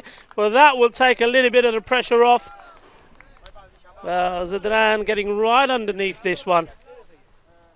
Quick hands, good feet movement. Looked like a very aggressive shot. Oh, that's well hit indeed. His team need a few more of those. That's a good way to end that over. Well, Bergamo very much the favourites here because of their excellent bowling attack. We've rightly been bigging up. It's a bit of a messy over by his very high standards. Ravi Paul conceding 10, bowling 3 wides. Shadamgul Zadran meeting him with a smiting blow, and goodness me did he need it. He'd only scored 1 run off his previous 3 innings in the tournament, Shadamgul. Now he has his first boundary in this European Cricket Series Rome. Hassan Akram to bowl, who's been a star of this Bergamo team. Good start from him. Good bit of fielding there. So I had a man covering, had the sweeper there on the offside. But still, that's good work from the fielder. Mubashir Hussain getting down well. Good arm stretched. Keeping it just to 1.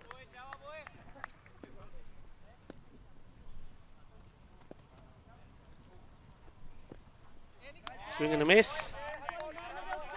Umpire decides it's fine. Shadamgul Zadran. He's out there just to play one way. Good 6 to end the first over, and he wanted to find the middle of the bat a few more times, so moves away from this one, wasn't quite ready. Must win, of course, for Defentas Sporting Club after 3 consecutive losses in this 16 double round robin pool stage. Got to win to stay alive. Here comes Akram. That's a snick there, is it? I believe there is, yes. Casually taken, the wicketkeeper taking the cat and having a look at the man to his right to say, that's the way you do it. Nice and easy. Good quick ball. Oh, but the umpires are coming across for a chat with each other. Oh, not sure it what this looks is like about. it got the slightest nick off the top of the bat. Shadamgul Zadran had seemed to decide of his own volition that he was going to walk off. But now, 2 men in black are coming together. Everyone's hands on hips, a touch perplexed at what's going on. Not least Shadamgul, who was about to walk off. Well, he was walking off. I don't understand this at all. He was walking off, and then... Well, it was a no ball because there were 3 fielders outside the circle. That is excellent square leg umpiring. That is superb work from the umpiring team. Not so good for Hassan Akram. He thought he had his man. It's great for Shadamgul Zadran. He's got a second life. So it will be a free hit.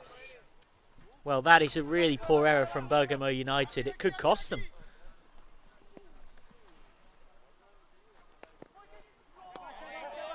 Well, it hasn't cost them on the free hit, but Shadamgul will try and put together an innings of significance to make them regret not having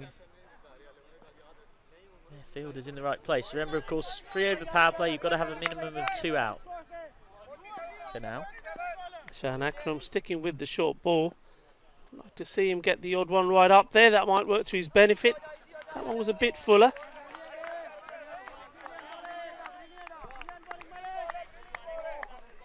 Difficult run chase here for Defentas. Probably around par this Score of 113 for 5, but when you contextualise how good the Bergamo bowling unit is, notorious as one of the best in Italy, that target looks all the further away. Struggling early on in the power play. Oh, he's got hold of this one. Done a lot of swinging and missing, but that was gone a long, long way. Kinna Bada Shaka. Balle Balle. That was a nice one. Here he goes. Follows the ball. Gets into good position and sends it packing. Nice shot indeed. He's played and missed at a few. He wasn't going to miss out on this one. Played it very nicely. And once again, Hashan Akram, pitch it up, buddy. Try and get one at the pegs. Because at the moment, Zadran knows what your plan is.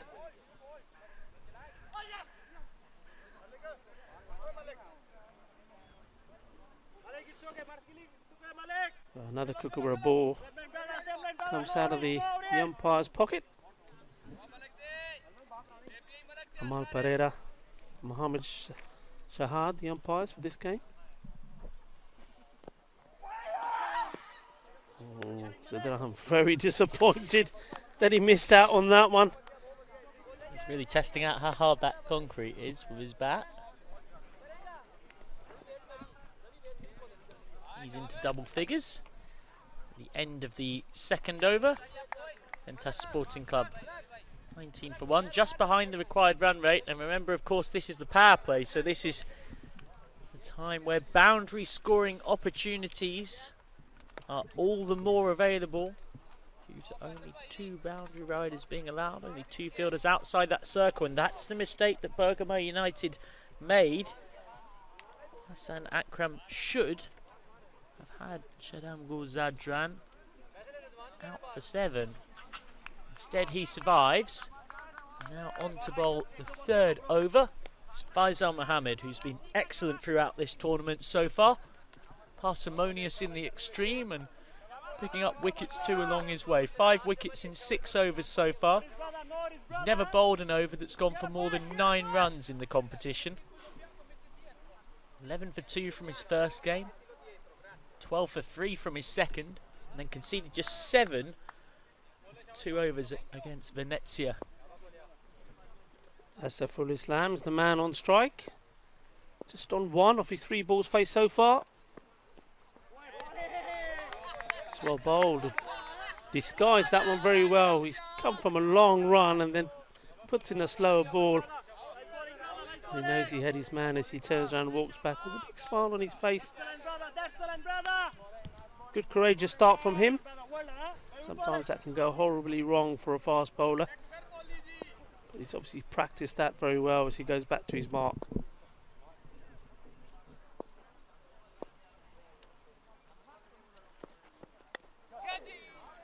Oh, just gets bat into the way of that one. Just a single taken. Gets it down on strike. Be interesting to see how Sadran will play Faisal, because Faisal is a little bit more of a cunning bowler, a bit more experienced. He won't be putting it into the area that Sadran is looking to thump it over the leg side boundary in that cow corner area. Well, so you talk about that, there is a man being deployed there, deep mid wicket.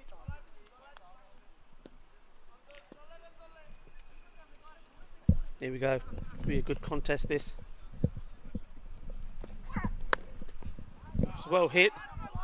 Chase on for the fielder. I don't think the ball will go to the boundary. Batsman will come back for 2. Nice to see. Shad Mughal Zadran also playing shots on this, the offside. Not been too many shots played down this offside today. Not too many cuts or cover drives.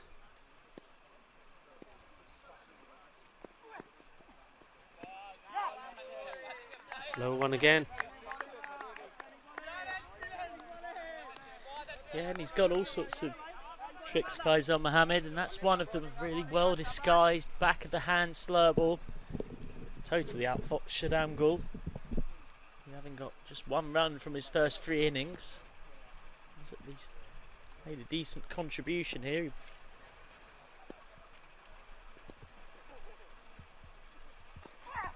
There we go. He's done the job, hasn't he? That's what you call quality. That's a good bowler in action there. Just keeps the batsman guessing what he's going to do. Starts with a slower ball and fires one into the batsman who plays it out on the off. Again another slow ball, and that one, well, little fortuitous, but he did see the Zidane move early, fired it into his pads, ricocheting off the pads onto the stumps, gets his man. Zidane has to go. Quick cameo from him. I liked his determination, I must say. He came out with an attitude, a positive attitude, attacked the ball, but unfortunately for him, he's been bowled off his pads and he makes his way back. 22 for 2. Faisal Mohammed's first wicket of the day. It's hardly like he bowled badly in their earlier game against Venezia. Conceded only 7 runs from his 2 overs. You know this Bergamo attack's very difficult to get away.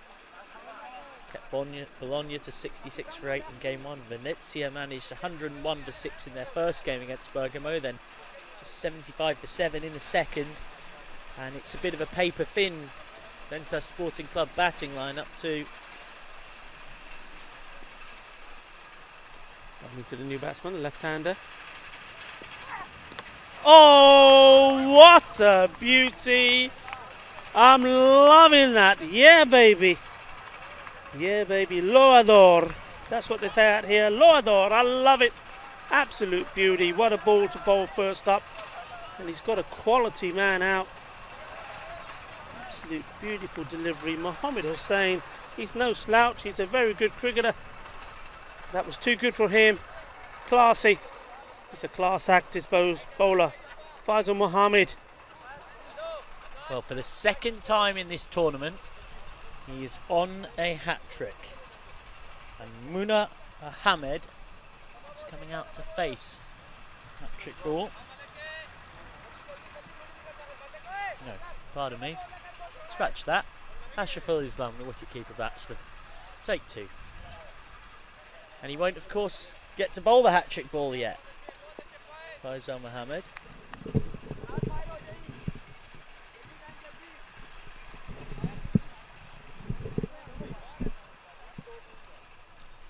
End of the over, 22 for 3, courtesy of some excellent bowling. Bowling, they say. That's Hassan Akram. Comes on to complete his spell. This, the 4th over. You can see why we say they're a very good unit in the field. They just get on with the task, even when they had that little bit of, well, you could say it's bad luck or bad management. The wicket off the no ball because of fielding infringements. Didn't let it bother them. They just kept plucking away at their task. And now they've got defenders right where they want them. The over 8, required over 8 I should say, approaching around the 14.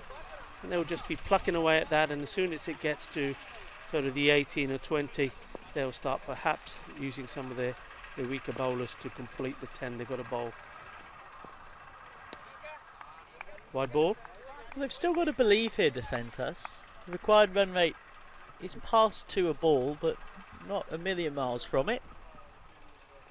One bad over that goes for 20 odd. It can all look so different, but right now really struggling to get the Tigers away. Oh, United keeping it very tight. They come through for buys. Awkward height that for the wicket keeper. I must say up until now it's been pretty good. It's kept well. Mubashir Amin. Earlier on, was very good with the bat. 41, just 13.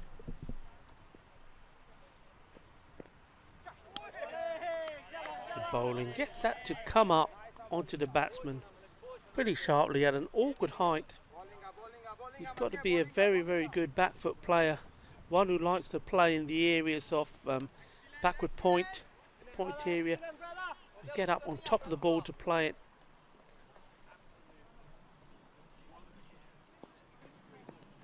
It's a little bit wider, but still within the guidelines for the umpires. Bit of late away swing. Now, is Faisal Mohammed going to come back on after this over's done for his hat-trick ball, or will he, as he normally does, come back and bowl his second at the death?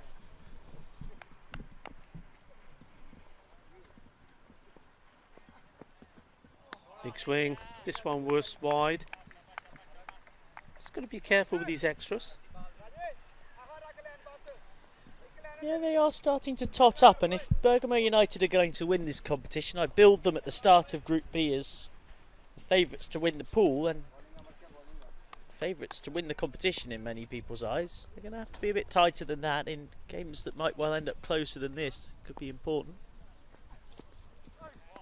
Yeah, Bergamo, they will know that though this isn't looking a great position for Defentas, they themselves were in a very, very similar position against Venza Cricket Club when they were struggling 20 or 35 for about 23 for 5. 23 and for then 5, even yeah. then, with a mini recovery, they were 61 for 7 after 7. Yeah, And still somehow closed on 114 for 7 when Ravi Paul and Rehan Ibn Hussain scored 53 off the last 3, but it should be said they've got a very deep batting lineup.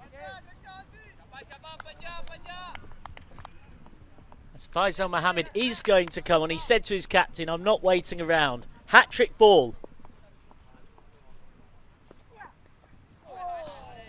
Too short. He's been pretty full so far. That one too short. But well bowled anyway. It's still a dot ball.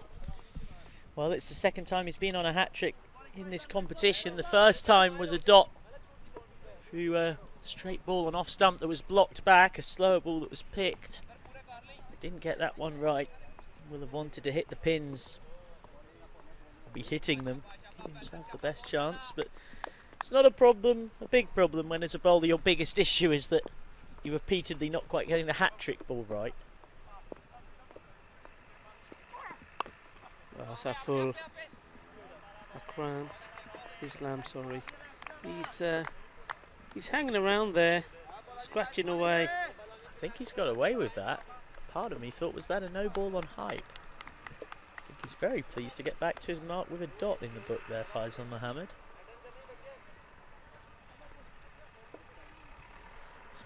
Had 11 balls now for his 2 runs. He's got to start playing some shots, otherwise he's just putting his team under a lot of pressure. And well, it comes to an end with a wicket, the 3rd wicket for Faisal Mohammed. It's that pitched up ball again.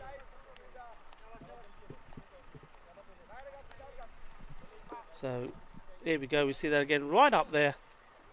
There's that swing again, the late swing, and he's got his man, so he's on his way back, and that ends what has been quite well, it's been a very tricky and hard batter for Ashraful Islam, just not really been able to get going. Bowling figures to delight anyone who is not a specialist batsman, as I read them.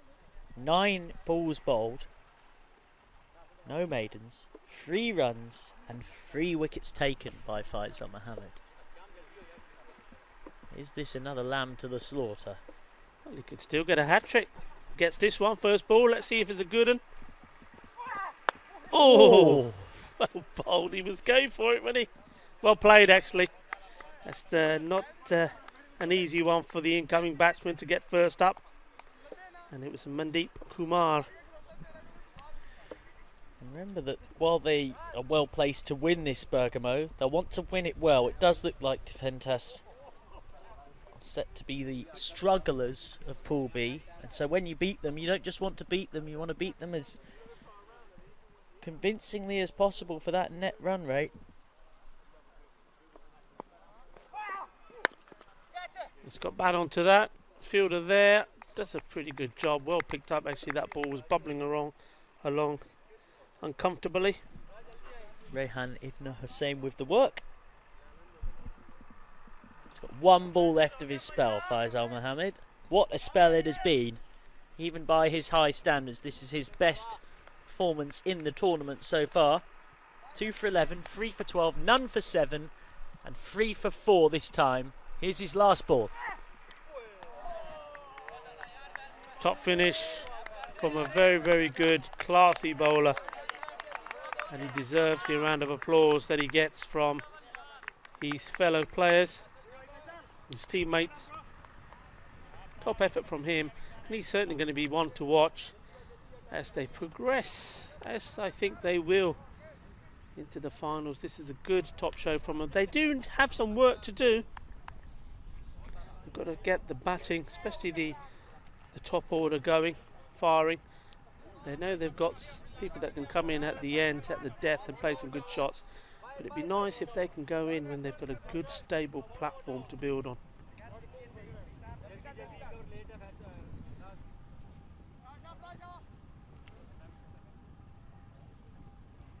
So it is Mohsin Ahmed.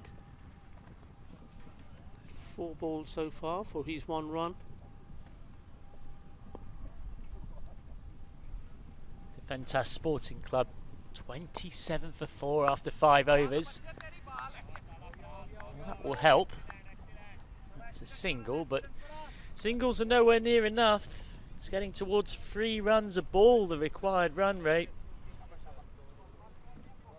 Curtains are being drawn at the theatre, and the fat lady is just doing her warm-ups. That's wide, which will delay the show a touch longer, but she's just going to start singing in not too long. Defentas seems very much playing for pride, and if they lose this game they won't be at Super Sunday, that's for sure. Feels difficult to imagine they won't. So another dot whisks by. That's his 1 for the over. 1 bouncer allowed per over, but can still get it up around that sort of shoulder height, that armpit type ball that we've seen plenty of this week. Well, that's a full toss. That's a dreadful delivery. It nearly picked up a wicket as well.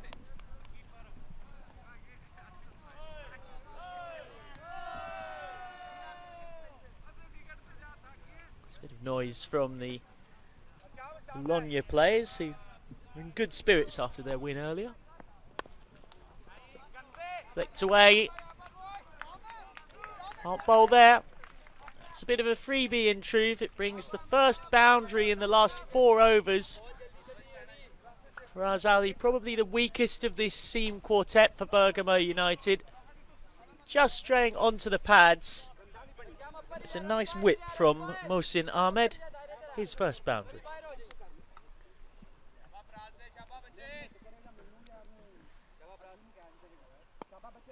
The field changes now. They've put long on back as well as deep mid-wicket and deep square leg.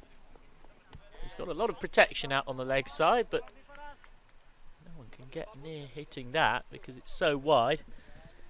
Well, Faraz Ali been given an opportunity earlier than he might do if they were trying to really take this game by the scruff of the neck.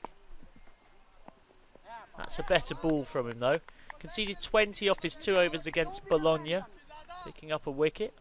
Went for 9 from his only over against Venice first time around, and then when they played them again today, conceded 11 from his only over and got a fortuitous wicket off a full toss. Oh, that's a back of the hand cutter, beat him. He's through the shot very quickly, and that's the really noticeable thing throughout this Bergamo attack. They've got pace, but they've also got really good changes of pace. So Faraz Ali's over is done, a couple of wides in it. Conceded 11 from it in total. In fact 10 if you'll beg my pardon. So after 6 overs, Defentas Sporting Club stuttering along to defeat here. They have 37 for 4. Yeah, I mean 10 sounds like a lot, but when you consider Defentas are needing just under 20, it's a good over. Here's Rehan Ibn Hussain. Might get a wicket with his very first ball. Has got a wicket with his very first ball. Diving catch taken in front of us by the captain Azmat Ali.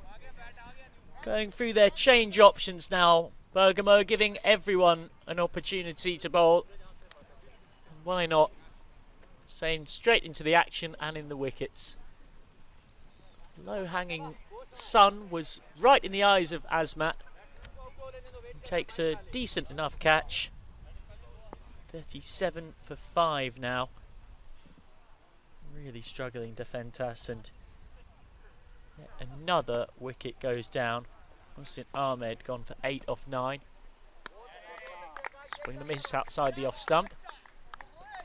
You just keep coming at you, this Bergamo United bowling lineup. Rehan Ibn Hussain a long way from being their best bowler, and yet, well, by George, if he was playing for most of these other teams, he'd probably be one of their better bowlers. It's just outside the wide lines.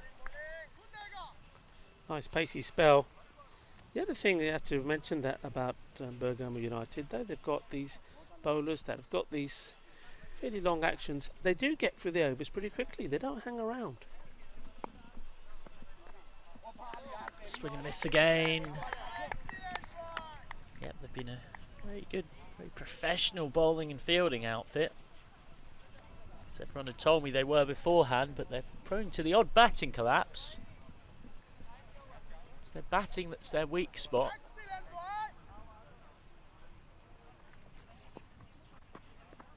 Oh, that's a good bouncer. Oh no, just too high, so it is wide. The margins for error are very, very small. It's a brand new concrete artificial track laid just a couple of months ago. Really does get lots of bounce and carry. Akash on his back, that's his nickname. That's a bit too short and a bit too wide. He's got deep point out there for that. Will only be a single. So Mohsin Ahmed gets off strike. Talvinder Deep will face his first ball. Won a few shots played on this offside, not too many.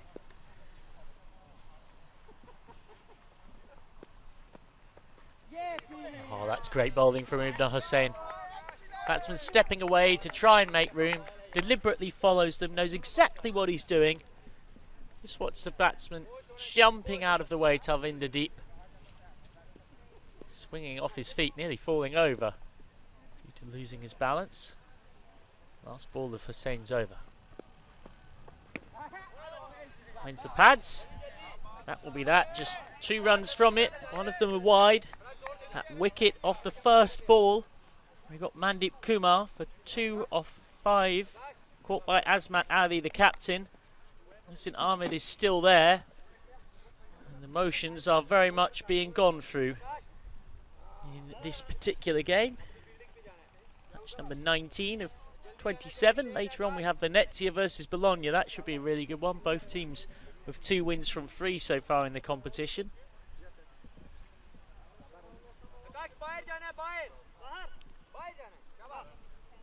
Now Ravi Paul has come back for his second. This should be fireworks. Regardless of the game situation, it's always worth watching him bowl. Aggressive, nasty fast bowler. Uses the bouncer as his surprise ball and will swing it into the right-hander. Oh, and that's what he does. You shouldn't be surprised by now, but good luck if you can stop it. Ravi Paul at it again. His second wicket of this game only adds to his growing tournament tally. He's up to 6 now. Just too good. Yorked him. Lovely stuff from Ravi Paul. 40 for 6. Yeah, a little bit fortunate. It's what he does. He always starts with those ones on the legs, and he did the same there. He got a bit of good fortune this time. The batsman following the ball, hitting him on the pads, and then going onto the stumps. We've seen that twice here today.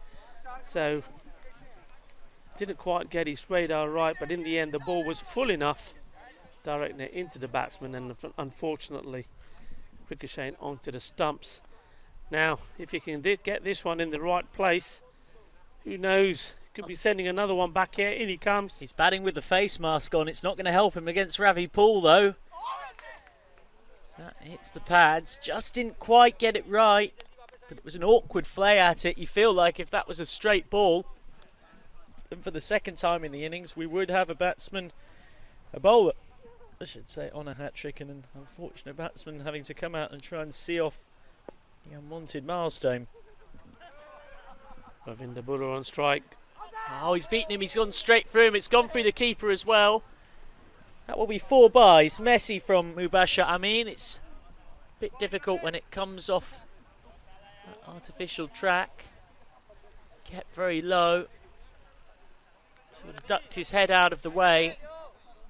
Didn't really want to potentially take a blow to stop the ball. Yeah, we saw that slight bit of contact with the bat there. So 4 runs to the batsman. Knew nothing about it. But there was a chance, perhaps half a chance for the wicketkeeper. As you can see again, he's batting in the face mask, which I've never seen that before.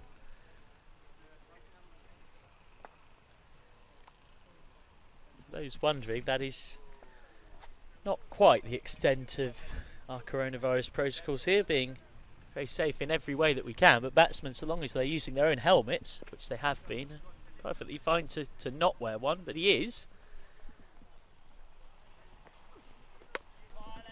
And Ravinder Bhullar is gone.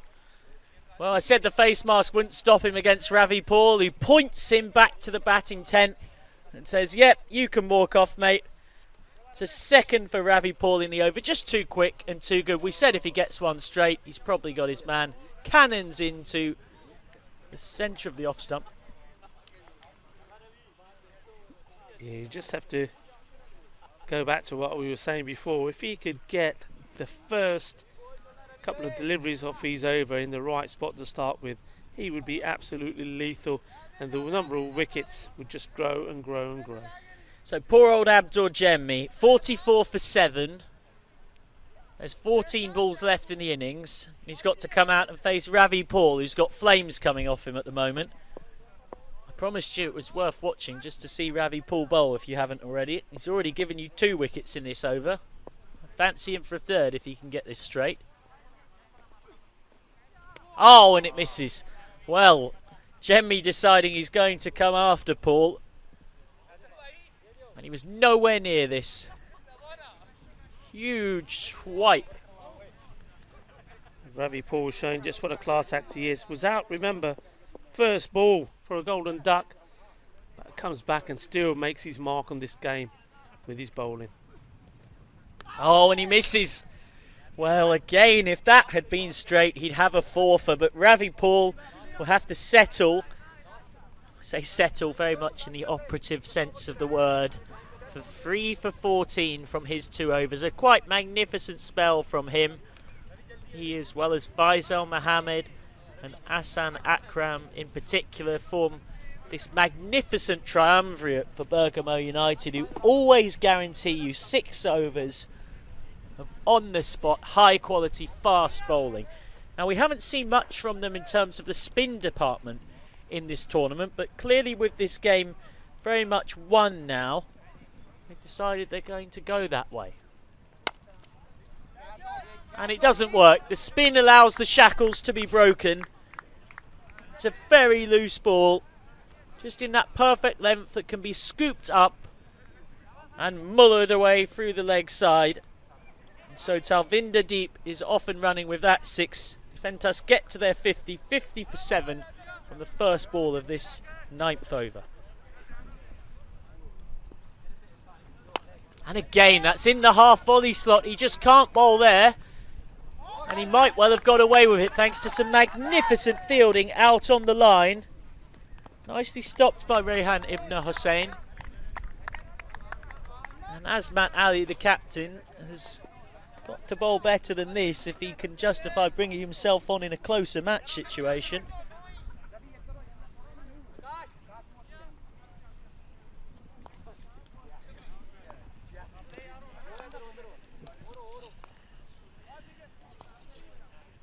And he comes again. That's a better ball. I think he's got a wicket. Oh, he has. Of a wide ball. It's Stumps of a wide. It's always a strange situation. One of the weirder dismissals in cricket. Delivery considered illegitimate, and yet still a wicket can be picked up off it. Very good, sharp stuff behind the stumps from Mubashir Amin. So Talvinder Deep has gone for 8 of 5 balls. Yeah, it's a very sad display this for Defenders. We picked up on the body language when they were in the field, when Bergamo were getting on top. And other than, I think, Zidane really, they've carried that through to their batting.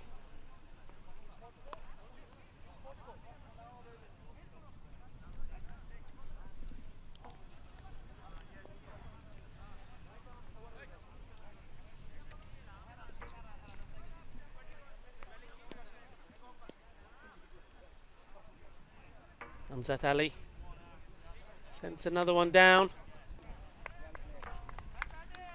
This one just played back to him with a little bit of respect. Joinal Abedin on strike.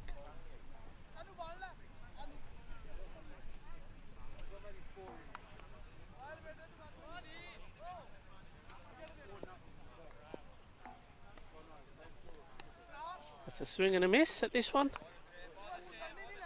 You know, when you're a batsman and you're coming in at this stage, the game's already gone. You know, what are you thinking? Are you thinking just play a few shots?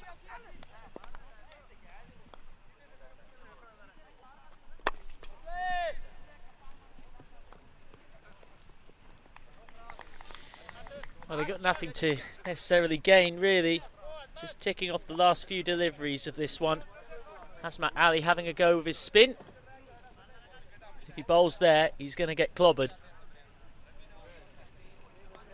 Got pretty fortunate that he is facing a side who, in truth, are likely to finish bottom of Pool B and are one of, if not the weakest batting team in the competition. Last batsman for Defentas Sporting Club, number 11, Hussein Ibnan. He's going to try and delay the inevitable. Could they be the first team to be bowled out in this tournament?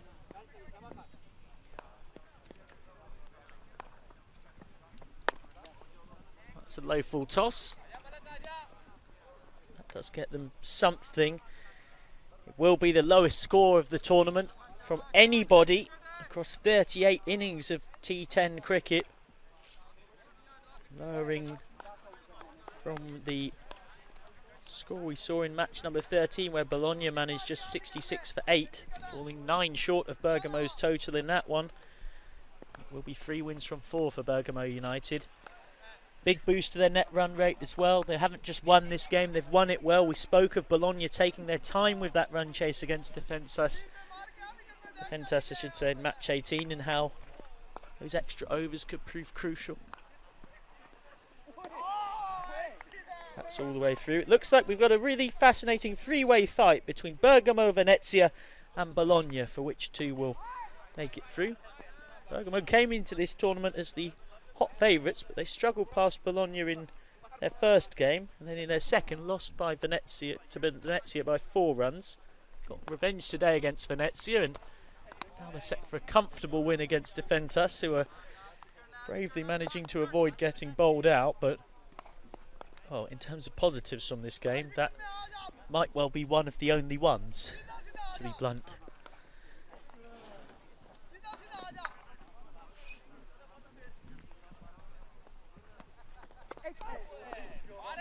Getting back onto ball. Oh, the fielder losing his feet as he went to throw the ball.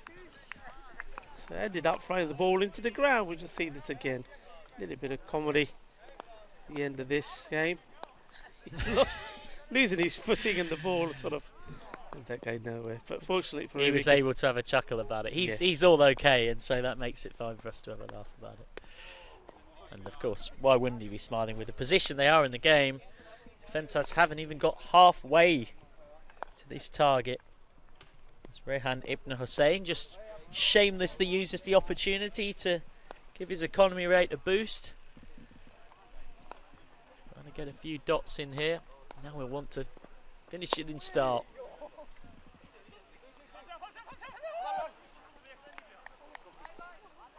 And they thought of two, changed their mind. Stuttering effort from Defentas. Comes to an end. A comfortable win for Bergamo United. Defentas didn't even get halfway there. 56 for 9. Ravi Paul started the rout.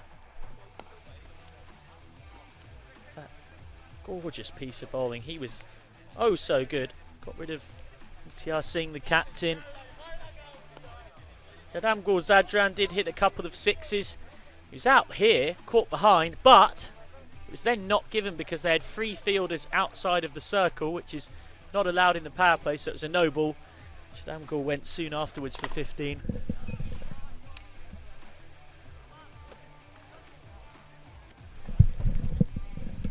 The wickets just kept tumbling though, and it turned out that Shadamgul was the only man to actually get into double figures. Such was the miserable batting effort that Defentas were able to put together. Faisal Mohammed bowled Mohammed Hussain and Shadamgul in successive balls. He was on a hat-trick, wasn't able to take it this time. Rare moment of joy came when Mohsin Ahmed swung that 6 away. The wickets kept coming. Mandeep Kumar caught by Azmat Ali off Rehan Ibn Hussain for just 2. And then Ravi Paul came back on. Bit of fortune there for him, as he got Ravinder Buller bowled for just 4.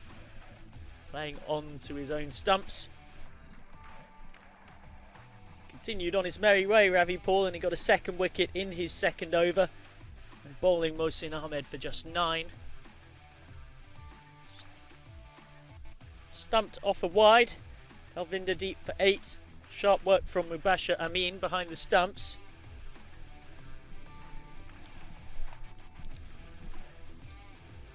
Mubashir getting that stumping in addition to the 41 that he scored earlier off 13 balls. He had a very good match. And so that brings to the end a pretty miserable Defentas batting effort. The lowest score of the tournament so far by anybody across 38 innings of T10 cricket. Shadamgul Zadran was the only player to get into double figures. He hit 15 off 12 balls. There was only 4 sixes hit in the entire innings and 1 4. It was very clear from early on that Defentas weren't going to get anywhere near the target, and as it was, they didn't even get halfway there, and that was helped along the little runs they did get by 13 of those runs, almost a quarter of them coming in extras. 10 wides. Bergamo United will want to tighten up on that, because such little things as wides here and there like that when they're in more important knockout games later on could prove really crucial. As for the Bergamo United bowling figures, Ravi Paul excellent, 3 for 14 from his 2 overs. And Ahsan Akram economical. Might be disappointed to have missed out on the wickets party that Ravi Paul and Faisal Mohammed had clearly got the invite for. Faisal Mohammed with some quite extraordinary figures, but such is his ability, we're almost not surprised at this point. 3 for 5 from his 2 overs. He's having an exceptional tournament. He's up to 8 wickets from his 8 overs bowled across 4 matches now. And he's never bowled an over that has conceded more than single figures. He was very parsimonious again. Rehan Ibn Hussain putting in comfortably his best performance of the tournament with 1 for 6 from his 2 overs. And Azmat Ali giving himself a go, the captain, feeling that maybe his spin could be useful if they do have a game where their gun pace attack finds a bit of trouble and resistance. Picked up a couple of lower order wickets, but they weren't exactly met with the sternest of tests by Defentas Sporting Club, so it's only so much one could have claimed to have learnt about Bergamo through that victory. They're on to 3 wins from 4 now. The Group B favourites, the tournament favourites, starting to kick into gear after that narrow defeat to Venezia yesterday and only just beating Bologna in their first game. Up next, it's Bologna against Venezia. Both teams with 2 wins from 3 games so far, so don't go anywhere because that's going to be a really fascinating end to this 5th day in Rome. For now, Rico Full is on standby to speak to our player of the match. A man with 41 runs in double quick time and a stumping to boot as well. Mubasher Amin, a huge part of the reason as to why this match number 19 was won so comfortably. Bergamo United the victors by 57 runs here in this one. Very much the tournament favourites, very much starting to show why with this gun bowling lineup that they've got. And they've also got some very decent batting as well. Mubasher Amin, arguably their most impressive performer in that particular department so far. Welcome to the man of the match for this game. It is none other than Mubasher Amin. Congratulations, man of the match. Also known as Vicky, is that right? Vicky is your nickname? Yes, Vicky is my nickname. Real name is Amin Mubasher. Yeah, it's okay. Mubasher, a very good innings from you. 41 of 13 balls, including 3 fours, 4 sixes. And of course, you also took a very, very good, sharp stumping behind the stumps. Your team now is sitting on top of the group. So you played 4 games, lost 1, won 3. How is the team feeling? What's the atmosphere in the team at the moment? Yeah, first of all, thanks God. Our team is going first position. I am very happy. Top of the group, also the favorite of B group. And thanks European League is for that. And last time I am playing for 12 ball and 30 runs. I'm feeling happy. I hope our team is doing very well. So we will nickname you Mubasher the Basher. Is that all right? Because you certainly don't hang around and you like to hit big shots. Yeah, actually I am last 2 years I am going for a great hitter because for COVID we are not going to practice. For that is a little bit weakness is our team, but also I am not doing very well last 2 matches. But now I am in my game. I hope I will do better for my team.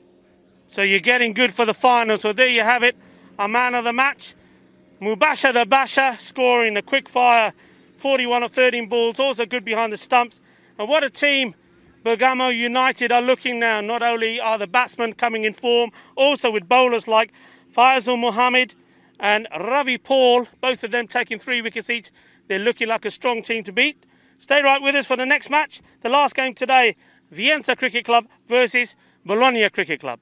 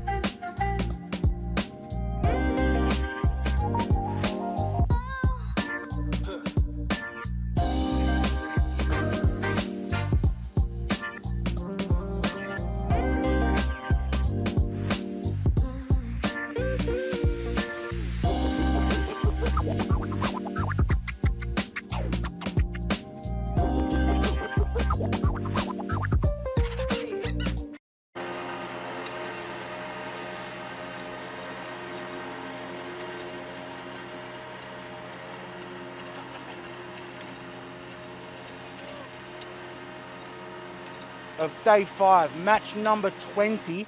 And this is my personal favourite for the day. It's going to be a big one. We've got Venezia Cricket Club versus Bologna Cricket Club. Now, both teams have played 3 and they've both won 2. So it's heating up to be a real battle out there to close off this week and head into the back end of this tournament. So we're going to toss the coin. Venezia, you're the home team, so you'll flip it and you'll call. And can I see that one? Same time. Okay, yep, good. Heads the call. It's tails. All right. So what you going to do, my friend? Yeah, I'd like to bet first, obviously. Hopefully we can put some rounds on the scoreboard, and I hope we can defend that. No problem about that, inshallah. For sure. This is a big game, isn't it? Because you're both equal. So if you take this one, you can move ahead on the standings. Yeah, exactly. We the last match we have done some mistakes. So yeah, still we are thinking about that, and hopefully we'll come back, and we would love to do that strongly. For sure, yeah. Set yourself up for tomorrow. Moving into the semi-finals, you'd be in a good position if you win this one. How are the boys feeling at the moment? Yeah, you can understand. Yeah, you can understand, like a little bit down when you. Yeah, we are human beings, so yeah, some mental toughness has gone down. It's okay. Then I try to like gear up, with the boys, and hopefully we are full confident about, and we will restart again, and hopefully we continue what we have came for here. Excellent. Well, good luck. Have a good game. All right. So you're in the field. How do you feel about that one? Yeah, it's fine. I mean, yeah, so, yeah, we will look to restrict them close to 70-80. We are quite a good bowling unit, so hopefully we will do good. So it's never easy to chase against a good bowling lineup. They are quite good, but we will try our best. So, yeah. Okay, so as you said, they're a good team. You're both 2 wins from 3 games. How are you approaching this? Like, what's the strategy to overcome them this game? Yes. It's just to play simple game, so just don't put pressure on ourselves as saying it's very important match. So it's like a normal match for us, so it's not going to be tough for us. So we will see what's happened. We are going to give our 120%, so that's it. Okay, well, we're very excited for it. Have a good game. Cheers, mate. So Venezia Cricket Club have won the toss, and what do you do in Rome when you win the toss? You do that. They're having a bat. Welcome back to the Roma Cricket Ground in Spinacetto, a little suburb just outside the Italian capital, for this, the final match on day 5 of this European Cricket Series. Rome, game number 20, the 8th in Pool B, which is hotting up very nicely. Bergamo United top with 3 wins from 4, but this game pits 2 teams who both have 2 wins from 3 so far. And we'll know that a big victory in this game would take them top of the table above Bergamo on net run rate. I'm Michael McCann. Kit Harris is alongside me. The sun is shining and the field is assembled for the start of this 3-over power play. Deep mid-wicket and long on, the only 2 out. Hasib Khan, as he has in every game so far for Bologna, will take the first over, bowling left arm over the wicket. Nazmul Haq, the Venezia skipper who won the toss and decided for the first time in this competition that they were going to have a bat, is at the non-striker's end. Alamin Mia will face the first ball.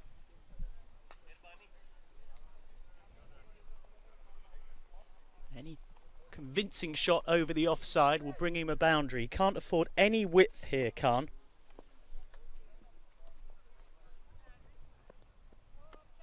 Oh, well, he can't afford any width outside the off stump, but anything down the leg side is definitely a wide. No profile wides here either. Everything that's missing the leg stump will remorselessly be given. And so the innings off and underway with an extra.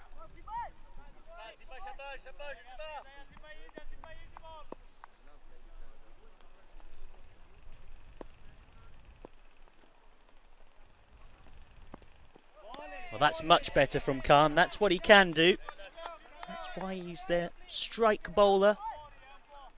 Hasib Khan so far in this tournament bowling 6 overs across 3 games, and only one of them has gone for double figures, which, when you consider that he has to bowl in the power play, the most difficult time to bowl, it's very good going.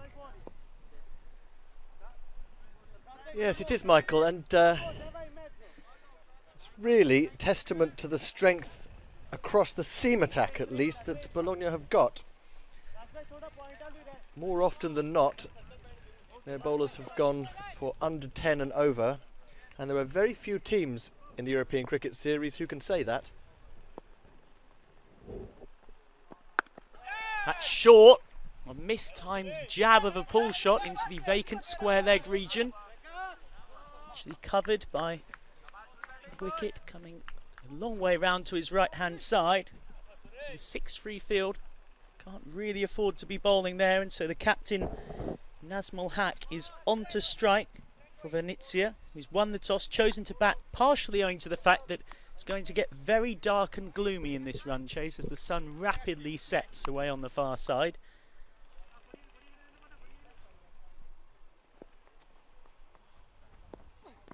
Oh, that's guided up and away, deliberately done. It's the first boundary of the innings. Yeah, he's given that a lift on purpose. Just evenly distributed his weight on the front and back foot, waited for the ball. That was the key thing. He's only got to get it away behind square over the infield. No one on the boundary outside the ring on the offside. So they've changed the field again. Have a 5-4 field instead now. 2 sweepers out, a deep third man and deep mid wicket. Hedging his bets, Khan. Oh, that's better. That's the best ball he's bowled so far. Well, it's met with a very proper traditional defensive shot. He doesn't need a third man if he's going to bowl like that. I would rather he stuck to his previous plan, which is based on him bowling his metronomic rhythm and accuracy on a length. He set the field for the bad ball there. I'm not sure that's necessary. Oh, that's a peach. It's almost too good. Doesn't quite get the outside edge. Had the batsman groping and grovelling at this.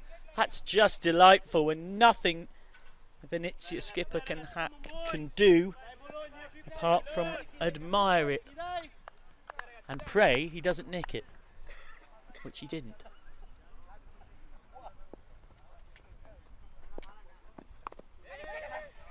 It's good again. Can only be dobbed down to third man for a single to end the first over. Venezia having won the toss and chose to bat 7 without loss. 2 changes for both teams from last time out. Tuhin Mazi, who's taken 3 wickets so far, is out for Venezia, as is Ali Chima, who has played in 2 games but has the dubious double thanks for coming prize, having not batted or bowled in either. In comes Simone Bolgan, the Italian, and Muna Ahmed, the spinner.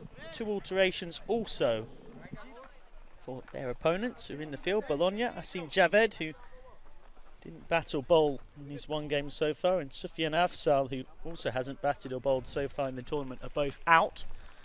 In comes Rahman Boiyan for his first game. Kasham Mazar comes back in after he got a golden duck in his only other game so far. He kept wicket in that game as well, but having departed from the side for a couple of games and ceded the gloves to Zain Iftikhar, the gloves are staying with Iftikhar. So Mohamed Adnan on to bowl. He's been one of the stars of this tournament.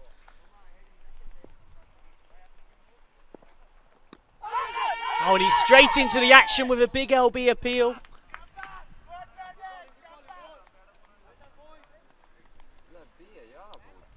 Well, I think that's a superb appeal. I know it looked initially as though it was angling down the leg side, but it's hit him flush on the toe. And that was a lot of late swing away from the batsman, and I think that's a very good shout. Hitting the base of leg stump, that first replay would appear to suggest, but game does always look easy from the commentary box.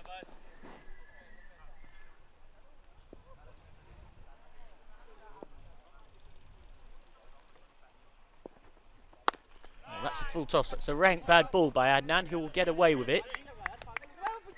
Very happy to have only conceded a single from a rank delivery like that. Adnan yesterday took 5 for 5 across his 4 overs in their 2 games against Bergamo and Defentas, but today conceded his first 6 of the tournament, 1 for 14 in the win against Defentas, which is still very good T10 figures, but by his exceptional standards is something of a disaster. Well, he had a quiet game compared with his previous efforts. We can agree on that. An early candidate for bowler of the tournament, though. No doubt about that. Well, just as we're bigging him up, he bowls back-to-back full tosses. He somehow got out of them, having conceded just 2 singles. Hack moves into double figures with, what was, if you pun the pun, an almighty hack. Down into the ground and goes up over the head of wicketkeeper Zain Iftikhar.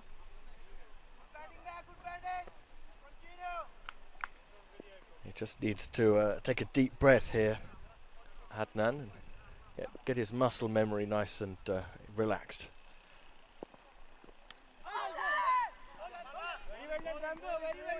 And that's again another dot ball. The pressure's building and building and building here. He's back on a length. He's found it again. Slightly back of a length. Puff of dust as the ball hit the pitch. A good bit of bounce. Just he's got his zip back there, hasn't he? And I think Hack was just a fraction too early on the pull. Still haven't got the breakthrough, but they've kept it very tight so far. Oh, that's another full toss, and for the 3rd time in an over, he's got away with it.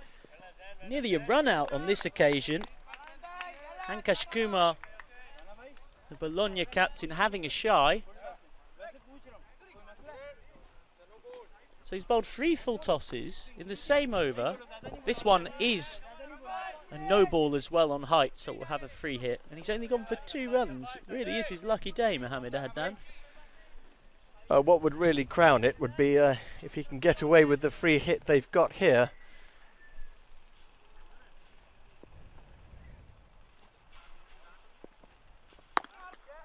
Well, that's a better ball, and such is the irony of cricket. It's the marginally better ball that goes to 4. It's still a short, long hop. Sat up at quite a comfortable height to be pulled. Went very deep in his crease. Mia Alamin, who gets his first boundary with a thoroughly convincing shot. End the 2nd over with the score 18 without loss.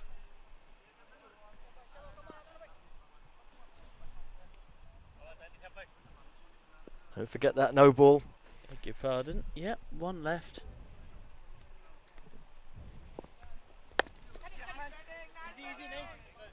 And straight, that will be 1. So 19 without loss as we try take 2, the end of over number 2. Asmal dominating the scoring so far. He has 15 off 10. Yeah, Alamin barely facing much so far. He has 2 off 3. I'm very hopeful that this could be one of the closest contests of the tournament so far. These teams look very evenly matched, both 2 wins from 3. And it's proving to be a good old arm wrestle so far early doors.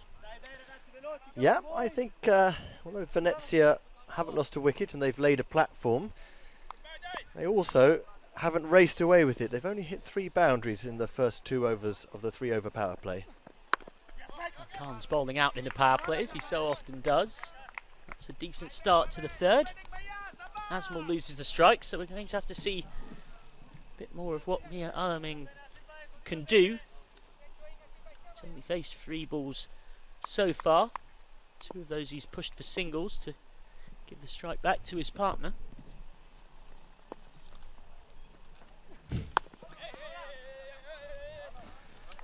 Yeah, both of these opening batsmen, their line is just so good, isn't it? Their ability to conjure dot balls like that one and just make the batsman feel that the liberties can't be taken is illustrated by how easy it was to hit the 4 when they knew they can't be out off that free hit. the smart way to play Hasib Khan, just as it is with Mohammad Adnan. You don't have to go crazy, just make sure that you score something off every ball. What is telling is that both Khan and Adnan, on the second day of these Group B games, has started to go for a few more runs as the batsmen realise they can score if they look for runs rather than sixes. Well, that's again good from Hasib Khan. I've certainly seen bowling across the board of a higher standard in Pool B than it was in Pool A, and that's been reflected in the scores dropping significantly in Pool A. Around 120 looked like par in Pool A. In Pool B, 100 looks like a good score. And there aren't many other variables to analyse in that regard. The weather's been the same. The pitch, well, of course it's artificial, and even so, it hasn't been damp at any point. The outfield has always been dewy for the first game of the day. So yeah, the only real variables are the quality of the respective attacks and how good the batsmen are at facing them. But there hasn't been the batting in this group either, has there? Yes, there's been a drop in the batting quality and a clear increase across the board in the bowling quality. As that's really hurt Hasib Khan, driven straight back to him. It hit his foot on the way through. It's at best an ill-advised move whenever a fielder in a game of cricket sticks out a boot. Never mind when you're your team's key opening bowler. I hope that you can get some ice on that tonight. At least through his 2 overs, that's the good news for them. He's gone for only 10 runs, 22 without loss from 3. I would rather say that the one man on the field who I would forgive for making a recourse to the old boot stop would be the bowler. It doesn't make it hurt any less if you do it. So right now, he's feeling every inch of that decision and its effect. As Daz Mohat gets ready to face again, he's dominated the strike so far. He has 17 off 14. Out of the power play now, of course, and the sweepers go back out straight to that mid-wicket boundary as appropriate. Another man that we've seen enough of to be convinced of his quality, his first change bowler. Kaya Abul has he's bowled all 6 overs in the game so far, and he's taken 6 wickets. Strike rate in T10 cricket of wicket every 6 balls is quite something. It's not his best ball. Too much width and a bit short. There's a run out chance from cover. The weird thing is about his 6 wickets in 6 overs is that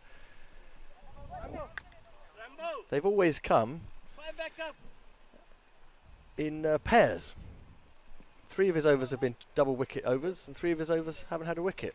So when he's hot, he's hot. Yep, certainly hot in match number 18. Player of the match for his 2 for 12 from 2 overs that kept Defentas Sporting Club, helped keep them to just 73 for 5, which they chased down comfortably. First ball he's struggled with his shoe and taken it off, put it back on again, done it up again. In the second run up, not quite feeling it at the moment, is he? That's an almost comically slower ball. Nearly did pick up a wicket, totally lost in the sun. But the fielder coming in from cover, Babal Ghaffar, sliced up. It was cricket in slow motion, this. Nicely held back by Kaya Abul. Doesn't get his reward. Perfect place to hit it is extra cover because the sun will help you survive that attempt.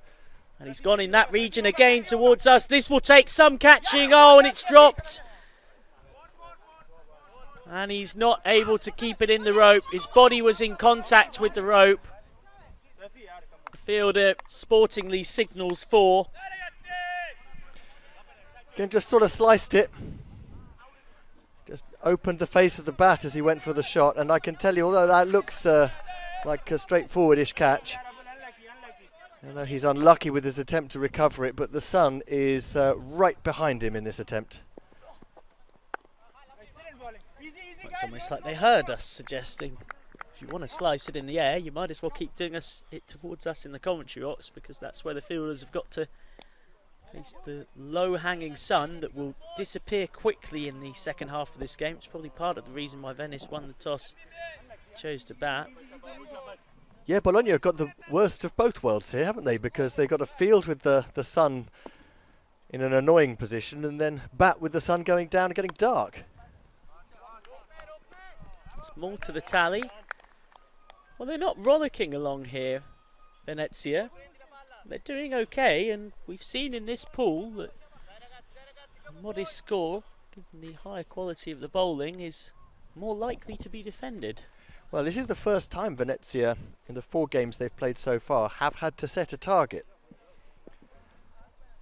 The flip side of that is they know what a good score is. That's gone up and away and just over square leg. First 6 of the innings. It was about time that Nazmul Haq started to open his shoulders. He's been hogging the strike. 4 fours so far. Now he gets his first maximum. And they're up to 36 without loss from 4 gone. Yeah, Nazmul Haq has been in a mood for hitting. We couldn't criticise his 29 of 18 balls. And Mia Al-Amin just taken a little while to get going. He scored 5 off 7 balls. He scored 20 off 10 in game 2. But at this stage, 100, maybe even a nudge above if they can, 100, 110. They know that 100 is the mark in Group B for a good score.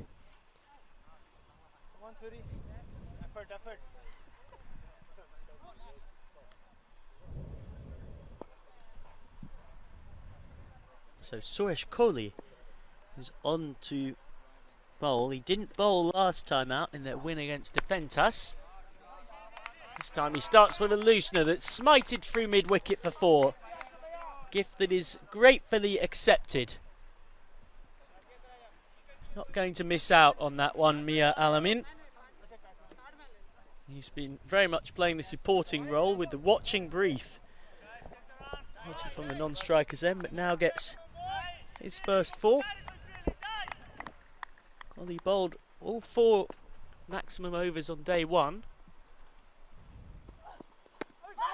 That's better from him. Might get a run out here. Has he got a run out? All eyes on the square leg umpire, who is unmoved. Kohli doing the fielding off his own bowling. He was convinced that he'd run out Mia Al-Amin here. Now, this is going to be interesting. You need to keep your eye on that line. I wouldn't watch much else at the moment. Doesn't get interesting until the throw comes in. Line and bat together, and yes, he's out by about 20 centimetres. But a tough call for the umpire to make, and he's very lucky to survive that, the batsman. Well, the other thing is, in this late evening sun, it actually can be very difficult from square leg to see those lines. Yeah, there's a lot of glare. Oh, you can see that on your screen when we go back to the wide angle. The pitch is it's a brighter green than it has been at other points during the day. Just turned away for 1.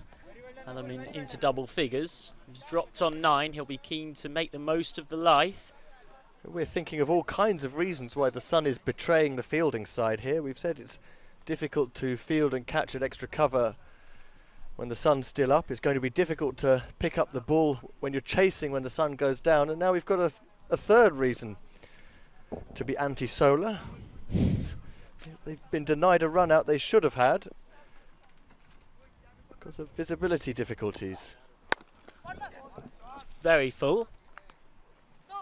Very traditional off drive. We've seen plenty of hockey shots and slogs down the ground and chips, scoops over the rope.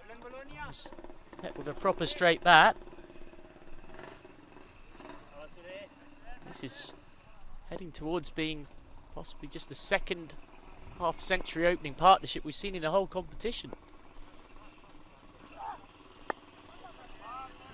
Off the outside face, very deliberately for one. The other one was scored by Bologna in their victory against Defentas, the defenceless Defentas side, in match number 18. And I say that because they have now lost 4 games from 4. Designated strugglers of Pool B. Oh, just leans back and cuts. That's a beautiful shot from Nazmul Haq. He didn't try to hit this too hard. It's all about the touch. Didn't have much width to play with. But again, it's all about the balance. He did that in the first over. Just waiting for the ball, gliding it away off the face.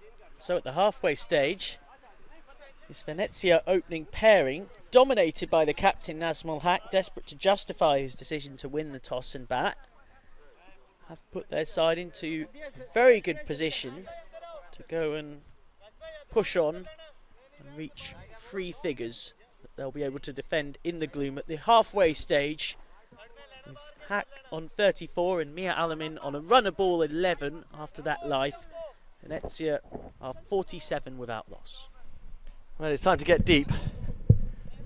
The tall man is being brought into the attack at this point to bowl his nagging outswingers. He doesn't generate a lot of pace, but even when he comes on halfway through the innings, as he tends to, he can make the ball move appreciably away from the right-hander. 1 wicket in this tournament so far. And there's the bottom edge, just a tiny bit of movement this time. It has not been terribly fluent, Alamin. But fortunately, Haq is going so well that his partner's able to take the runner ball supporting role. Just give him the strike back. This is Haq's highest score now of the tournament to date. Made 22 in the first game against Defentas. And that is a clean cut. He does play that shot well. As soon as there is just a little bit of room on the offside, and the bowler drags it short, barely short, only stump height. And he's so powerful, backward of square on the cut. It's the one place that he puts it away every time. Haq moves to 34. 2 shy of the 50 stand now. So there aren't many bowlers in this tournament of whom you can say really and truly they're very strong on the offside, but Haq bucks the trend in that sense. Now he's had to go straight and he's got leg side strength as well, but has he cleared the fielder?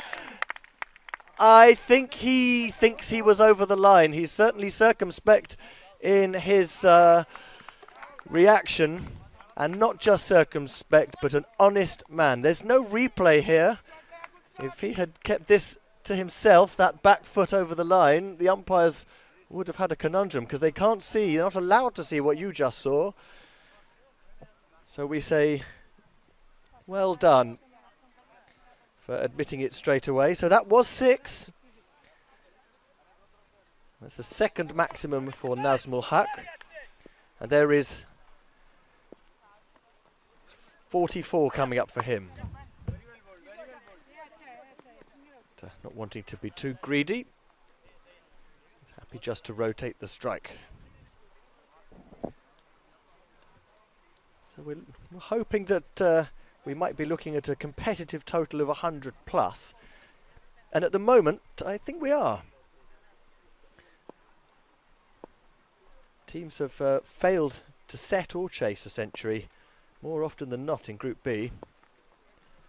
Venezia are on course. That's a bit tough for the bowler, as Alamin made room as the ball was let go. It would be nice to think, wouldn't it, that Deep is so skillful that he saw Alamin shade to leg and pushed it wider. I'm not sure that was the case, but a wide it is nonetheless.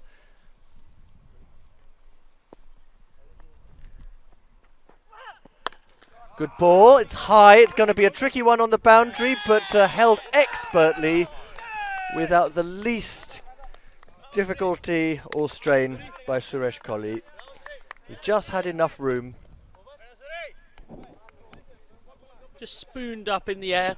He's trying that shot that we've seen so many try this week, going inside out, getting it up over Longoff's head. Good rope management. Made sure he stayed just inside, unlike his colleague earlier on in the over. 60 for 1. They've got the breakthrough. It's the second highest opening partnership of the tournament. So here is Sagar Chokta coming in at number 3. Hasn't come in quite as high as 3 previously, but he's a big hitter, so they feel that if they bring him in, I guess he'll maintain the momentum. He scored 27 off 10 balls at number 5 in the first game against Defentas. When he hits sixes, they are usually big ones. Chokta is not on strike, although he will be in a minute. Hack just playing another deft little shot on the offside. They need Chokta to get going immediately here as well as Hack.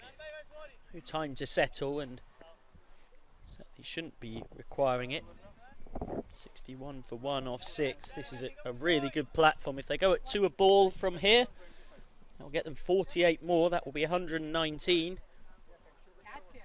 In regards to scoring 100 plus, we've had 14 innings of Pool B action. This is the 15th, and only 3 of those innings have seen a team reach it and get 2 free figures, if not past it.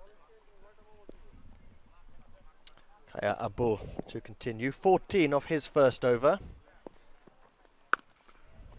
Another firm shot through the offside and a good slide. Well fielded, restricting the batsman just to 2. Neat work from Malik Sarfraz. Malik Sarfraz, who we'll see later with the bat, he's going to be a key man in this game. 50 not out of 28. Scoring 2/3 of the runs in that successful chase against Defentas. Doing his bit in the field there. So, the field just being adjusted there. You can see the sun right in the eyes of Kaya Abul there on the right of your picture. It's just a delay at the moment. Well, the umpires are, they've gone for a no ball. And the reason is that they had 6 fielders outside of the circle on the boundary. So that means this is a free hit. And a good ball for a free hit right up in the block hole, but a better hit than the ball. And that one has gone so high that it's actually going to be a blip, I should think, on the air traffic controller's radar. Well, that is up into the cow paddock. Held it back, the leg spinner, but it was picked early, waited for it, and Chokta gave it an almighty thump. Some way to get off the mark. He goes for it again, but that's come off the helmet, I think. Drops into the offside. There was a clang as it made contact. It's definitely come off the helmet. It's sconed him, has it, Michael? It has, and pardon me, it was not Chokta who hit the 6, it was Nazmul Hack. It's now Nazmul Hack. Gets hit on the lid. Seems eager on continuing. Inside edge on that one. 2 sounds. Pardon me, it was Chokta after all. This is why I've got an Icelandic mastermind next to me, more than anything else to keep me sentient. Did you say Icelandic mastermind knowing the reference you had just made about Icelandic people and the television quiz show Mastermind? Yes. Just checking. But maybe you should explain it for the viewers. In Icelandic. Up ball now to Hack. Again, just dropping it down into the offside. So Iceland and Mastermind. If I'm sat at home on my sofa watching this on Fan Code in the subcontinent or Sports Flick across the rest of the world. Well, Mastermind was a very popular quiz show with a big black leather chair and a spotlight, really putting the contestant under pressure, asking some really expert questions. Most dramatic and pressured game show that you could imagine. It did syndicate around the world a bit, but of course not all parts. But it was presented by an Icelander. A very strange thing in British broadcasting to have an Icelandic quiz show host, going by the name of Magnus Magnusson.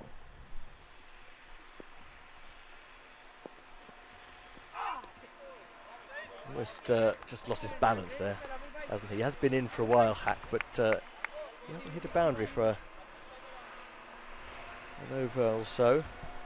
Just swung that too hard to conclude an over, which you take the first two balls, the no ball, which wasn't the bowler's fault because there were too many fielders outside the ring, and then the six, but it's actually ended moderately tidily.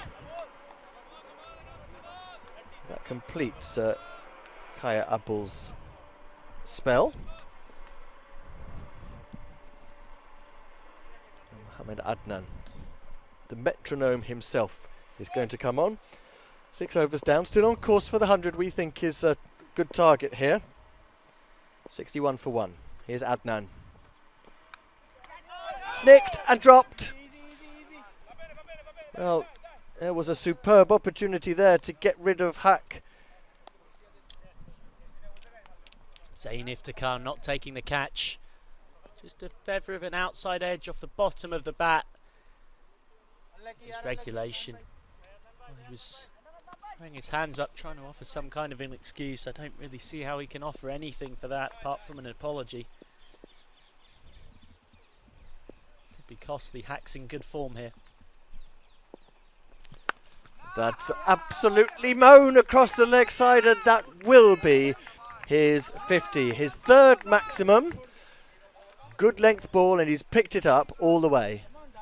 Well, what a way to get your 50, and what a ball to have up there, asking to be hit on the half volley. Didn't need a second invitation, got the memo, Nazmul Haque. He heads to 52 off 25 balls with 6 fours, and that's 6 as well. We might have lost some tolerance in the scoring line on your screen. Apologies if that is the case.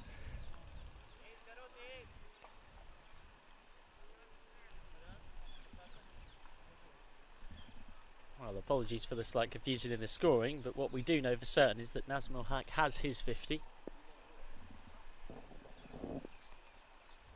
Adnan is bowling. It's a wide ball. He's sent down to Haque.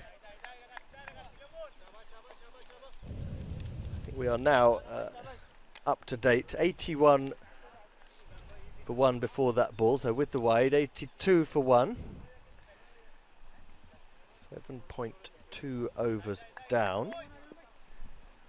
We are kind of seeing the new Adnan at the moment. He's gone off the boil a bit the second half of the day.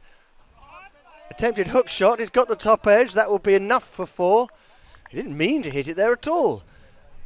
But he'll be grateful for the result he got.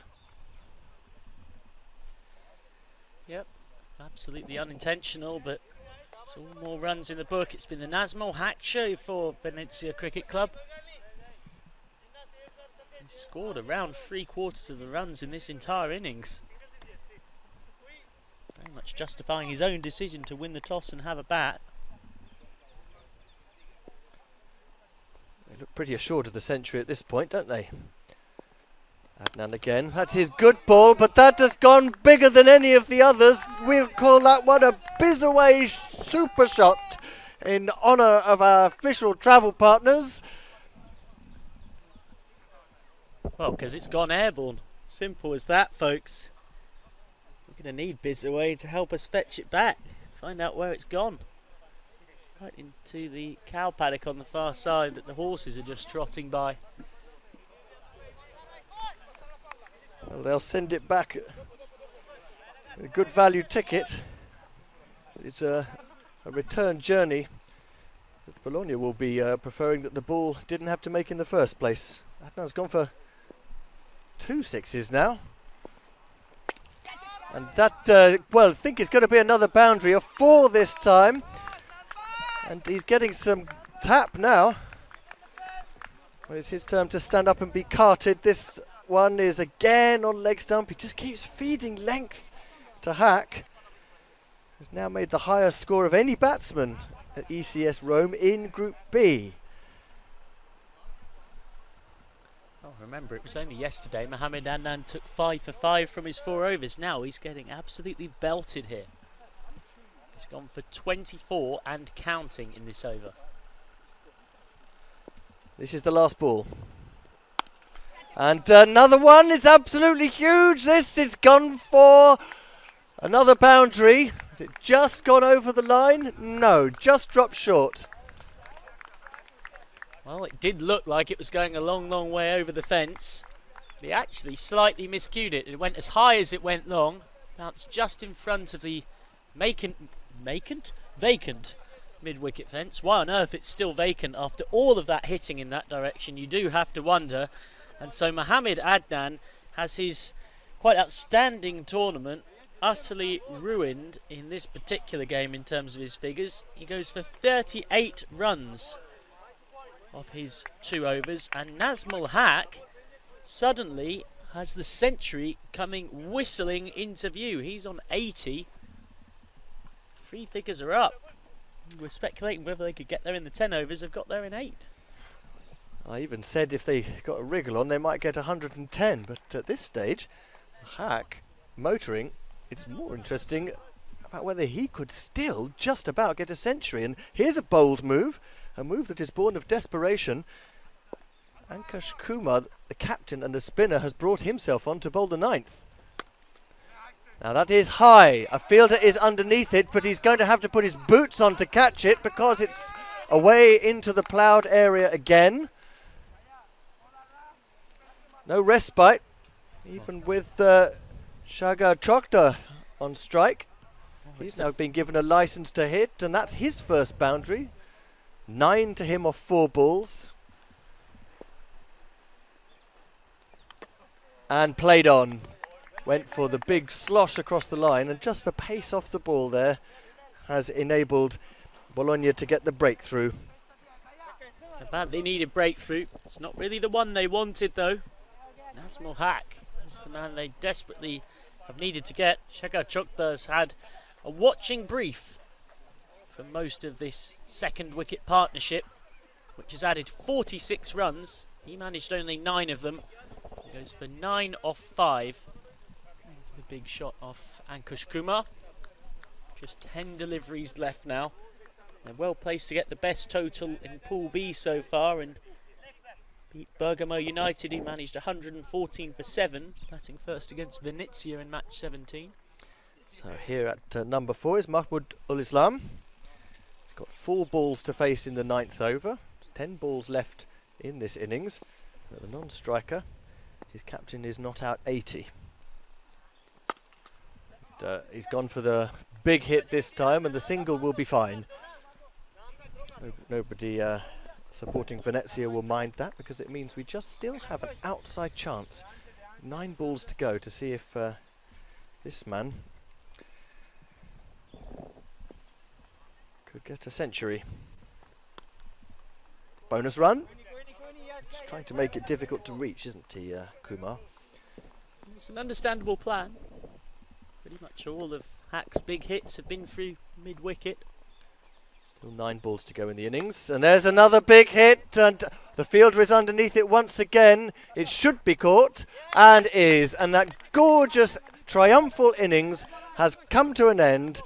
So Nazmul Haq perishes, caught in the deep, by a man who hasn't been around quite so much in this tournament. He's gone for 80. 80 off 35 balls, a swashbuckling innings from Nazmul Haq. 9 fours and 5 sixes. The captain has stood up. And it's going to leave Bologna with a steep run chase by the low-scoring standards of Group B. In the late evening gloom, and it's up to his teammates to see what they can rustle up from these last 8 balls.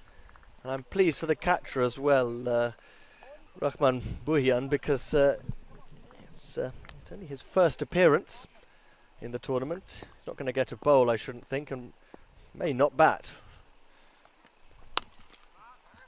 This one is drilled down the ground. It's quickest fumble. Oh, they're confused. They both end up at one end.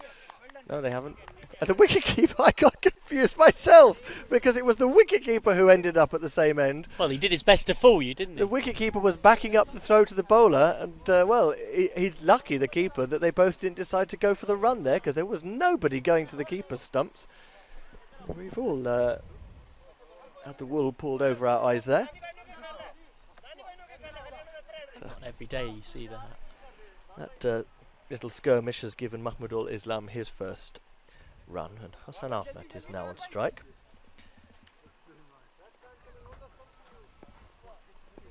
It's the only left-hander in this Bologna, this Venezia, I should say, batting lineup. He hit 15 off 9 in the first game, but hasn't really had the time to do anything since then. Good ball, wide, length. And that is the end of an over, and I wonder whether Bologna won't wish that they had found out about the spin thing before, because Kumar has 2 for 9 in his only over there, and it's the 9th. Do you think spin might have been better off earlier on, Michael? Quite possibly. He enjoyed anything with pace on the ball, Hack. Perishes to the twirler. We haven't seen many spinners across this tournament this week. Often in T10, most teams have at least one spinner that will bowl 2 overs, if not a couple. We've had plenty of innings of just seam and medium pace, but you wait for one spinner and 2 come along at once. Here's Baba Grandad Ghaffar. First ball is down the ground. That's wonderfully hit, as clean a strike as could be. Half volley.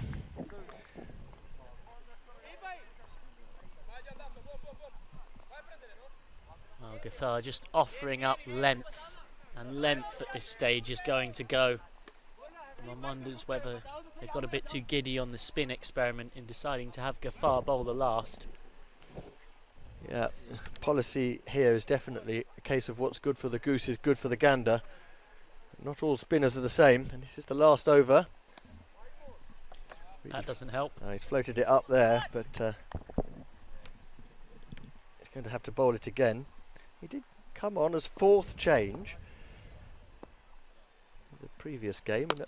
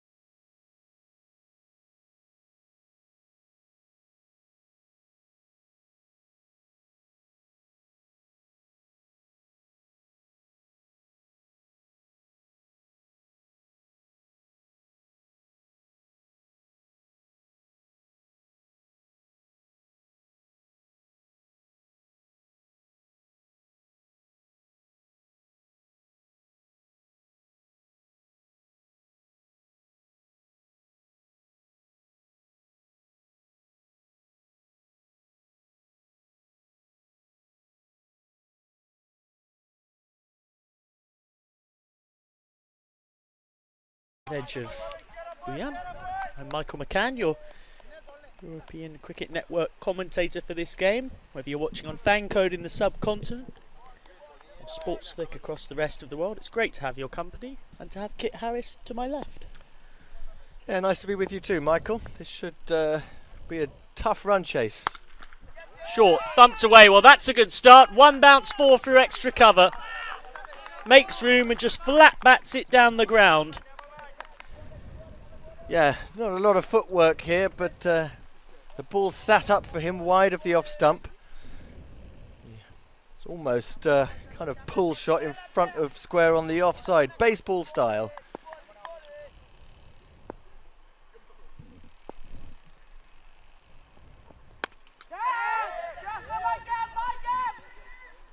Oh, and he gets a life. It hung in the air one heck of a long time. And Rahman Buyan, in his very first bat of the tournament, gets lucky. He has got lucky there. There's not a lot going around for opening partners of Malik Sarfraz. Babar Ghaffar, well, he made 15 off 18 in the last game. He's not opening the batting because of his leg injury.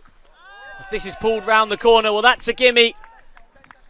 Not quick enough or short enough, that bouncer. And this is classy batting. Well, I think that's actually pretty quick and pretty short, Michael. It's almost a hook shot the way he's moved it away across his shoulders. Excellent batting. If he hadn't got anything on that, that would have absolutely sconed him. Yep, hit it or wear it. One of those. Hit it very successfully. Already into double figures. Oh, good response.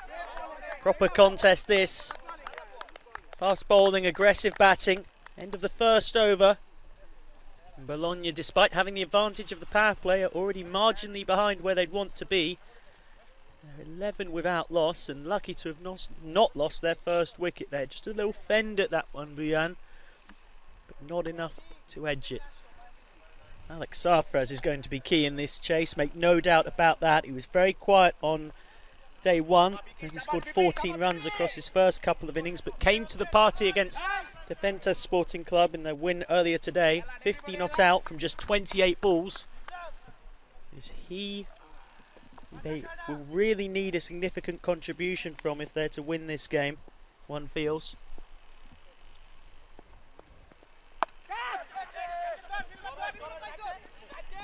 Sarfraz lucky to survive, in fact. Biplov Mia immediately creating something here.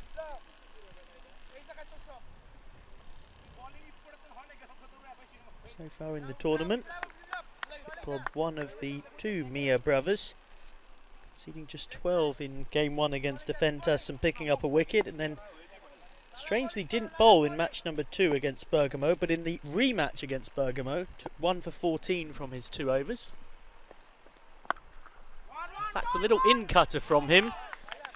But this comes up at a very comfortable height to be pulled away. As a medium pacer, when you're short, it just sits up at waist height. There to go. Yeah, Rahman Buyan, where have you been? The team's been struggling to post anything above about 80. It's failed to do. We could have done with you in posting high totals. 14 off 6 already. He hasn't played until now. This is out there.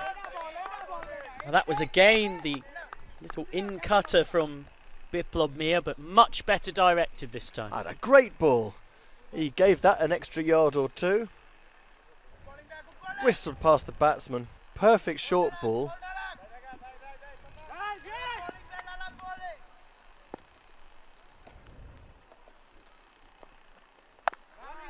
Good again from Biplov Mia. They'll get through for 1.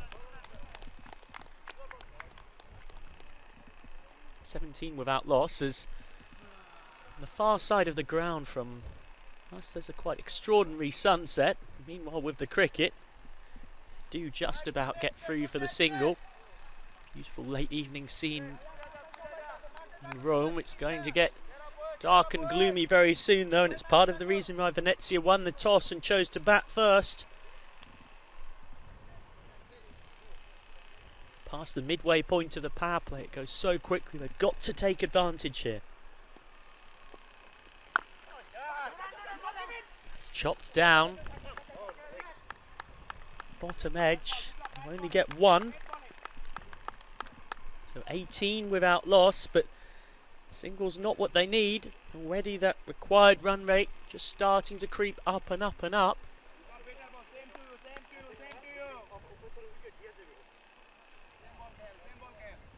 It's getting quite misty away on the far side from us where the square leg umpire is. The batsman and the square leg umpire having a quick natter about something. Could be a dinner reservation. If I said I knew exactly what.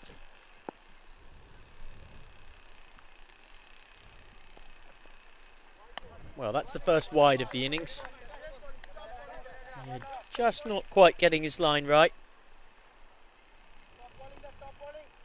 Bologna so far in this tournament, losing narrowly by just 9 runs in a low-scoring thriller in their first match against Bergamo United, winning very comfortably by 8 wickets in their second, and then 8 wickets in their third as well.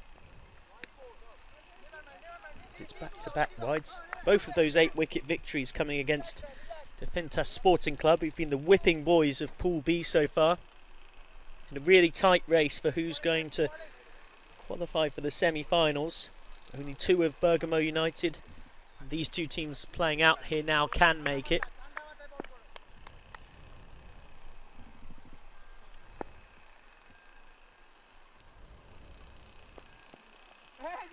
That's beautifully bowled. Just hanging it outside that off-stump channel. Deserved more respect than attempting a swat through mid-wicket. Plodmere eventually, belatedly at the third attempt, does complete his first over, conceding 9 from it. And with 2 gone, Bologna are 20 without loss.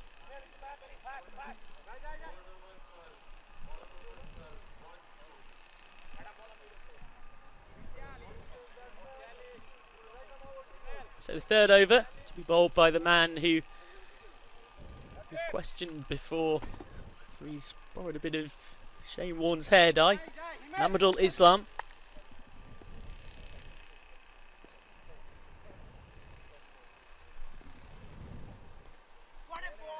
It's a good start from Mamadul's spell. If you're a Bologna fan, just straying a bit too wide. Seen that oh so commonly, a wide loosener to begin the innings. Mamadul has been expensive in this tournament so far. His best moment though came in game number 2 against Bergamo.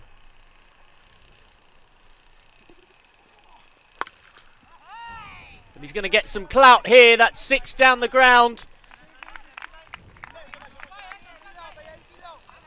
Mamadul punished. Baseball style shot down the ground. Well, he's going to be a key man in this run chase, Malik Sarfraz, and now he gets his first 6 from his 4th ball faced. Need a big contribution from him, you feel, if they're to stand a realistic chance here.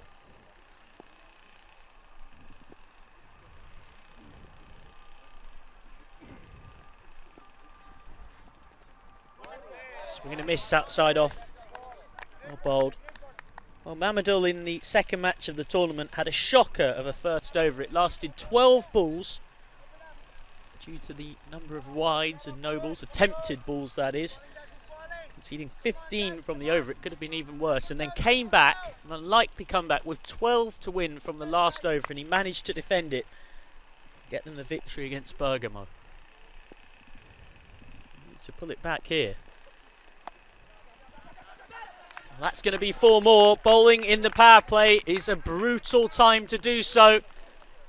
Just too full, straying onto the pads and helped on its way. Just about caught up with it in the end, Sarfraz. It was his good hand-eye coordination that got him out of that one.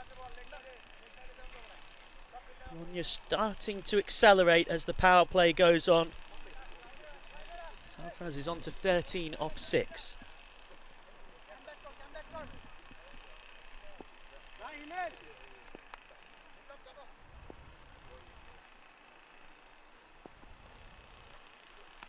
That's another wide, the second of the over. Won't want to give out freebies, that will only encourage Bologna.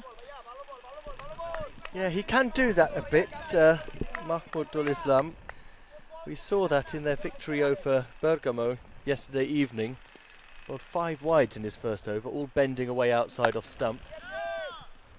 Well, that's not a wide, but it's been clouted and can't be hauled in on the rope by Rajid Mir, who had a near impossible task. Drop short. Again, it's that rasping pull shot from Malik Sarfraz. It's his favourite shot. Trying the one-handed catch. Just can't quite execute it, Rajid Mir. Even stopping it would have been something of a minor miracle. This run chase very much on.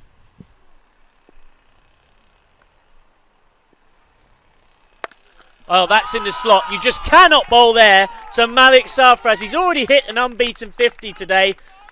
And this has gone right down the ground towards the equestrian centre, stopping just short of the fence. Miles over the rope, though. It's always going to be 6 as soon as it left the bat. Or dare I say, as soon as the ball was of that length. Yeah, perfectly served up, half volley. Just what he wanted from the menu. Well, that's the right idea, wrong execution. Third wide of the over. Well, I mentioned he bowled a 12 ball over in that first over against Bergamo that went for 15 before he came back so magnificently. We've had 8 attempted deliveries now in this over.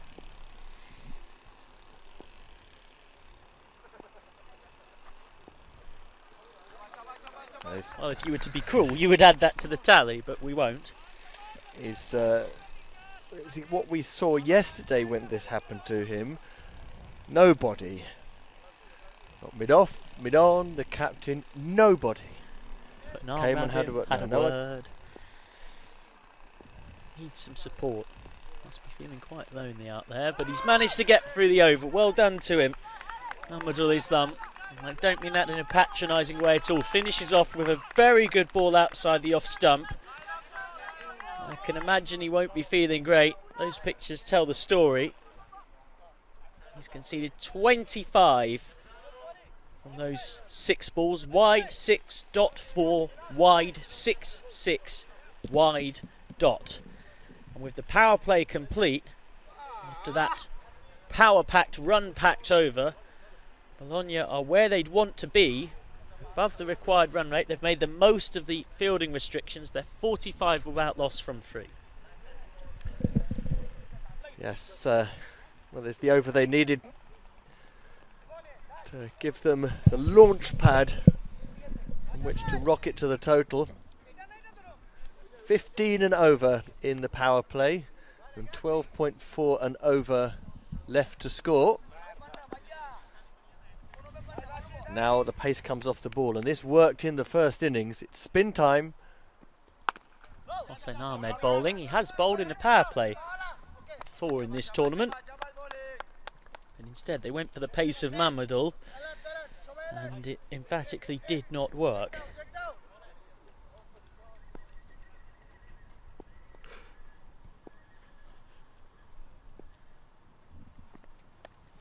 Oh, that beats Sarfraz. Very well bowled. Sarfraz ended up having to pull out because this reared back on him. Good, what a ball. Good variation from Hossein Ahmed, who conventionally would turn it away from the right-hander. Really caught him out. Not literally, of course.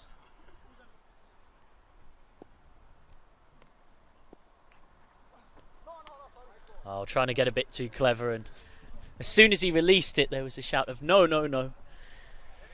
Not what he intended. Yeah, that was a seamer. Getting out all his variations to try and get Sarfraz.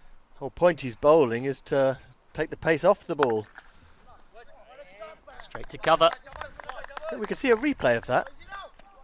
I think he's bowling seamers. I agree. Yes, he is. What would be the point in that? Can you tell me? Oh, this has gone up, up, up, and away. Just about over the rope. It's not the cleanest of hits we've seen all week. Not very, very underneath it. Skies it up and away for 6 to Sarfraz. Well, I'm a bit baffled, to be honest, Michael. The key moment for me in the first innings was when Ankush Kumar bowled his off breaks and took 2 for 9 in the 9th over. Well, that's short. There you and go. He's got him. And Filth gets wickets. No, it wasn't Filth. That was the spinner. He took the pace off the ball. I don't know what the experiment was about bowling seamers, but on this occasion he's gone back to his left arm spin. Little arm ball. Fingers down the seam. Slowed it down, took the pace off, and there's the breakthrough. Pace off the ball.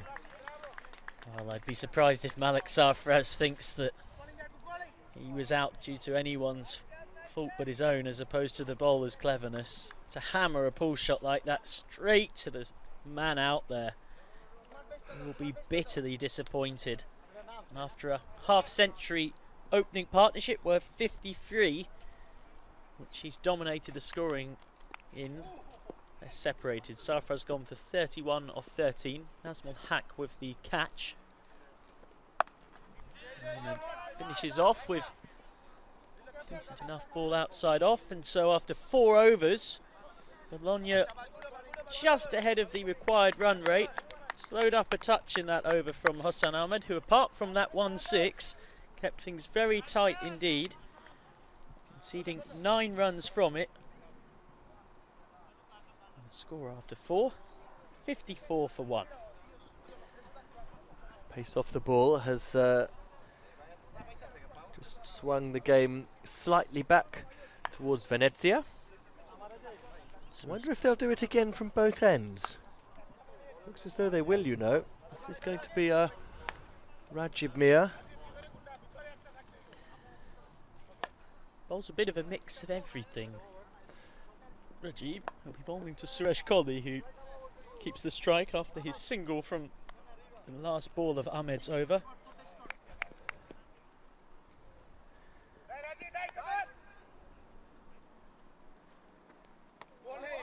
Beats him outside the off stump. That's a lovely start from Rajib Mir. What a great ball. Leg cutter that was. You couldn't bowl a better first ball of your spell than that. As you can see the shadows growing longer, the sun disappearing by the over. It's a short one, rears up at him. He'll get through for 1 off the shoulder. It's not supposed to do that, Michael. New pitch. A little bit more nip in it. So, pinned poor Kohli right on the shoulder. Still, it's one of the bounciest artificial concrete tracks I think I've ever seen. It really does get up. Even the spinners have got appreciable bounce.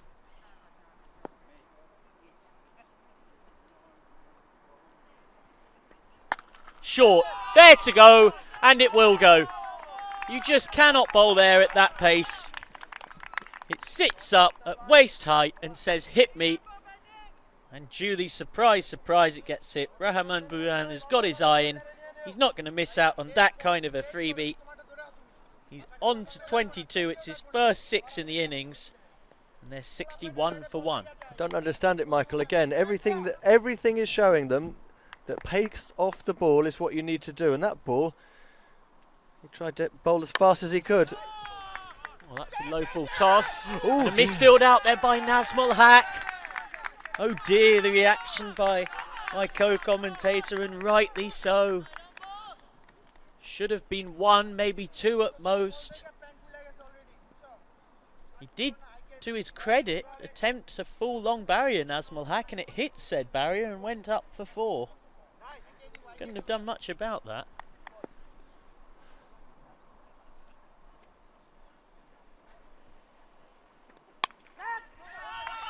It's a skied aerial, and it's yet another boundary. It's gone over the rope for 6 that time. And Rahman Bhuyan, having seen Malik Sarfraz depart, has taken the mantle on himself.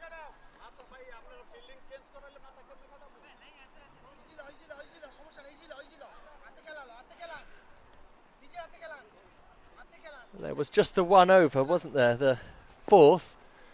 It looked as though Venezia were pegging it back, but Bologna have now set off again. Well, he tried to hit it, didn't he? And that's really what the law is regarding the wide ball. Too wide to hit. Umpire gives an extra run. So with the halfway stage approaching, they are more than halfway there in terms of runs. This is towards us in the commentary box. It's third by Chokta coming round from long off, and they'll get a second in terms of overthrows. They might get even more. It's a complete mess from the men in mud grey. Venezia not helping themselves in that over. 4 extra runs given away through poor fielding. So at the midway point of this run chase, Rahman Bhuyan is looking in control. He has 34 not out from just 14 balls. Suresh Kohli's just got there at the other end. Rajiv Mir goes for 20 from his first over, not aided by his fielders in his mitigation.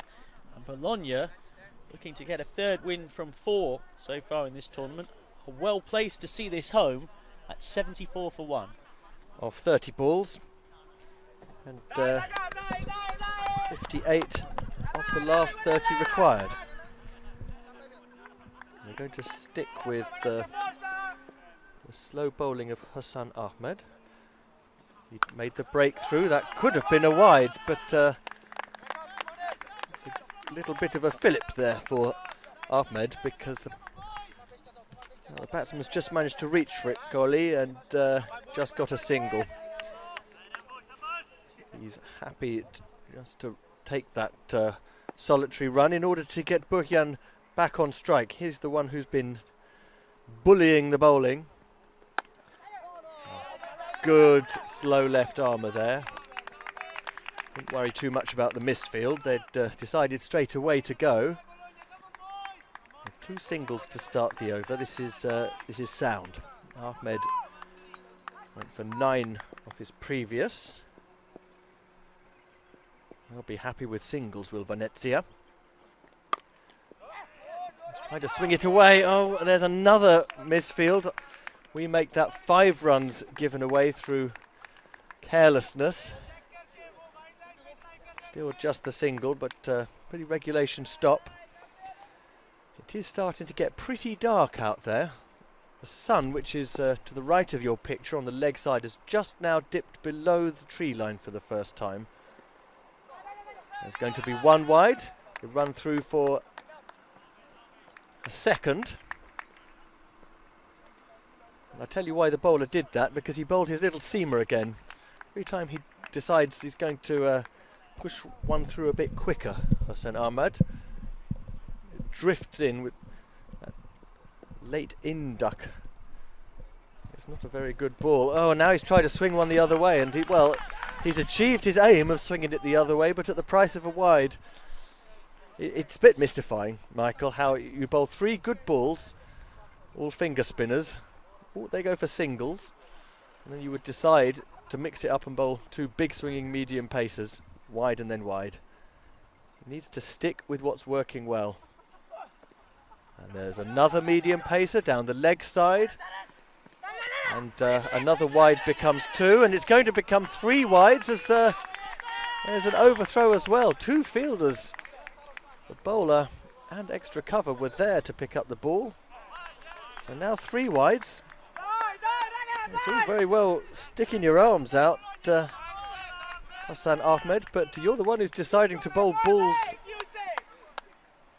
that create runs. And there's another wide. What's he doing, Michael? Wish I knew. Wides are up to 13 though. That's what we know for a fact. And I make it 9 runs conceded through misfields in the last couple of overs. There's the slow left armour at last, and pulled across the line. Risky shot in this light with the ball becoming harder to pick up. He only has to miss that sweep. Suresh Kohli, and he'll be on his way LBW. Bhuyan back on strike, 35 of 15, and there's the biggest hit he could try, but there is a fielder under it who's stelled it, and that could be important. He was right underneath it. He looks at his hand, goodness knows what he'll be saying. Slow left arm delivery again, rolled the fingers over it, pace off the ball, and well, what a mess. Mahmoud Ul Islam dropped that one like it was raining fire. And he's gone again. Well, no one will be under this except possibly the cameraman. Didn't quite make it the first time, but the second one has gone all the way. Well, it's that inviting half volley length, some lovely footwork though to access it. Scoop his bat underneath it, a big old hit from Suresh Kohli. 29-year-old getting in on the action. It's his first 6 of the innings.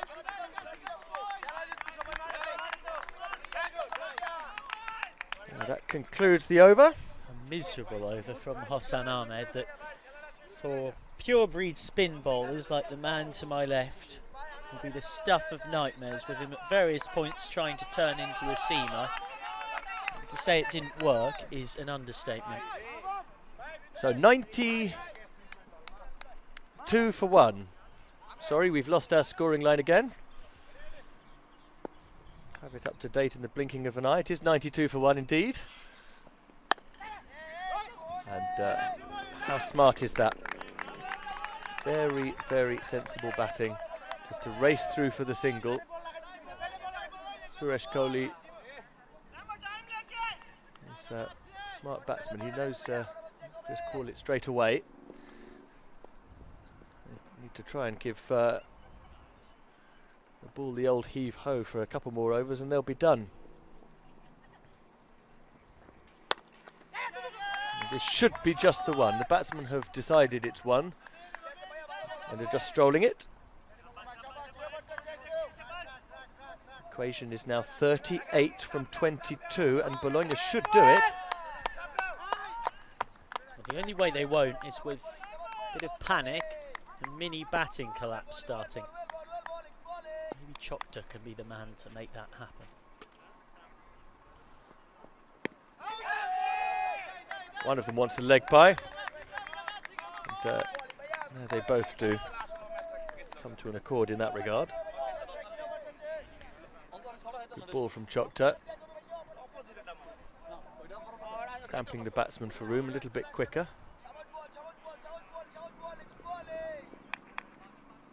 Kohli, 12 from 8. So intelligently hit. He knew this field was set deep, so he's just bunted it down the ground for the single to keep the strike rotating. Credit to Chopta because he's come on with Bologna all at sea. He's bowled 3 good balls so far that have only gone for singles and have just allowed them to regain something of a sense of calm. And you've got one bowler after this who can be trusted to bowl his over well, Biplop Mia. Down the ground, it's not a chance, the fielder hanging back. He would rather restrict the batsman to 1 than risk a dive that might concede 4, and I think that's pretty brainy.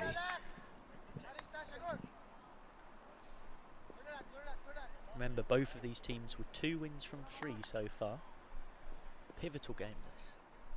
Yeah, whoever wins this goes joint top. Good ball in the block hole. Should be 2. They've taken the first one quickly. Little bit of fumble on the boundary, and there is the second. I suppose, arguably, if Hossan Ahmed had picked it up straight away, he might have been able to cut off that second run. Just a moment's hesitation, but as soon as he fumbled it, he sprinted. That concludes the 7th over. It's a very tight over. Beautifully bowled from Chopta. 99 for 1. That's pulled it right back. Nothing quite like a boundaryless over when the batting side are getting away, just to rein them back in. What of pressure on the shoulders of Rahman Buyan in particular. He's the batsman who's going the better of these two. 38 at exactly 2 a ball. 33 off 18 to win, and here is the man who will bowl out-swinging wides. Pressure on Mahmoudul Islam once again. They're not going to go for the 5th bowler. He went for 23 off his first over, and he seems just drawn irresistibly to bowl wide of the marking outside the off stump. Well, Kit, the only mitigation I can offer for this is that he had a similarly widey over that went for 15 against Bergamo.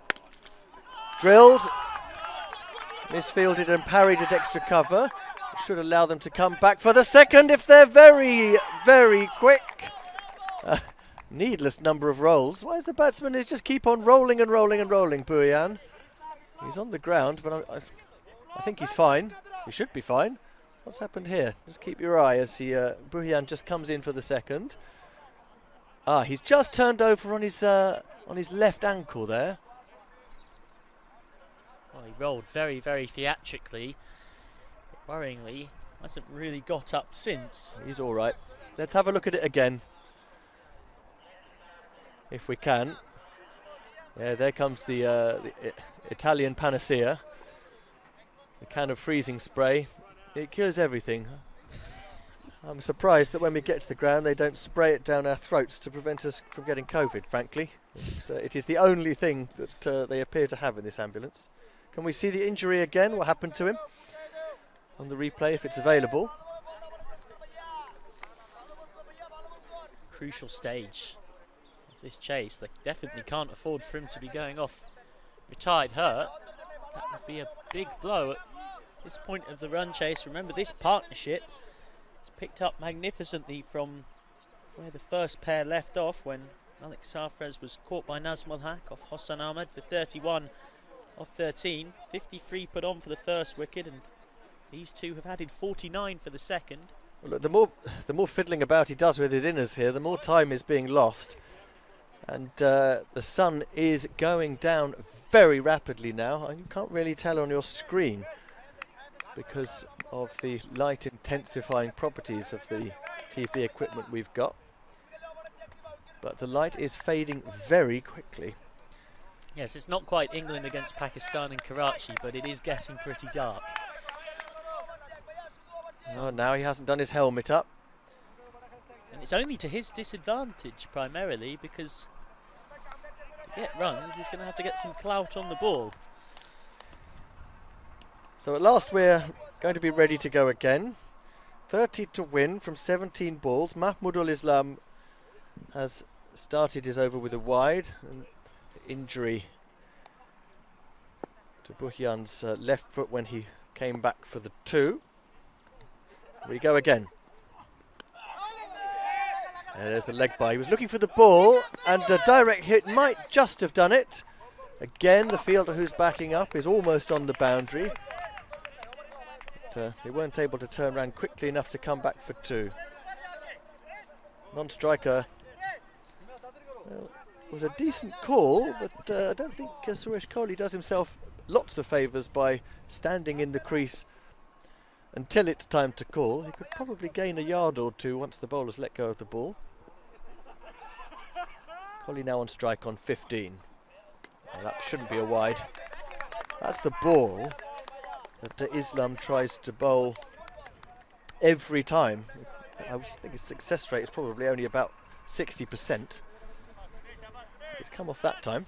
That feels generous as a percentage. Well, I'm including all the ones that get hit for 6 and 4. Okay. Because they aren't wides, so I'm counting them as successes. Okay.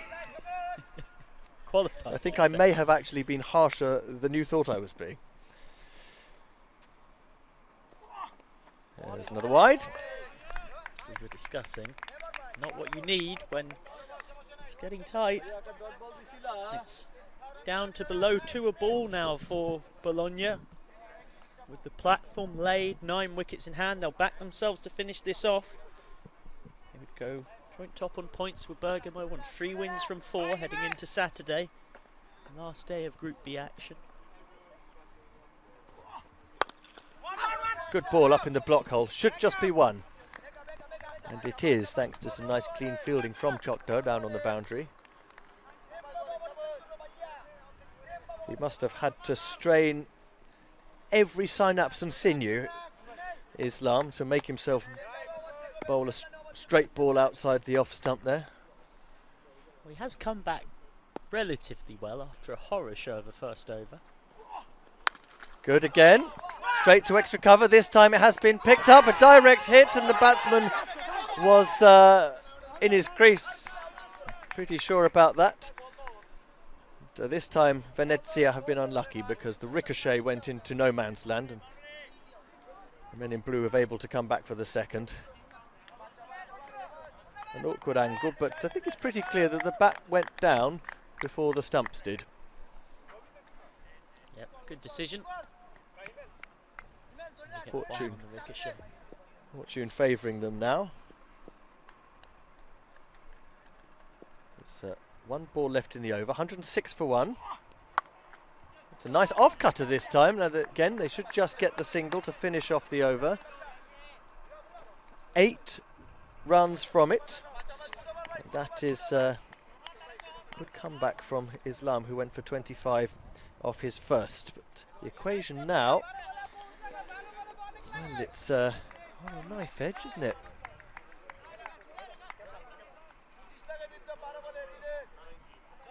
$25 to win from 12 balls. One of those overs will be bowled by Biplab Mia, who is reliable and should be hard to get away. He went for 9 off his first over, but his economy for the tournament so far is well under 10. And it will have to be either Rajib Mia, who went for 20 off his first over, or someone else. Anyway, it is Biplab. Starts with a wide, and it's been hit, which is fantastic news for Venezia, because Kohli had committed himself to the shot well outside the off stump. 24 from 11. They're trying to hit it hard now. It's difficult. The light is going, and although Bhuyan is scoring at very nearly double time, it's a struggle to pick up that ball. He's just got an extra yard of pace, Biplab Mia. 24 from 10. The field evenly spread all around the boundary. Little bit of movement back in there.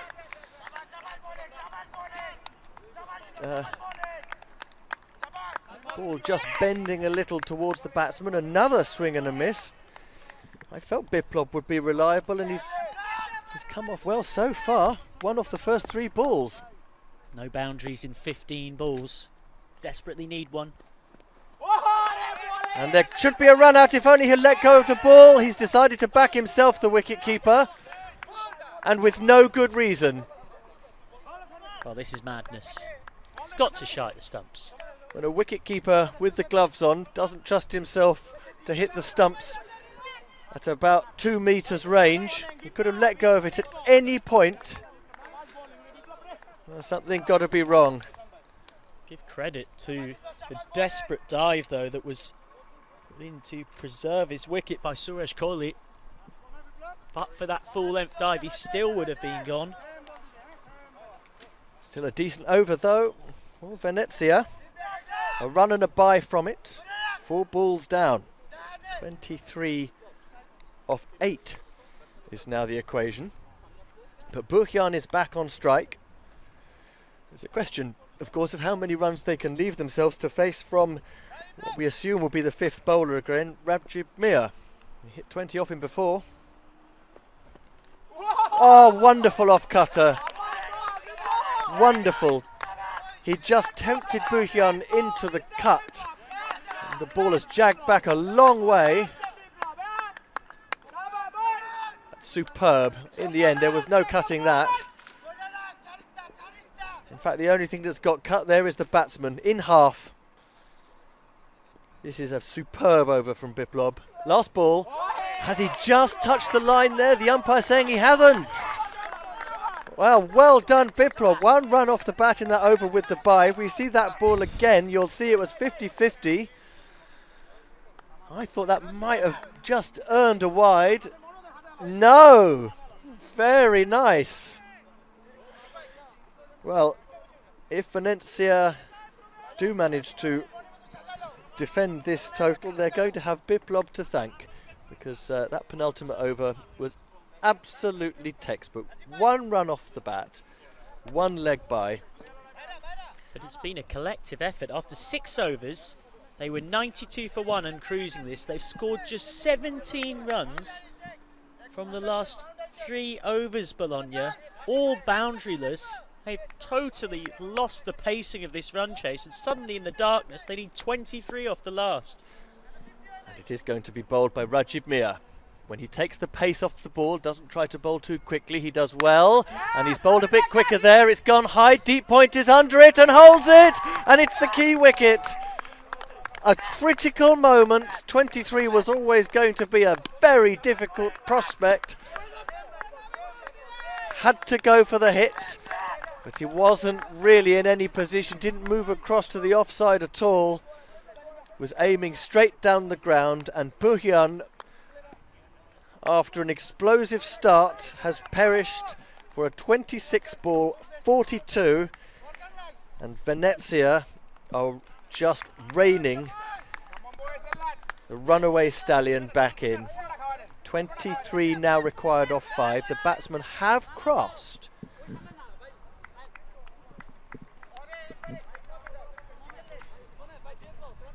Indeed, have they? No, they have not.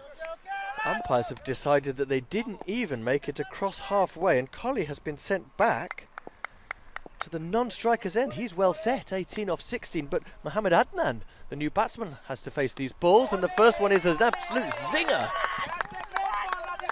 Doesn't get better than that. Swinging out just inside the wide line. That is picture perfect. Remarkable turnaround in this game. 23 off 4 now, it's all getting forlorn. There's a wide, some consolation perhaps. 22 off 4, but as you can see, it's still got to be boundaries. Not just 4s. The light has gone. The sun has set. It's now dark out there, I assure you. Rajib Mir, nice little floaty seamer, but he's going to get 6 here. And the dream is not yet died. Adnan, first ball, nothing. Second ball, ping. And he has swung that like a heavyweights haymaker over deep mid-wicket. As that keeps things fruity. 16 off 3. Got to do it at least twice more, Adnan. No, he's got to wait for his chance because there's another wide. They couldn't, could they? Doesn't make much difference to the number of 6s that need to be hit. It's still 2 off the last 3 balls. If this is another wide, he'll have to hit 1 6 and 2 4s. Now he's gone for the 6 again. Fielder under it. And he does it. He takes the catch. And it's as good as over. What a difficult chance under pressure, and it was the captain who did it, exhorting his troops, Nazmul Haq. Gone for the big smash again, which he had to do. This time Haq wibbled and wobbled underneath it, but found the ball heading for his hands.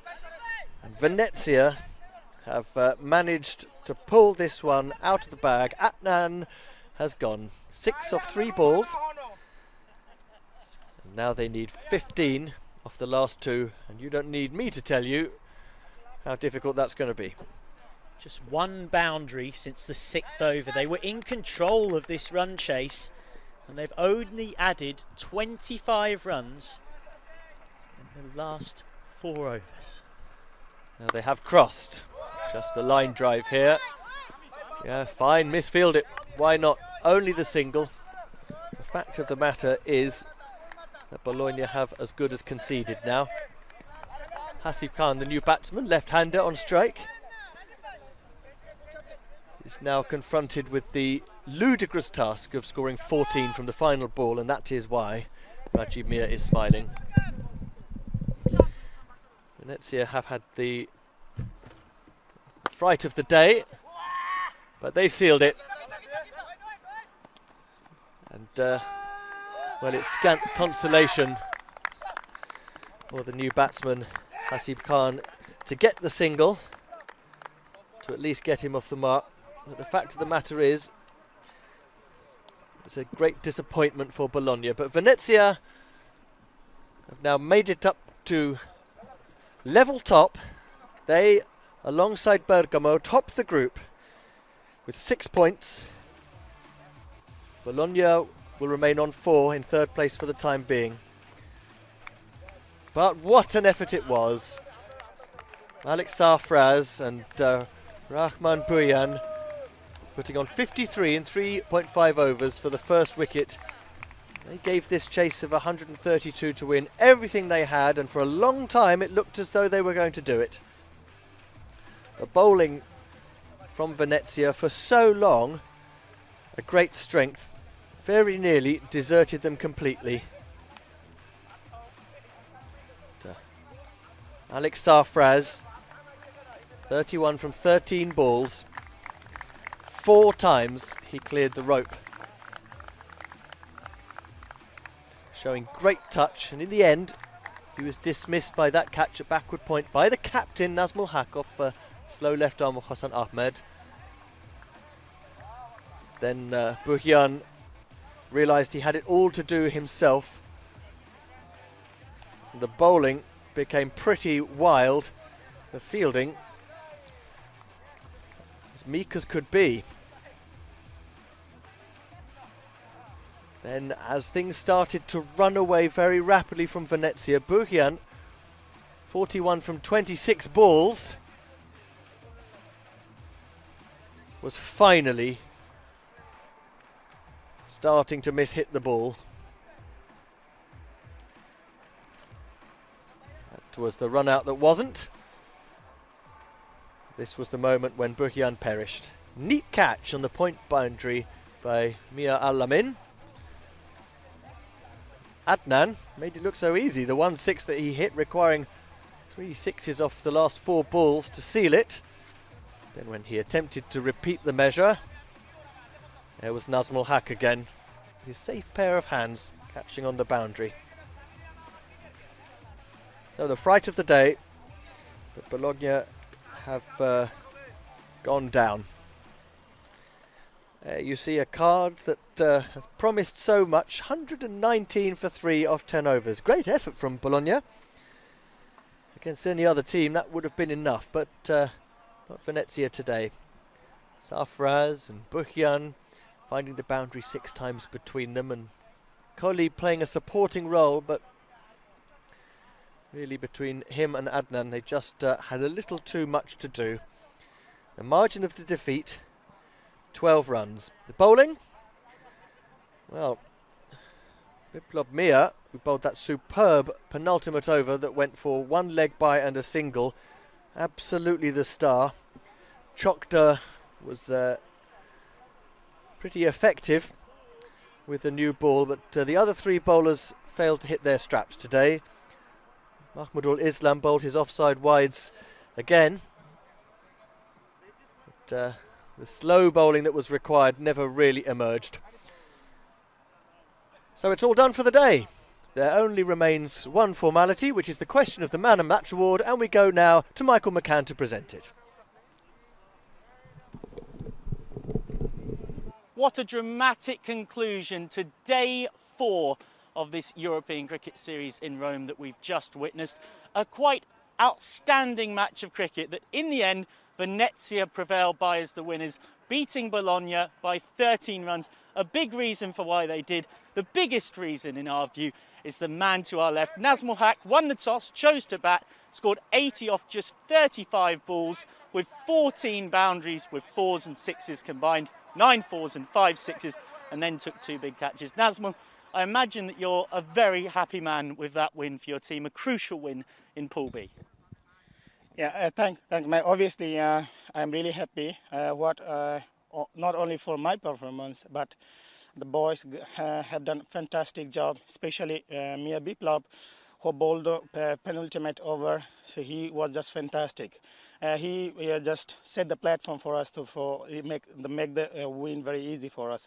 So I'm a happy man for my team, for all the guys. His credit goes to everybody, not only for me. Thank you. And to play a big innings like that, 9 4s and 5 6s from yourself, with the world watching on a televised audience, is this the best day of your cricketing career? Not exactly, but if you tell me the platform, if you tell me the platform is the biggest platform I have ever played, no doubt about that. But in this year I have played some more important innings, but this one remain always one of the best for me. Thank you. Congratulations. It's the third highest score we've seen in the competition so far. But in that run chase, at one point, Bologna was streaming away with it. Just what did you do as captain with your bowlers to pull it back? Yeah, I tried my best plan possible, but the problem was the guys sometimes they got, because they started very well their opening partnership, especially Russell and other opener with him. They did a fantastic job, and it was at the like in the middle of the game. It was very hard for us. Like the match was like very tough to come back. So, and then the bowler, I just had to plan like to keep very simple, because they are getting very nervous about that. So I just guys keep it up and keep the things very simple and just bowl your best ball, possible best and natural game. Hopefully we win the game, and we did. So I'm happy, man. Thank you. Tomorrow starts with match number 21. It's a rematch against Bologna. This exact game tomorrow morning. What do you want to improve on for that rematch? Yeah, we don't think what we'll do for tomorrow right now, but we would like to enjoy this moment. Then we will plan. Obviously, we have some like basic plans, but we have seen some guys is different, very tough on other side. So we will obviously do all the discussion with our teammates, with our like club manager, and obviously my vice captain, and we'd like to do a very tough plan for them and win the match again with them obviously tomorrow.